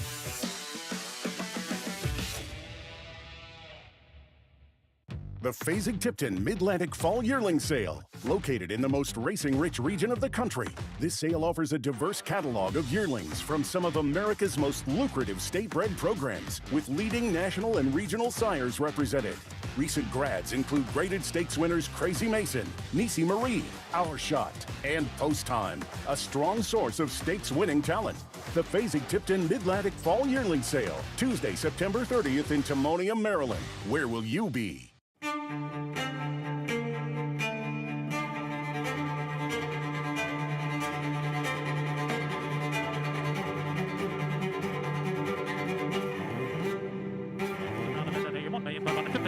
$1,600,000, $1,600,000 bid now $650,000, $1,650,000. Anybody else want $650,000 bid today? $1,650,000. $1,600,000. Thank you. Weekends are for winners at Naira Bets. Opt into the Late Pick 5 hit and split bonuses to claim your share of $5,000 every Friday through Sunday. $5,000 hit and splits every weekend when you bet with Naira Bets. RaceLens is the most in-depth product in horse racing, with unique features found nowhere else. True odds, predictive analysis, and pace projection. RaceLens. It will change the way you follow horse racing and take your game to the next level. Back on our Saturday coverage, you're watching America's Day at the Races. And grade 3 winter memories in the books, ready for candy, ready for this performance, no question. Ricardo Santana Jr., 3-win afternoon. Our Winner Circle lead-in brought to you by the Fasig-Tipton November Sale, the world's premier breeding stock event. Nominate your star today. Let's head downstairs to Acacia. One more interview with Phil Antonacci. This one I know more enjoyable, though, Phil, after a win and a stakes win with this filly who ran exceptionally well. How pleased were you with that effort today? Yeah, I mean, she was tough. I mean, that was really close photo, and she was gamed down to the wire, and Ricardo did a great job, and the filly's been doing great. So just shout out to everybody at the team, at the farm, and the team that's kept her sharp and kept her fresh. So it was great to see. I know she was purchased and for Lindy Farms as well, and now 2 for 2 with your stable. How rewarding is that, and seeing how she's come along and being able to keep up with some really tough company? Yeah, absolutely, very rewarding. I think you give these horses a time, and you're patient with them, they reward you, and it's kind of what we did. We just said a total reset on her when we got her. She always showed she had the ability, and it was just, I think she just fit our system, and she's, she can train on the farm, be nice and relaxed and stuff like that, and very rewarding.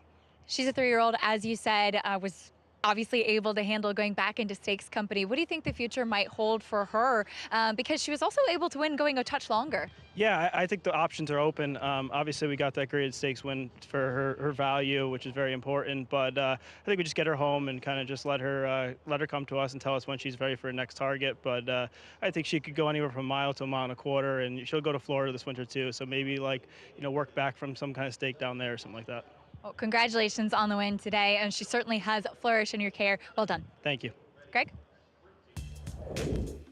Potentially on that calendar, next summer's Diana. Yeah, that would be a nice long-term goal. I'm a big fan of the Antonacci family. Obviously, Phil Antonacci doing a terrific job. Had a great Saratoga. His horses look good. And I love that their involvement in the harness game for years. Obviously, members of the Harness Racing Hall of Fame in his family, and they get to train off the farm. Doing really good work. That's how close it was. There's the photo. And tip of the cap to Paradise City. Saffie Joseph Jr. putting that filly on grass and just narrowly defeated in her turf debut. Yeah, I mean, a really nice effort. And, both horses, really, a race that didn't deserve a loser. They bore down. They gave it their all. It was a really, really fun race to watch. Race 9 formful so far, halfway through this pick 6 carryover.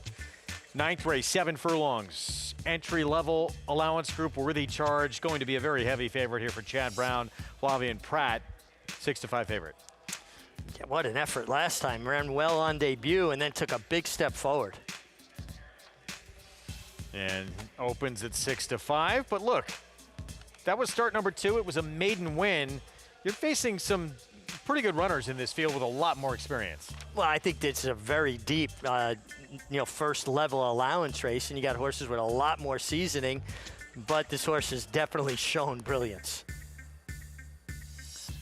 Back at Parks, what an upset we just witnessed. Madhouse, Canterbury Shipper, who had won 3 in a row in Shakopee, Minnesota, comes to Ben Salem with a win for trainer David Van Winkle, Paco Lopez. Man, this is a really attractive son of Acoma. What a well put together racehorse this is, and he showed all that speed, took all the heat. One thing you can count on with Paco Lopez too, he's going to put them in position. He's aggressive. He takes nothing away from them.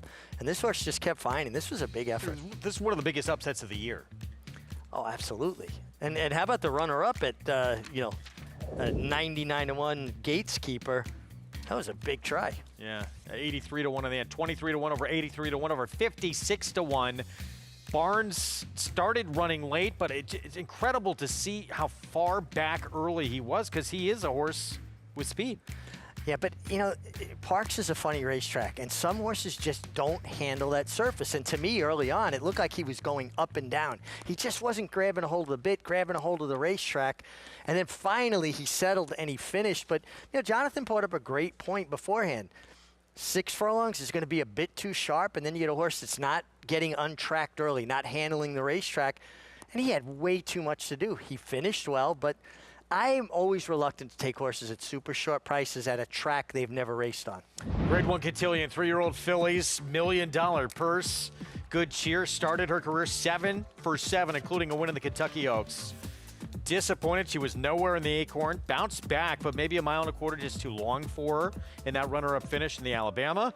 She's got to deal, though, with the now filly, Scottish Lassie, who was brilliant in the Coaching Club American Oaks. Decided to pass on the Alabama. That was the fastest race run by a 3-year-old filly this year. And it was impressive. 2-1 right now for Abreu.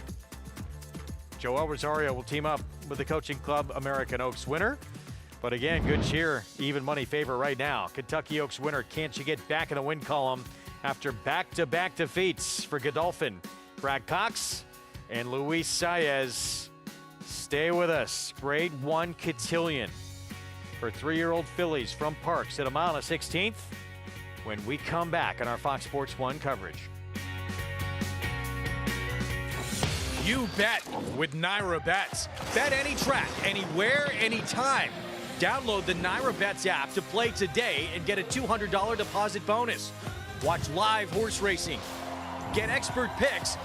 Boost your bankroll with weekly promotions and hone your handicapping skills with exclusive tips and tutorials.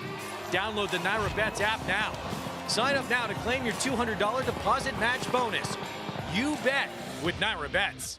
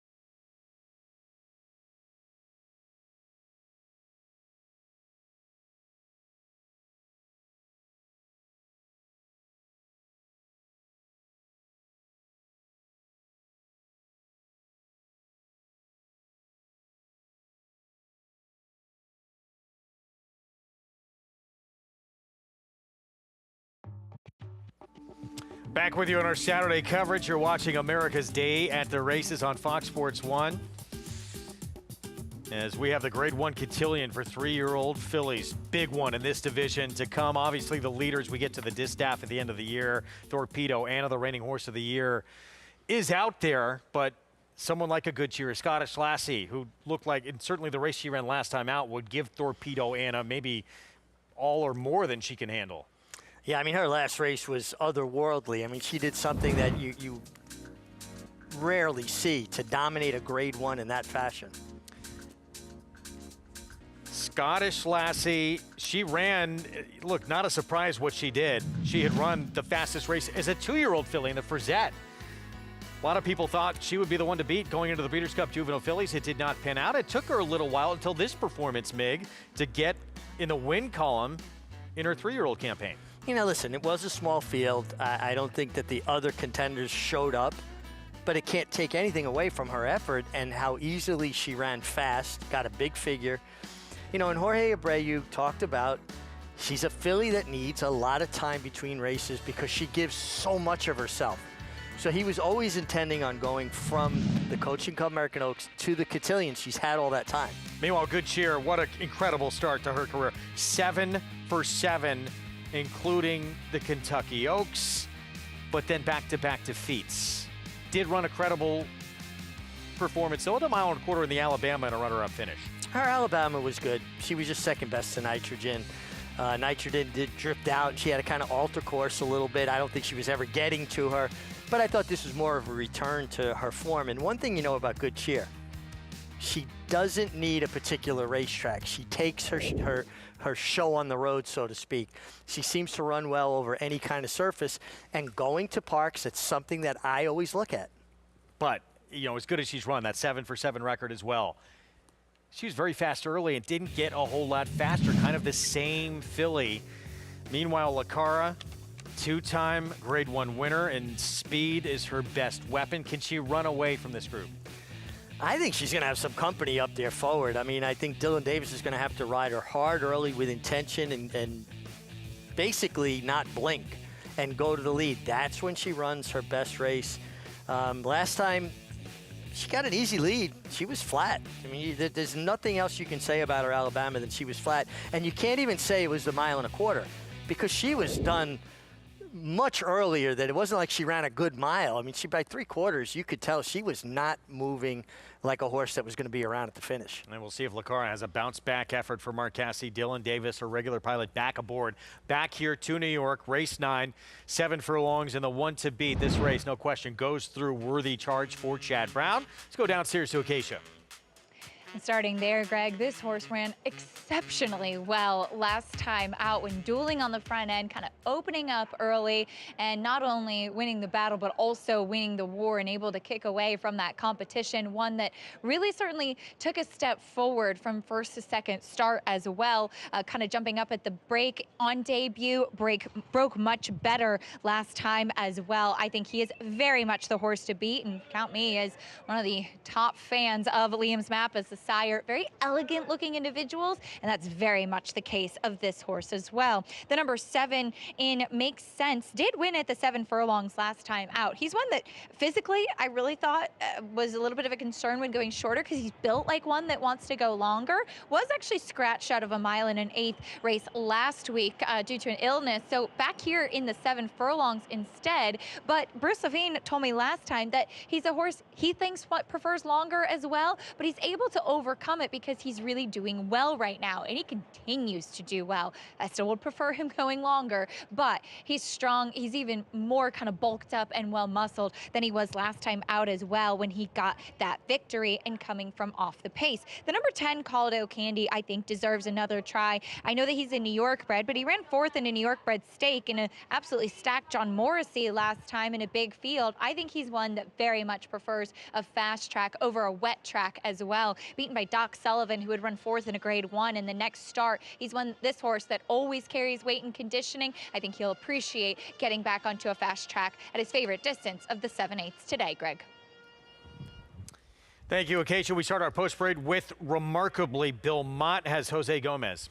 Yeah, this horse making a 3rd start for Bill Mott. Showed high speed last time in a restricted Maryland-bred race. Takes the blinkers off. Blinkers off as well for Vacoma Rides, Luis Rivera Jr. Horse that trains so well in the morning has been somewhat disappointing. 3 to 5, but it's the first try against winners for Worthy Charge. Yeah, and only his 3rd start, taking on some more seasoned rivals. Zippy Mark, Arkansas bred for Ken McPeak, who just won at Saratoga. Yeah, and showed really good speed that day. Will he have the same kind of speed today? Makes sense. Has really started to come around for Bruce Brown. Yeah, claimed for $50,000 off of Todd Pletcher and responded with a nice win for Bruce Brown.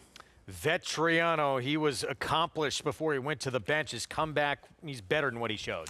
Yeah, well, he's a horse that wants to be on the lead, and he was pinched back at the break, had no chance, but maybe that race from a fitness standpoint moves him forward. It's a big price on Chileno.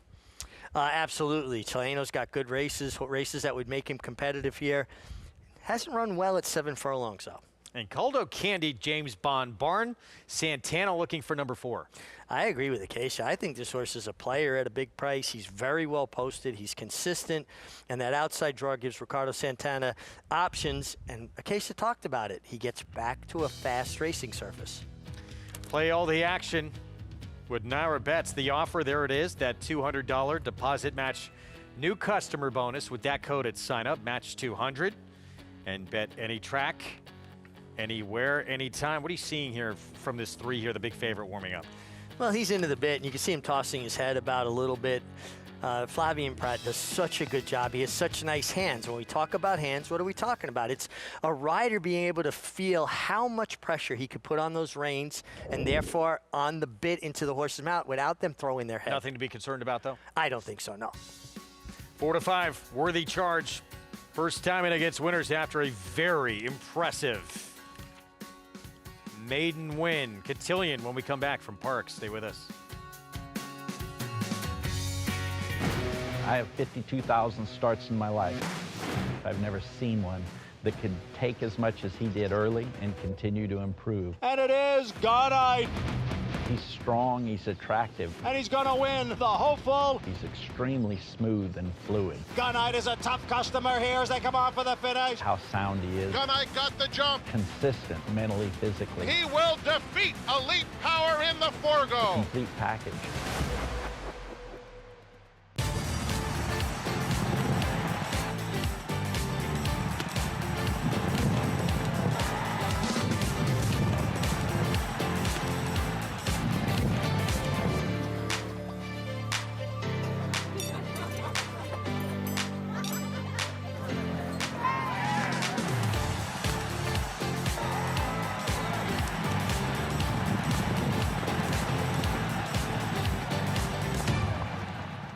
Ladies and gentlemen, it's post time for the Whitney. The field turns for home. Fierceness is the one to catch. He has a 3-length lead. Sierra Leone down the center of the track is coming with powerful strides, and Highland Falls is in there too. But it's Sierra Leone who takes the lead from last to first. Highland Falls trying his best. Sierra Leone has won the Whitney. Gun runners on top of the world. Racetrack Television Network brings you every race, from every track, on every screen, every day. With monthly packages starting as low as $5, RTN gives you great value and access to more live HD streaming and race replays than anyone. Visit RTN.tv today to sign up and watch on almost any device, including Roku and Amazon Fire. RTN has packages that start at $5 per month.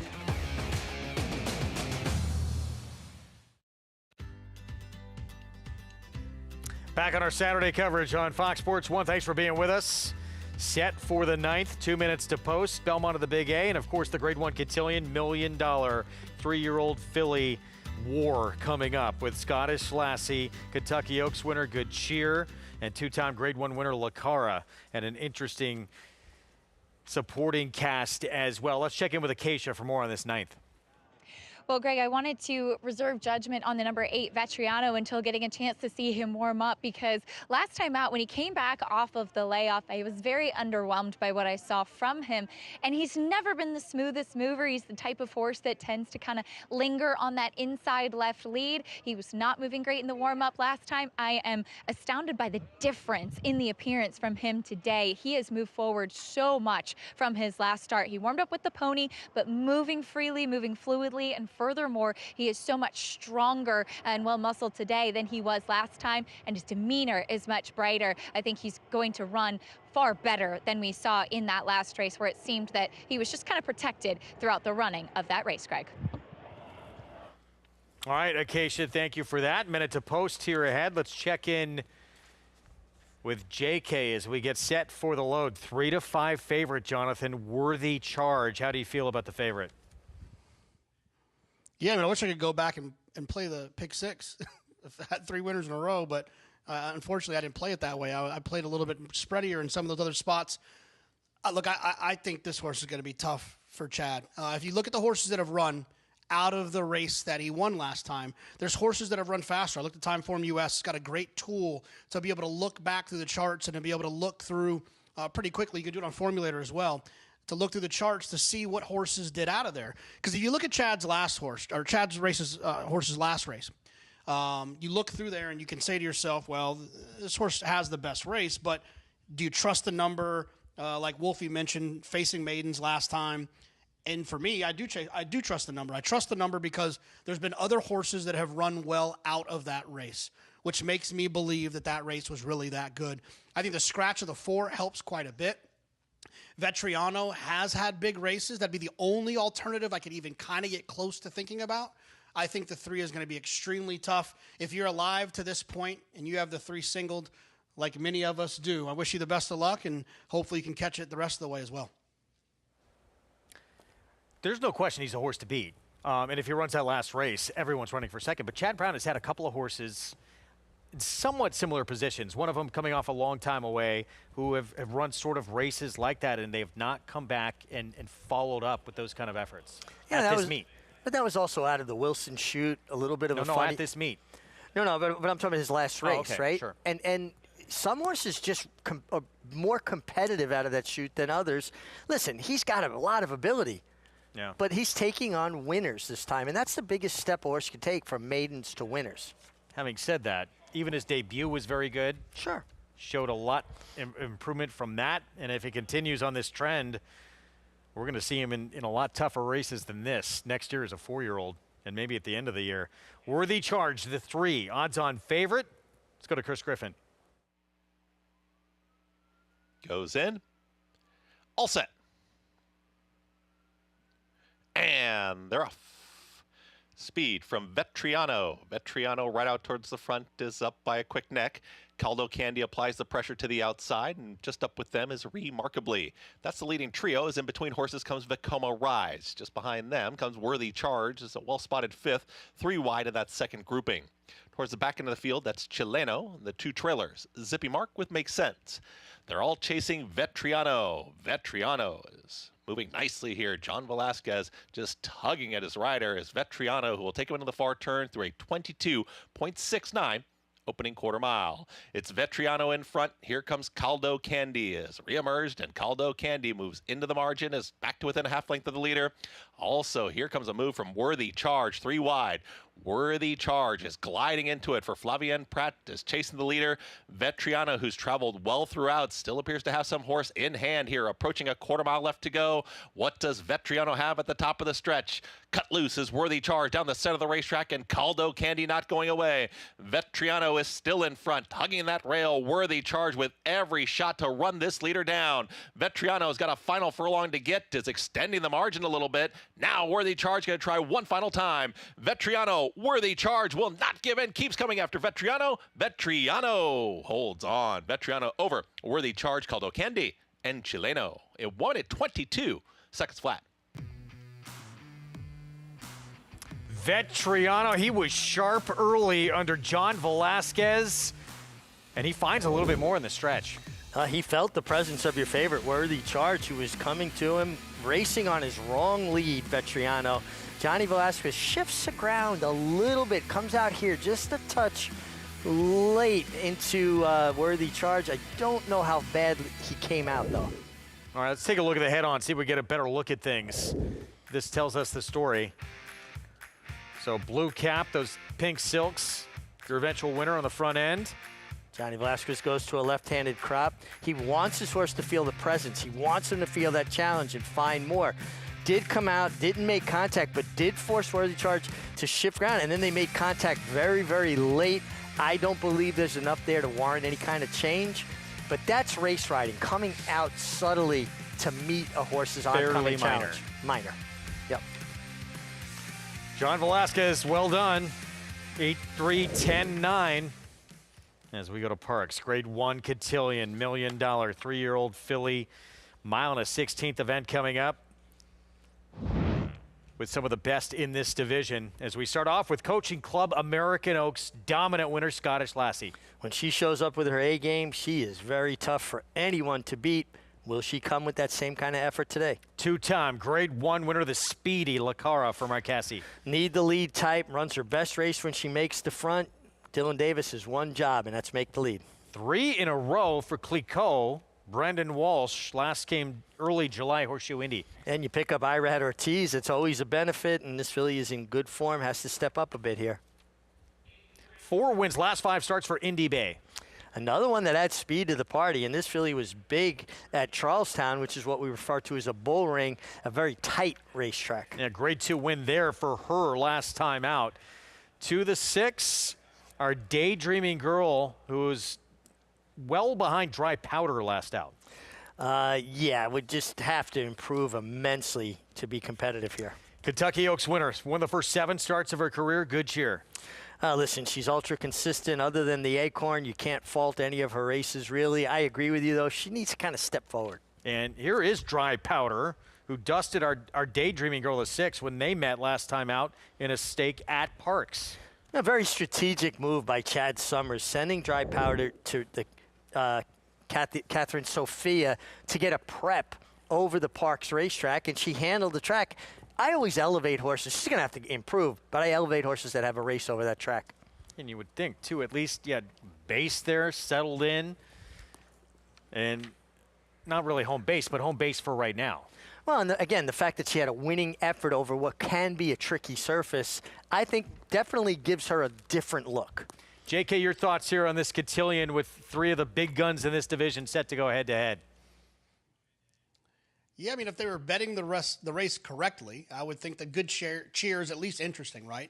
If she was what I thought she would be, based on our morning line and based on just racing in general, I thought she'd be closer to 5-2, 3-1. The fact that she's the favorite, I need to hurry up and get done talking so I can log in Ira Bets and get involved with the 1 Scottish Lassie. I love this horse. I love that Jorge Abreu took the time, didn't get caught up in the hype after a huge performance, did what was best for his horse, and got her to this spot with obviously another goal in mind of the Breeders' Cup distaff. I think Scottish Lassie is going to be tough. She's tactical enough to get away from that inside and be able to work out a nice trip. I thought Good Cheer could be interesting, but the opposite of interesting is 6-5 on Good Cheer. So 9-5 on, Scottish Lassie, who has run, yes, it was a 4-horse field. Still, you look at the figure, it's the fastest figure from a 3-year-old filly this year. And she did it in hand, wrapped up. It felt like if necessary, she could have run faster. That's conjecture. I know that's not 100% certain, but she certainly looked like she won with speed to spare. Joel Rosario back aboard. She'll break from the inside. That post 1. Good Cheer, though, your Kentucky Oaks winner. 6-5 favorite, coming in off back-to-back defeats after starting her career a perfect 7 for 7. And Lacara, can she get the lead? The two-time Grade 1 winner with Dylan Davis back aboard. Grade 1 Cotillion, Jessica Paquette, the call. On Dry Powder.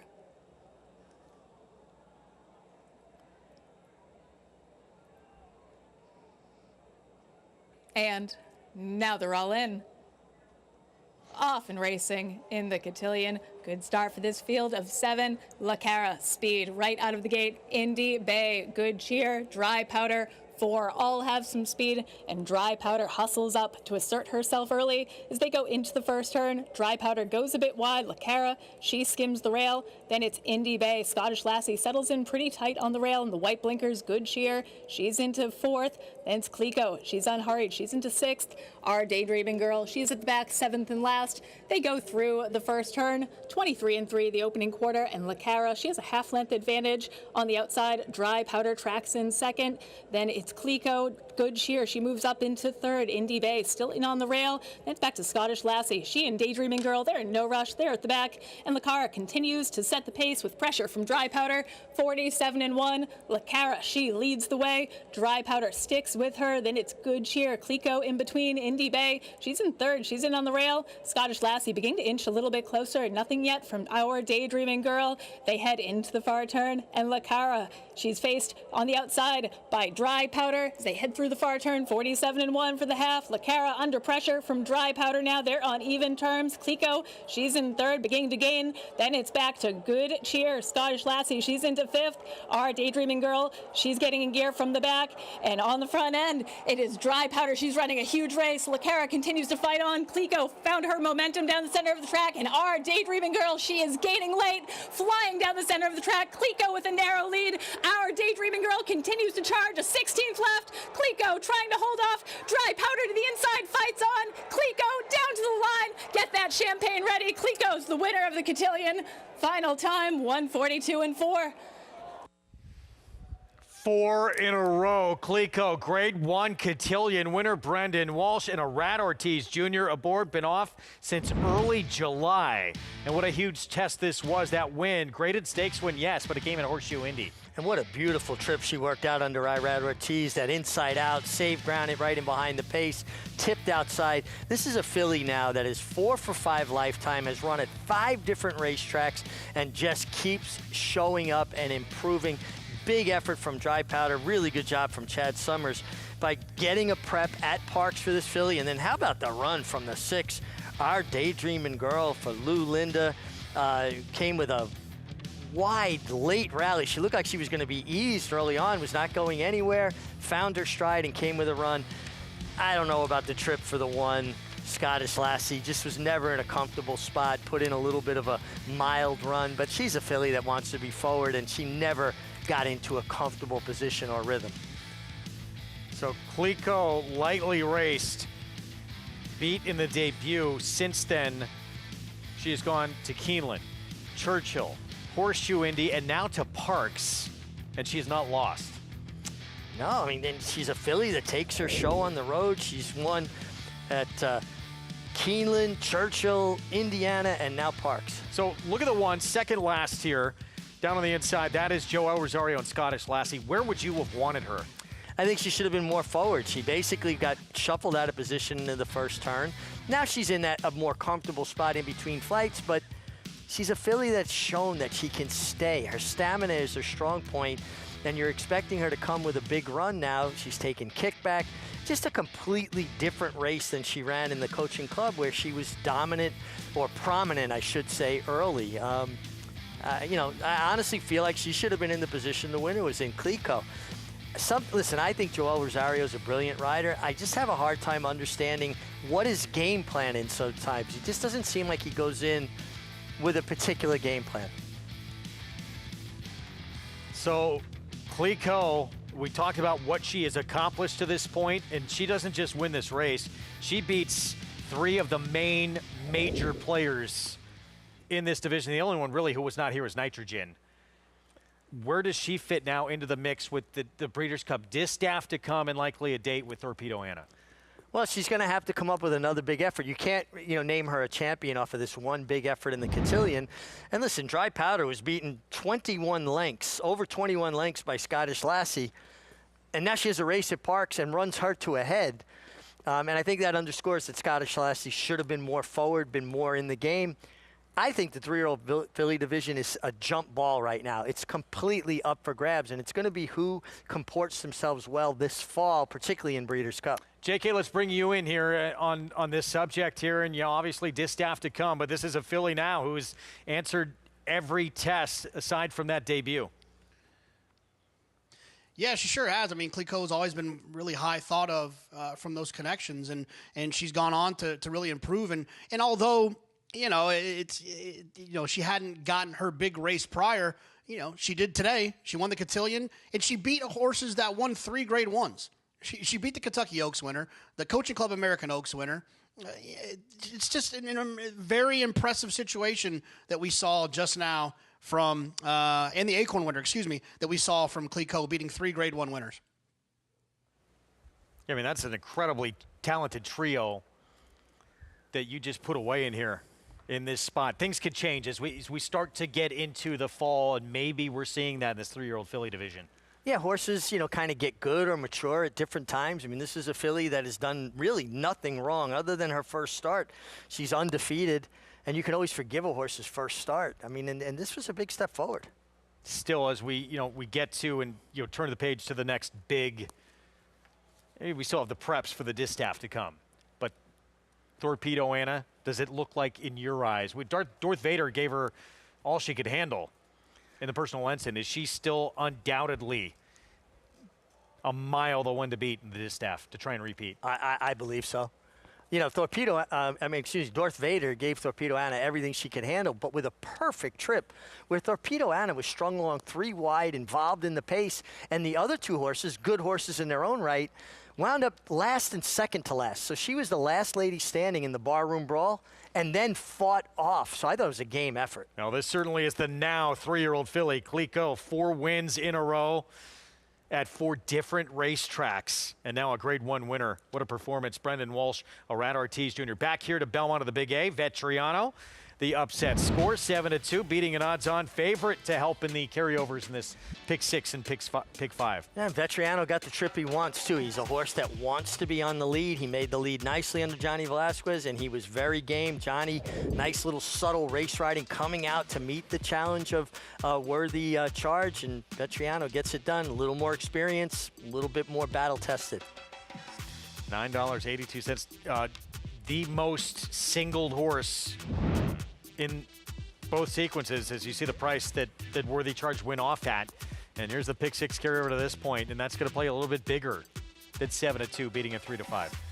Well, and again, I think it really is something that people got to look at. When horses are going from even an impressive maiden win, taking on winners is a big jump. It's their first big step up where they're facing horses that have done something they were able to do, and that's at least win one race. I believe Vetriano, this was his 4th win. Being a New York bred, he's still eligible for that first level allowance against Open Company because they don't hold those New York bred races against them. So he had a lot more seasoning. Meanwhile, race 10, we move along. 6 furlong sprint on the outer turf, New York breds. First level allowance race coming up. Disco Star, Hangover Heaven. Those certainly two look like the ones to beat in this spot. For Disco Star, it's getting back to sprinting where she's been very good, including 3rd beat less than a length with a bit of a trouble trip at Stakes Company the last time she sprinted on the lawn. And this is what she wants. She's a turf sprinter. She's by an incredible turf sprinter and Disco Partner. Her turf sprints are all good. She stretched out well in the Susie O'Kane. That was a nice effort, but I always contend that horses that really want to go shorter stretch out well the first time they're doing it off of a period of time she had tried a mile at Gulfstream over the winter. I like her getting back sprinting. Back in Parks, Grade 1 Cotillion. Clico, 4 consecutive victories at 4 different racetracks. Not to mention a layoff in between there as well. The last time she ran, early July, Horseshoe Indy, that Grade 3 victory. Now back-to-back graded stakes, Grade 1 winner. And maybe the best is yet to come from her. Gotta feel like that she's going in the right direction. She's by Quality Road. That tells you that out of a Tappet mare, the pedigree's there for her to continue and improve. And Brendan Walsh has done some job, and what a year he's put together. Dry Powder, our daydreaming girl, Scottish Lassie, complete the top 4, but it's all about Clico in the Grade 1 Cotillion. Arad Ortiz Jr. aboard for that win for Brendan Walsh. Introducing Peace and Justice, new to New York in 2025. A proven sire with over 200 wins, 16% wins per starts, and one of only 2 New York-based stallions to have a graded stakes winner at Saratoga in 2024. Now, with 3 different racing surfaces coming to New York, and with New York breds running for equal purses as Open Company, Peace and Justice is the sure choice for 2025. Peace and Justice, now standing at Irish Hill and Duchess View Stallions in New York.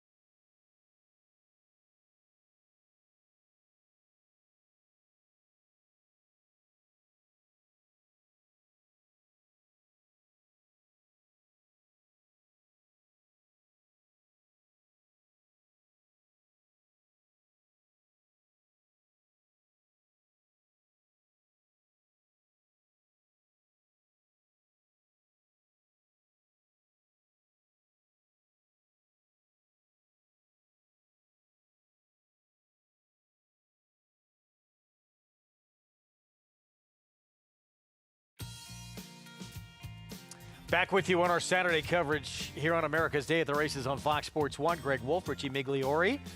And we're up to race 10 on a pick 6 and late pick 5 carryover afternoon. 6 furlong sprint on the turf coming up for these New York-bred fillies and mares. Entry-level allowance condition race coming up, and there's one of the main players, Hang Over Heaven. Dominant first time out from so far out of it. Still went on to win by 5 lengths. That was going 5.5 furlongs. Incredible performance. Let's go downstairs to Acacia. And take a look at the number 3 Disco Star. As Richie commented, she is cutting back in distance. And while she did run well the first time in a while, stretching out back in that near the Susie O'Kane, finishing second that day, I was really against her, not just given how she's built, as there is a little bit of size and length to her frame. It's just that she's such a high energy individual. Her demeanor is so much more that of a sprinter. I really prefer her going shorter, and I think that this is a much better spot for her. I understand, given that she's a New York bred and taking a shot in those races that were available going longer, but I think she's a sprinter. She ran very well in the Take the A train against Open Company back in May, and for her standards, she's actually keeping a lid on it pretty well in the paddock here. The 7 Hang Over Heaven, though, is also cutting back in distance, and she is far more energetic than I've previously seen her. She was one that dazzled first time out, winning for $50,000, and then went off as a relatively short price when stretching out. She was really tough to handle last time in the running of that Stallion series, where it seemed like she just was never settled. She was getting out. She was holding on okay. She's sharp again in here. I also like her cutting back. I just think maybe mentally she still needs a little bit of time to kind of put it all together against this caliber of company. The number 2, One Last Knock, they saddled her on the walk, as this was a horse that was up in Saratoga, was very tough to saddle and very tough to keep focused. She was able to win wiring the field last time out. I know that she's facing winners for the first time, but while they took steps to keep her quiet and did keep her moving, she has improved vastly in her 3rd start. Greg? Thank you, Acacia. Here's our post break. We start with Sinead, Jorge Abreu, and Christopher Elliott. Yeah, it's just going to have to find a faster race than we've seen recently from her. One Last Knock was forward last start and broke her maiden. She's got really good speed. I think she's the one they all got to deal with early up front. Disco Star, she is stakes place, sprinting on the grass. I like her getting back to turf sprinting, and she picks up Ricardo Santana, so I think he'll give her a good trip. More pace, Tariga, the 4.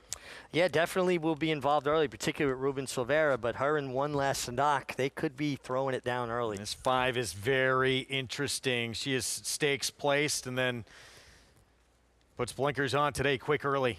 Also has speed, homebred for Barry Schwartz, and adding the blinkers should intensify that speed. Cut back in distance for Trolley Girl. Yeah, and you pick up Flavian Pratt. You know, Mike Maker gets so much credit for when he stretches horses out. He's good changing distance with horses either way. Hang Over Heaven cuts back in distance and out finished Disco Star last start going longer. Yeah, and I actually ran well going long, but boy, did she come from out of that cloud sprinting. Quick power nap, 3 for 29. Rudy Rodriguez struggled over the summer. He's come to life here at Belmont at the Big A. Here's the 10. We skip to Miss Bourbon here for Tom Morley. Yeah, a horse that lacks speed, but is going to have a lot of speed up front. It's going to have to find a race that we haven't quite seen yet. And this one for the James Bond barn. Blinkers come off. Well, they've been off for a while. One race experiment to put them back on. Katie Davis will ride. Yeah, but this is a horse that has no speed going further. What happens with her turf sprinting? How badly will she be outrun early? 18-1 on the 9. You surprised? I mean, it could change here and likely will. But that Hang Over Heaven right now is favored? I think people just got so dazzled by that first start when she was running for maiden 50 with that eye-catching turn of foot. She basically inhaled the field in an 1/8 of a mile around a turn at Saratoga, and then followed it up with a good effort in the 1 mile Stallion Stakes. I like her cutting back, but I prefer the 3-horse Disco Star. Going to be close according to the doubles. Let's go to JK for more here on this 10th. Yeah, look, guys, there's 2 horses in here that I wanted to be alive to in the pick 6 and the pick 5 that I'm no longer alive in. The 5 and the 7. I'll start with the 7. I'm going to pick the 5 if you're trying to put something together here. The 7, Hang Over Heaven, it's a classic story to me. The horse is so impressive, turf sprinting the first time. They tried to go a little bit longer. When you have a New York bred who runs impressively and there's a New York bred stallion series race or a stakes race coming up, you take a chance. You just see what you can do, see if the horse wants to stretch out. They took that chance, and the horse ran pretty well considering, but I think the horse is going to be better sprinting. Does need to break well at a short price. From a win standpoint, I'm not necessarily wanting to bet Hangover Heaven, but the 5, you got to have hope. I do want to bet. A horse who had 2 really nice numbers as a 2-year-old, 2 really nice races as a 2-year-old, had a comeback race on the dirt that didn't really work out, and then showed a bunch of speed last time, got a little tired late, and got beat. But now you see a change with putting the blinkers on. A horse that shows speed, gets beat late, now puts blinkers on, to me suggests that Horacio is trying to fix the problem of you got to have hope not finishing the race. I'll pick the 5 on top, but I would want to be alive to the 7 as well. Yeah, this 5 is very interesting. The ability that she showed in the Grade 3 Matron, even in that Stewart manner against 2 pretty good ones.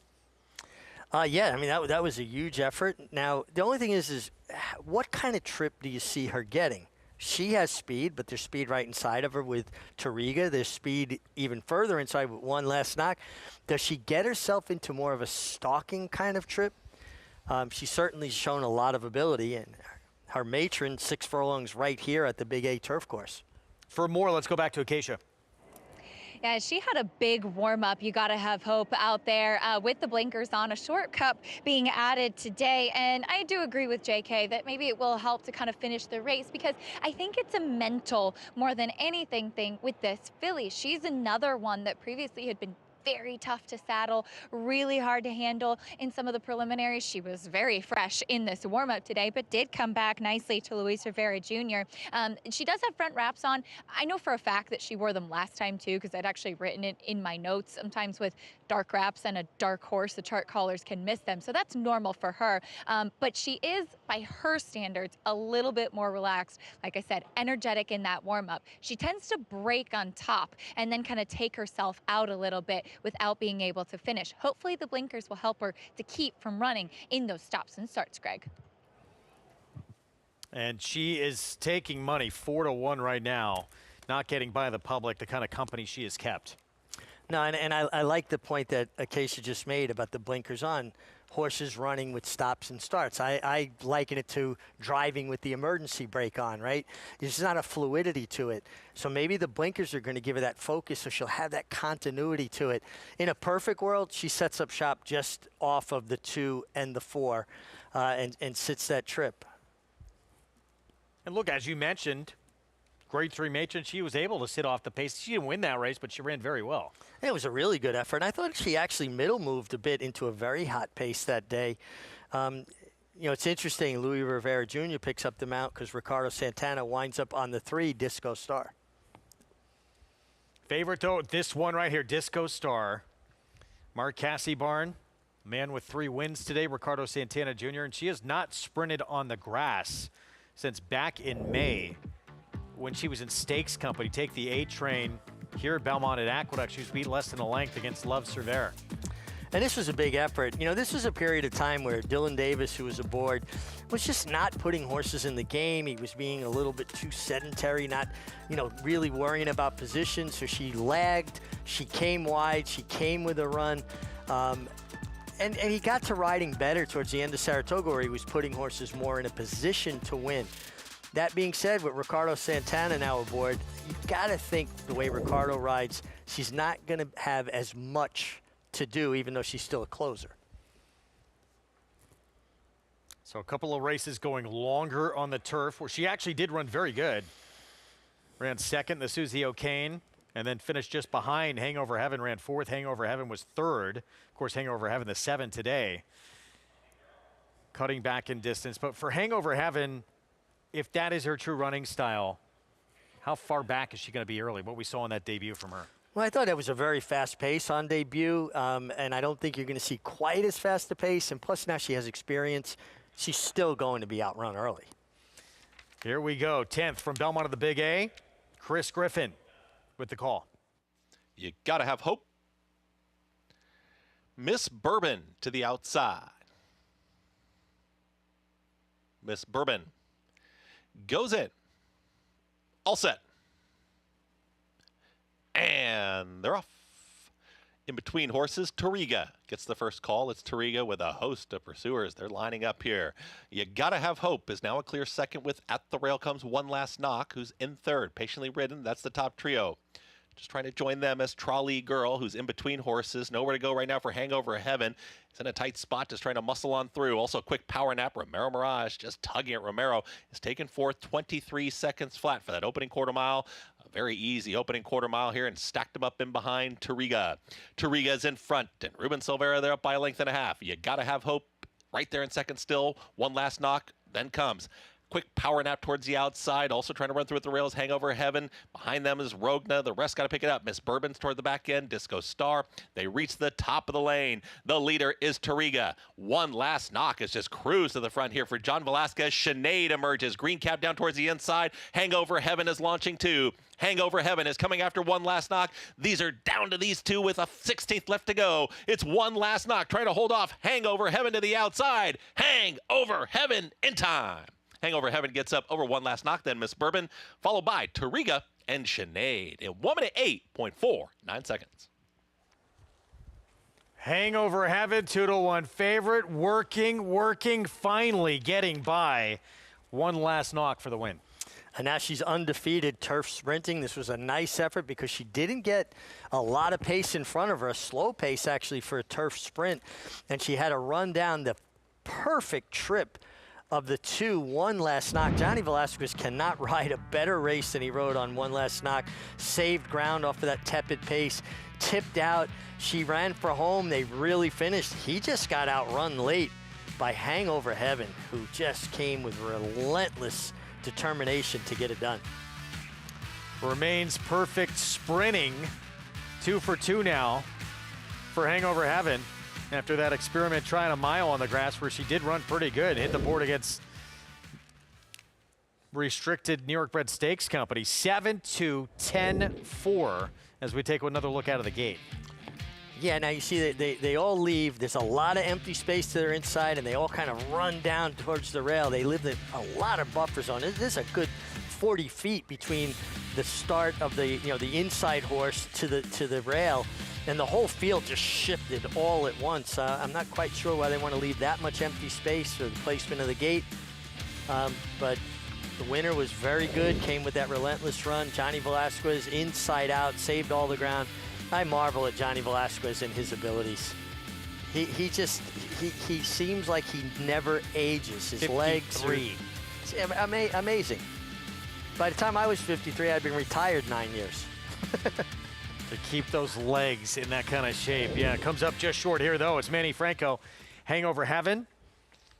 Relentless running this one down for the man standing by with Acacia. Sure. And here with Rick Dutrow as Hangover Heaven getting the win. Had to work for it today, but she showed some tenacity today, Rick. She run big, yeah. Good ride, good setup. She got through, turned for home, and she just ran down that other horse. I thought the other horse was live today. She seemed like she was a little bit tough to handle last time. Straight and true today. Well, last time was 2 turns, her first time up at Saratoga. So she was a little bit rough in the paddock here today, too, a little bit. Maybe she just, maybe next time she'll be better, Figuring things out, and she had your picture taken. Congratulations. Thank you, sweetie. Thank you. Greg. Rick Dutrow Jr., Hangover Heaven. Cuts back in distance, and that was the right call. Certainly, this is a turf sprinter through and through. Yeah, and you totally understand why they tried to stretch out in the Stallion Stakes, because it's for horses, restricted to horses by a New York Stallion. So that really shrinks the gene pool, and she ran extremely well there. Yeah. But now 2 for 2, sprinting on the lawn. Again, 7-2-10-4. Hangover Heaven, owned by the Elkstone Group and Michael Dubb. Manny Franco for Dutrow, taking this 10th on the card with 1 race remaining in this late pick 5 carryover and the pick 6 carryover. Back with prices next.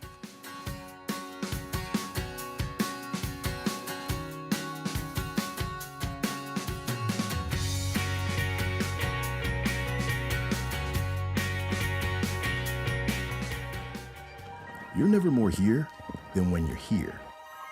Here is more than just a horse race. Here is where you want to be. And here's the horse that's going to make it happen. They're off in the Breeders' Cup. Here she is, coming around the final turn. They're into the stretch. Making sure that this year, you won't be anywhere else, but here. New York breds. Race them. Respect them. Bet them. Respect them. Breed them. Respect them. 650-75. Buy them. Respect them. 70-75. Now 700. Train them for a second career. Respect them. Join us in respecting thoroughbreds at every stage of life. Learn more at nybreds.com. The brilliance of the legendary Arrowgate and the speed and stamina of the sire of sires, Uncle Mo.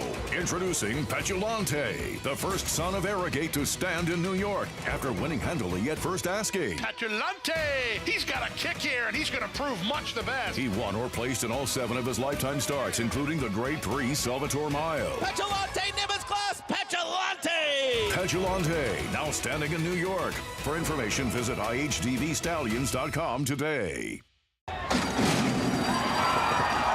The 2025 Global Symposium on Racing. It's the premier networking event of the year. Connect with the who's who of racing.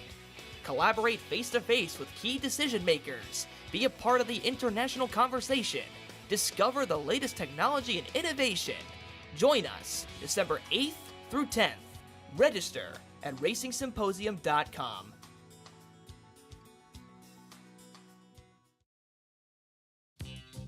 Back with you on our Saturday coverage. You're watching America's Day at the Races. It's brought to you in part by Gainesway Power, Passion, Performance. Race 10 in the books on this late Pick 5 and Pick 6 carryover day. Hangover Heaven working hard under Manny Franco to run down John Velasquez in one last knock.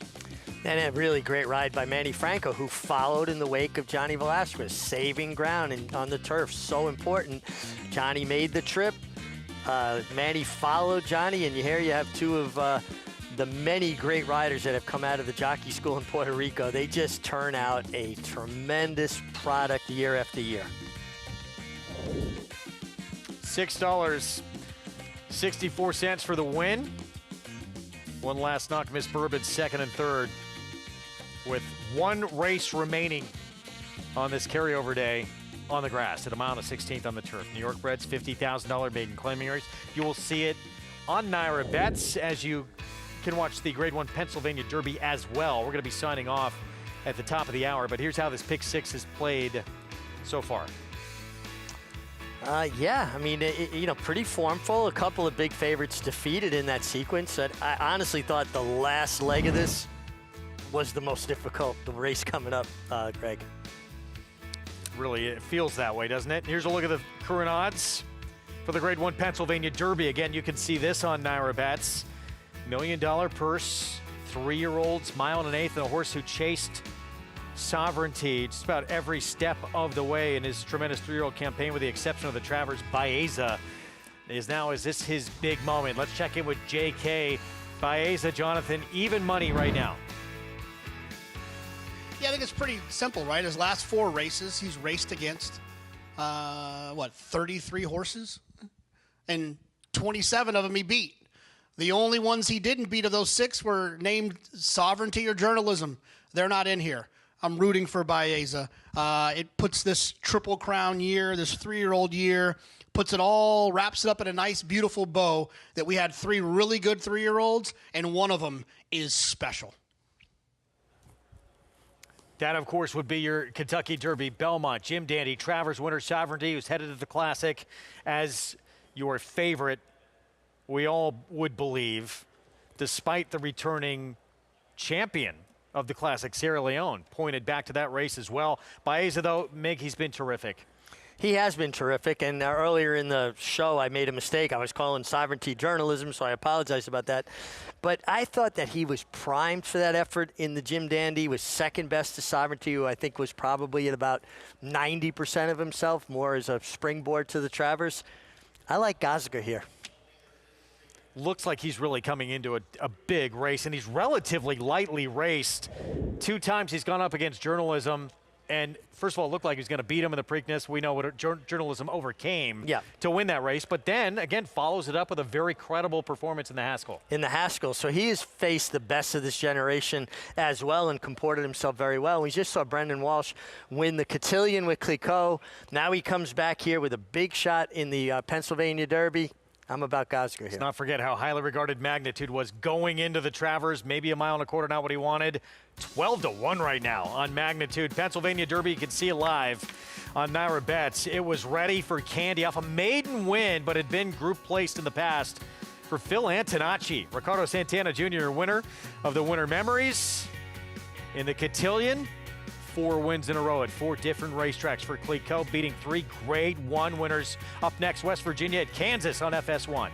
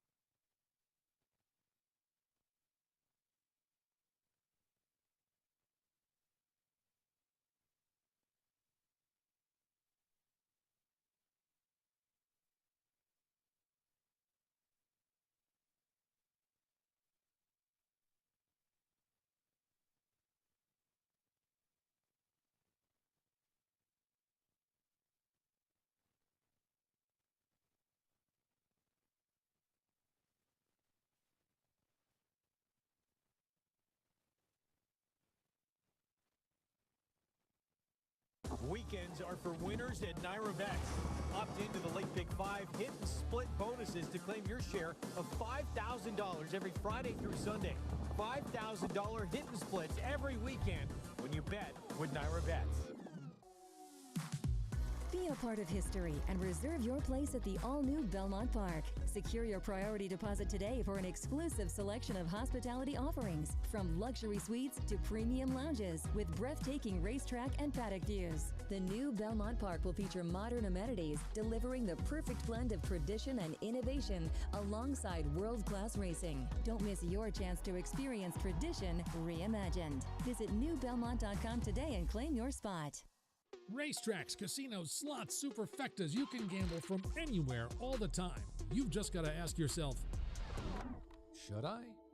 Take a pause to stay in control and think about how much time you spend gambling. A pause can help you determine if you're gambling because you like to or you need to.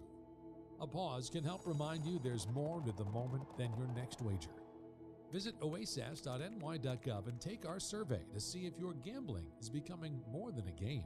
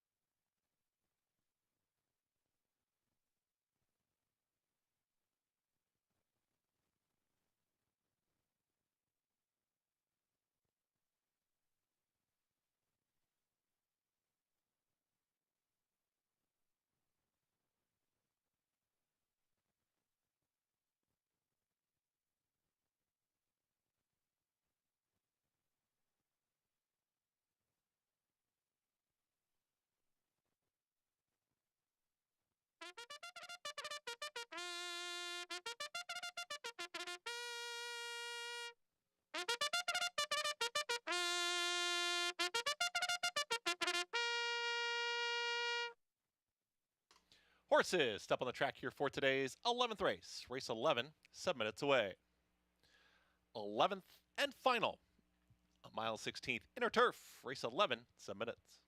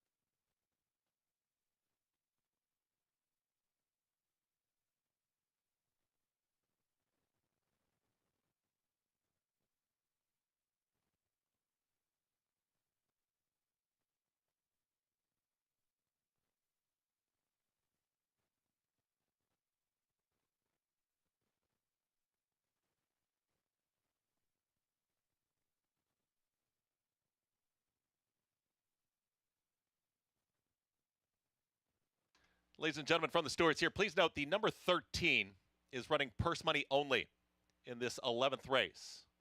The number 13, that's just one more. It's going to be purse money only.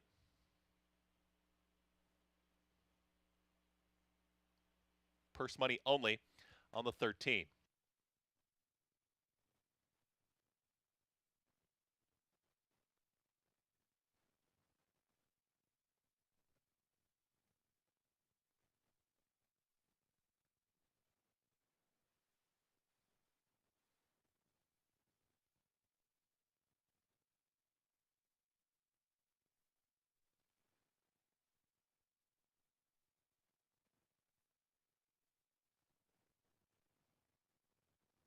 Horses are at the gate. It is post time.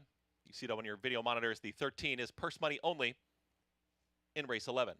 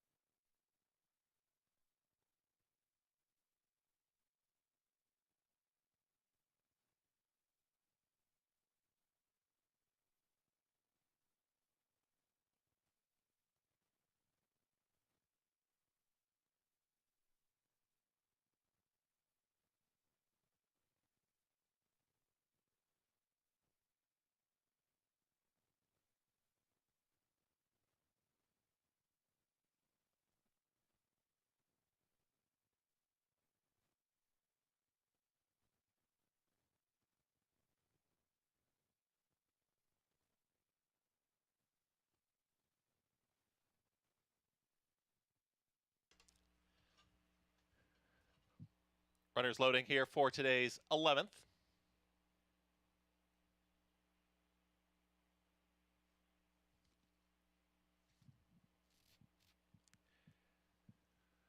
Saratoga Snow. Bank on BB's gone in. Professor Grace. Vietti.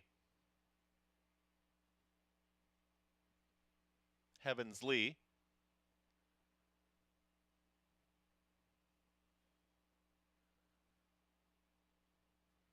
Attagirl Addy. 13's purse money only here.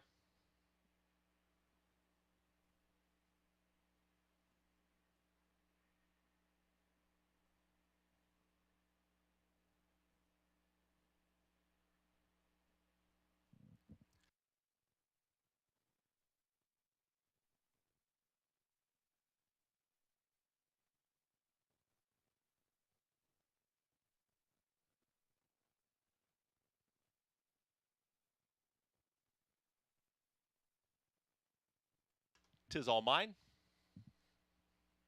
On a summer day.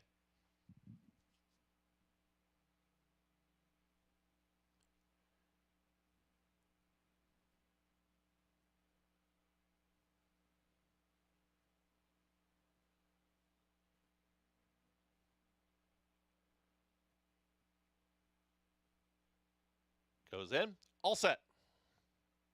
And they're off. Bank on BB, right to the front, flashes early speed, and there's Saratoga Snow is in the early mix too. That's the top duo. Purse money only outside. That's the 13. Just one more now joining the leaders, and we'll take the front. Purse money only is in front. The leader will be Saratoga Snow towards the inside. Here's Professor Grace ready to challenge lime green sleeves. Out wider there is Tis All Mine, is in the early mixes, now a shared third. In behind them, that's Bank on BB. It's in the 5th position towards the outside on a summer day. Also right there is Atta Addie towards the back end of the field. The two trailers Heavens Lee with Vietti. 23.21 was the opening quarter mile there, and Professor Grace is tracking just off of the purse money only runner. It's going to be Professor Grace towards the outside with Saratoga Snow. It's towards the inside here, a shared. Now 3rd and 4th, purse money only is in front, again the 13. There's Professor Grace, just behind them Saratoga Snow. Towards the outside of that one comes Tis All Mine. On a summer day moving forward, Atta Addie is in the mix too. Just behind them is Vietti, and then Heavens Lee is in the pink silks, and the trailer tailing off, that's Bank on BB. 47.67, that half mile time. Here comes Professor Grace towards the outside. Professor Grace, and now Saratoga Snow is called upon for the effort.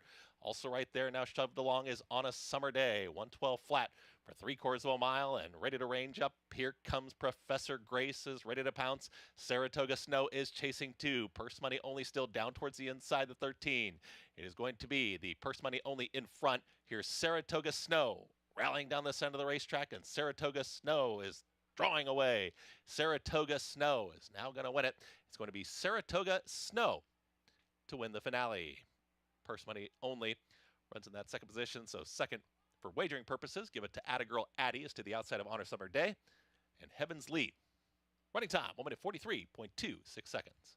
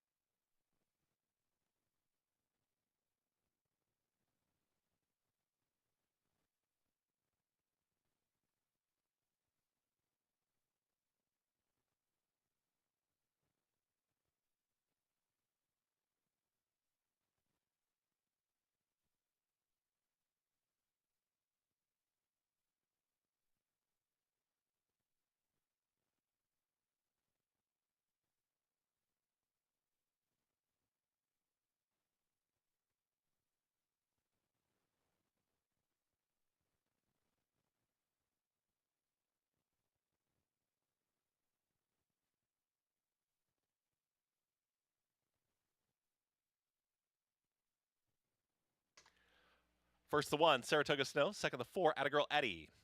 3rd the 11, On a Summer Day. 4th the 3, Heavens Lee. 1-4-11-3.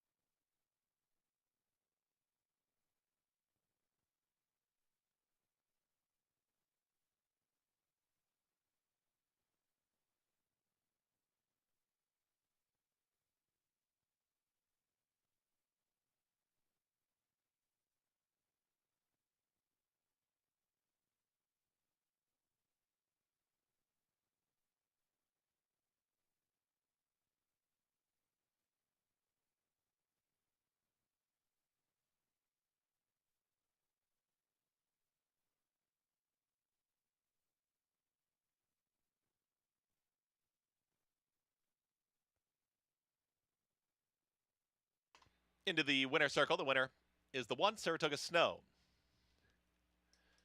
Saratoga Snow. She's a 3-year-old.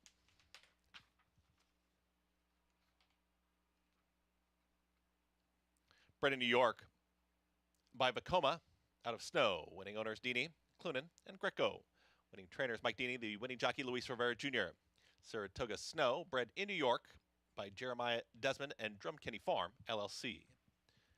1-4-11-3.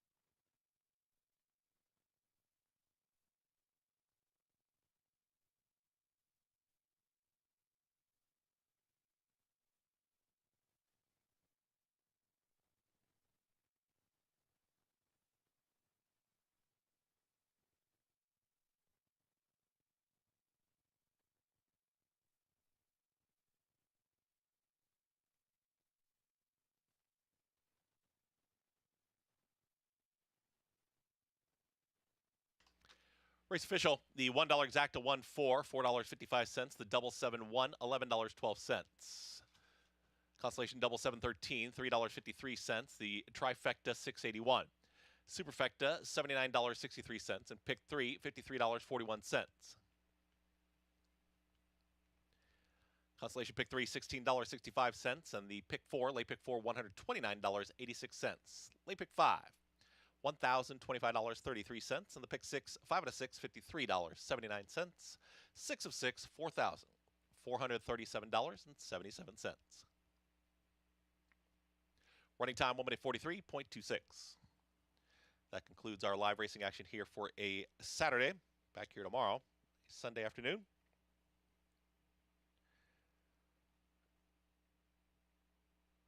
First post time for tomorrow's Sunday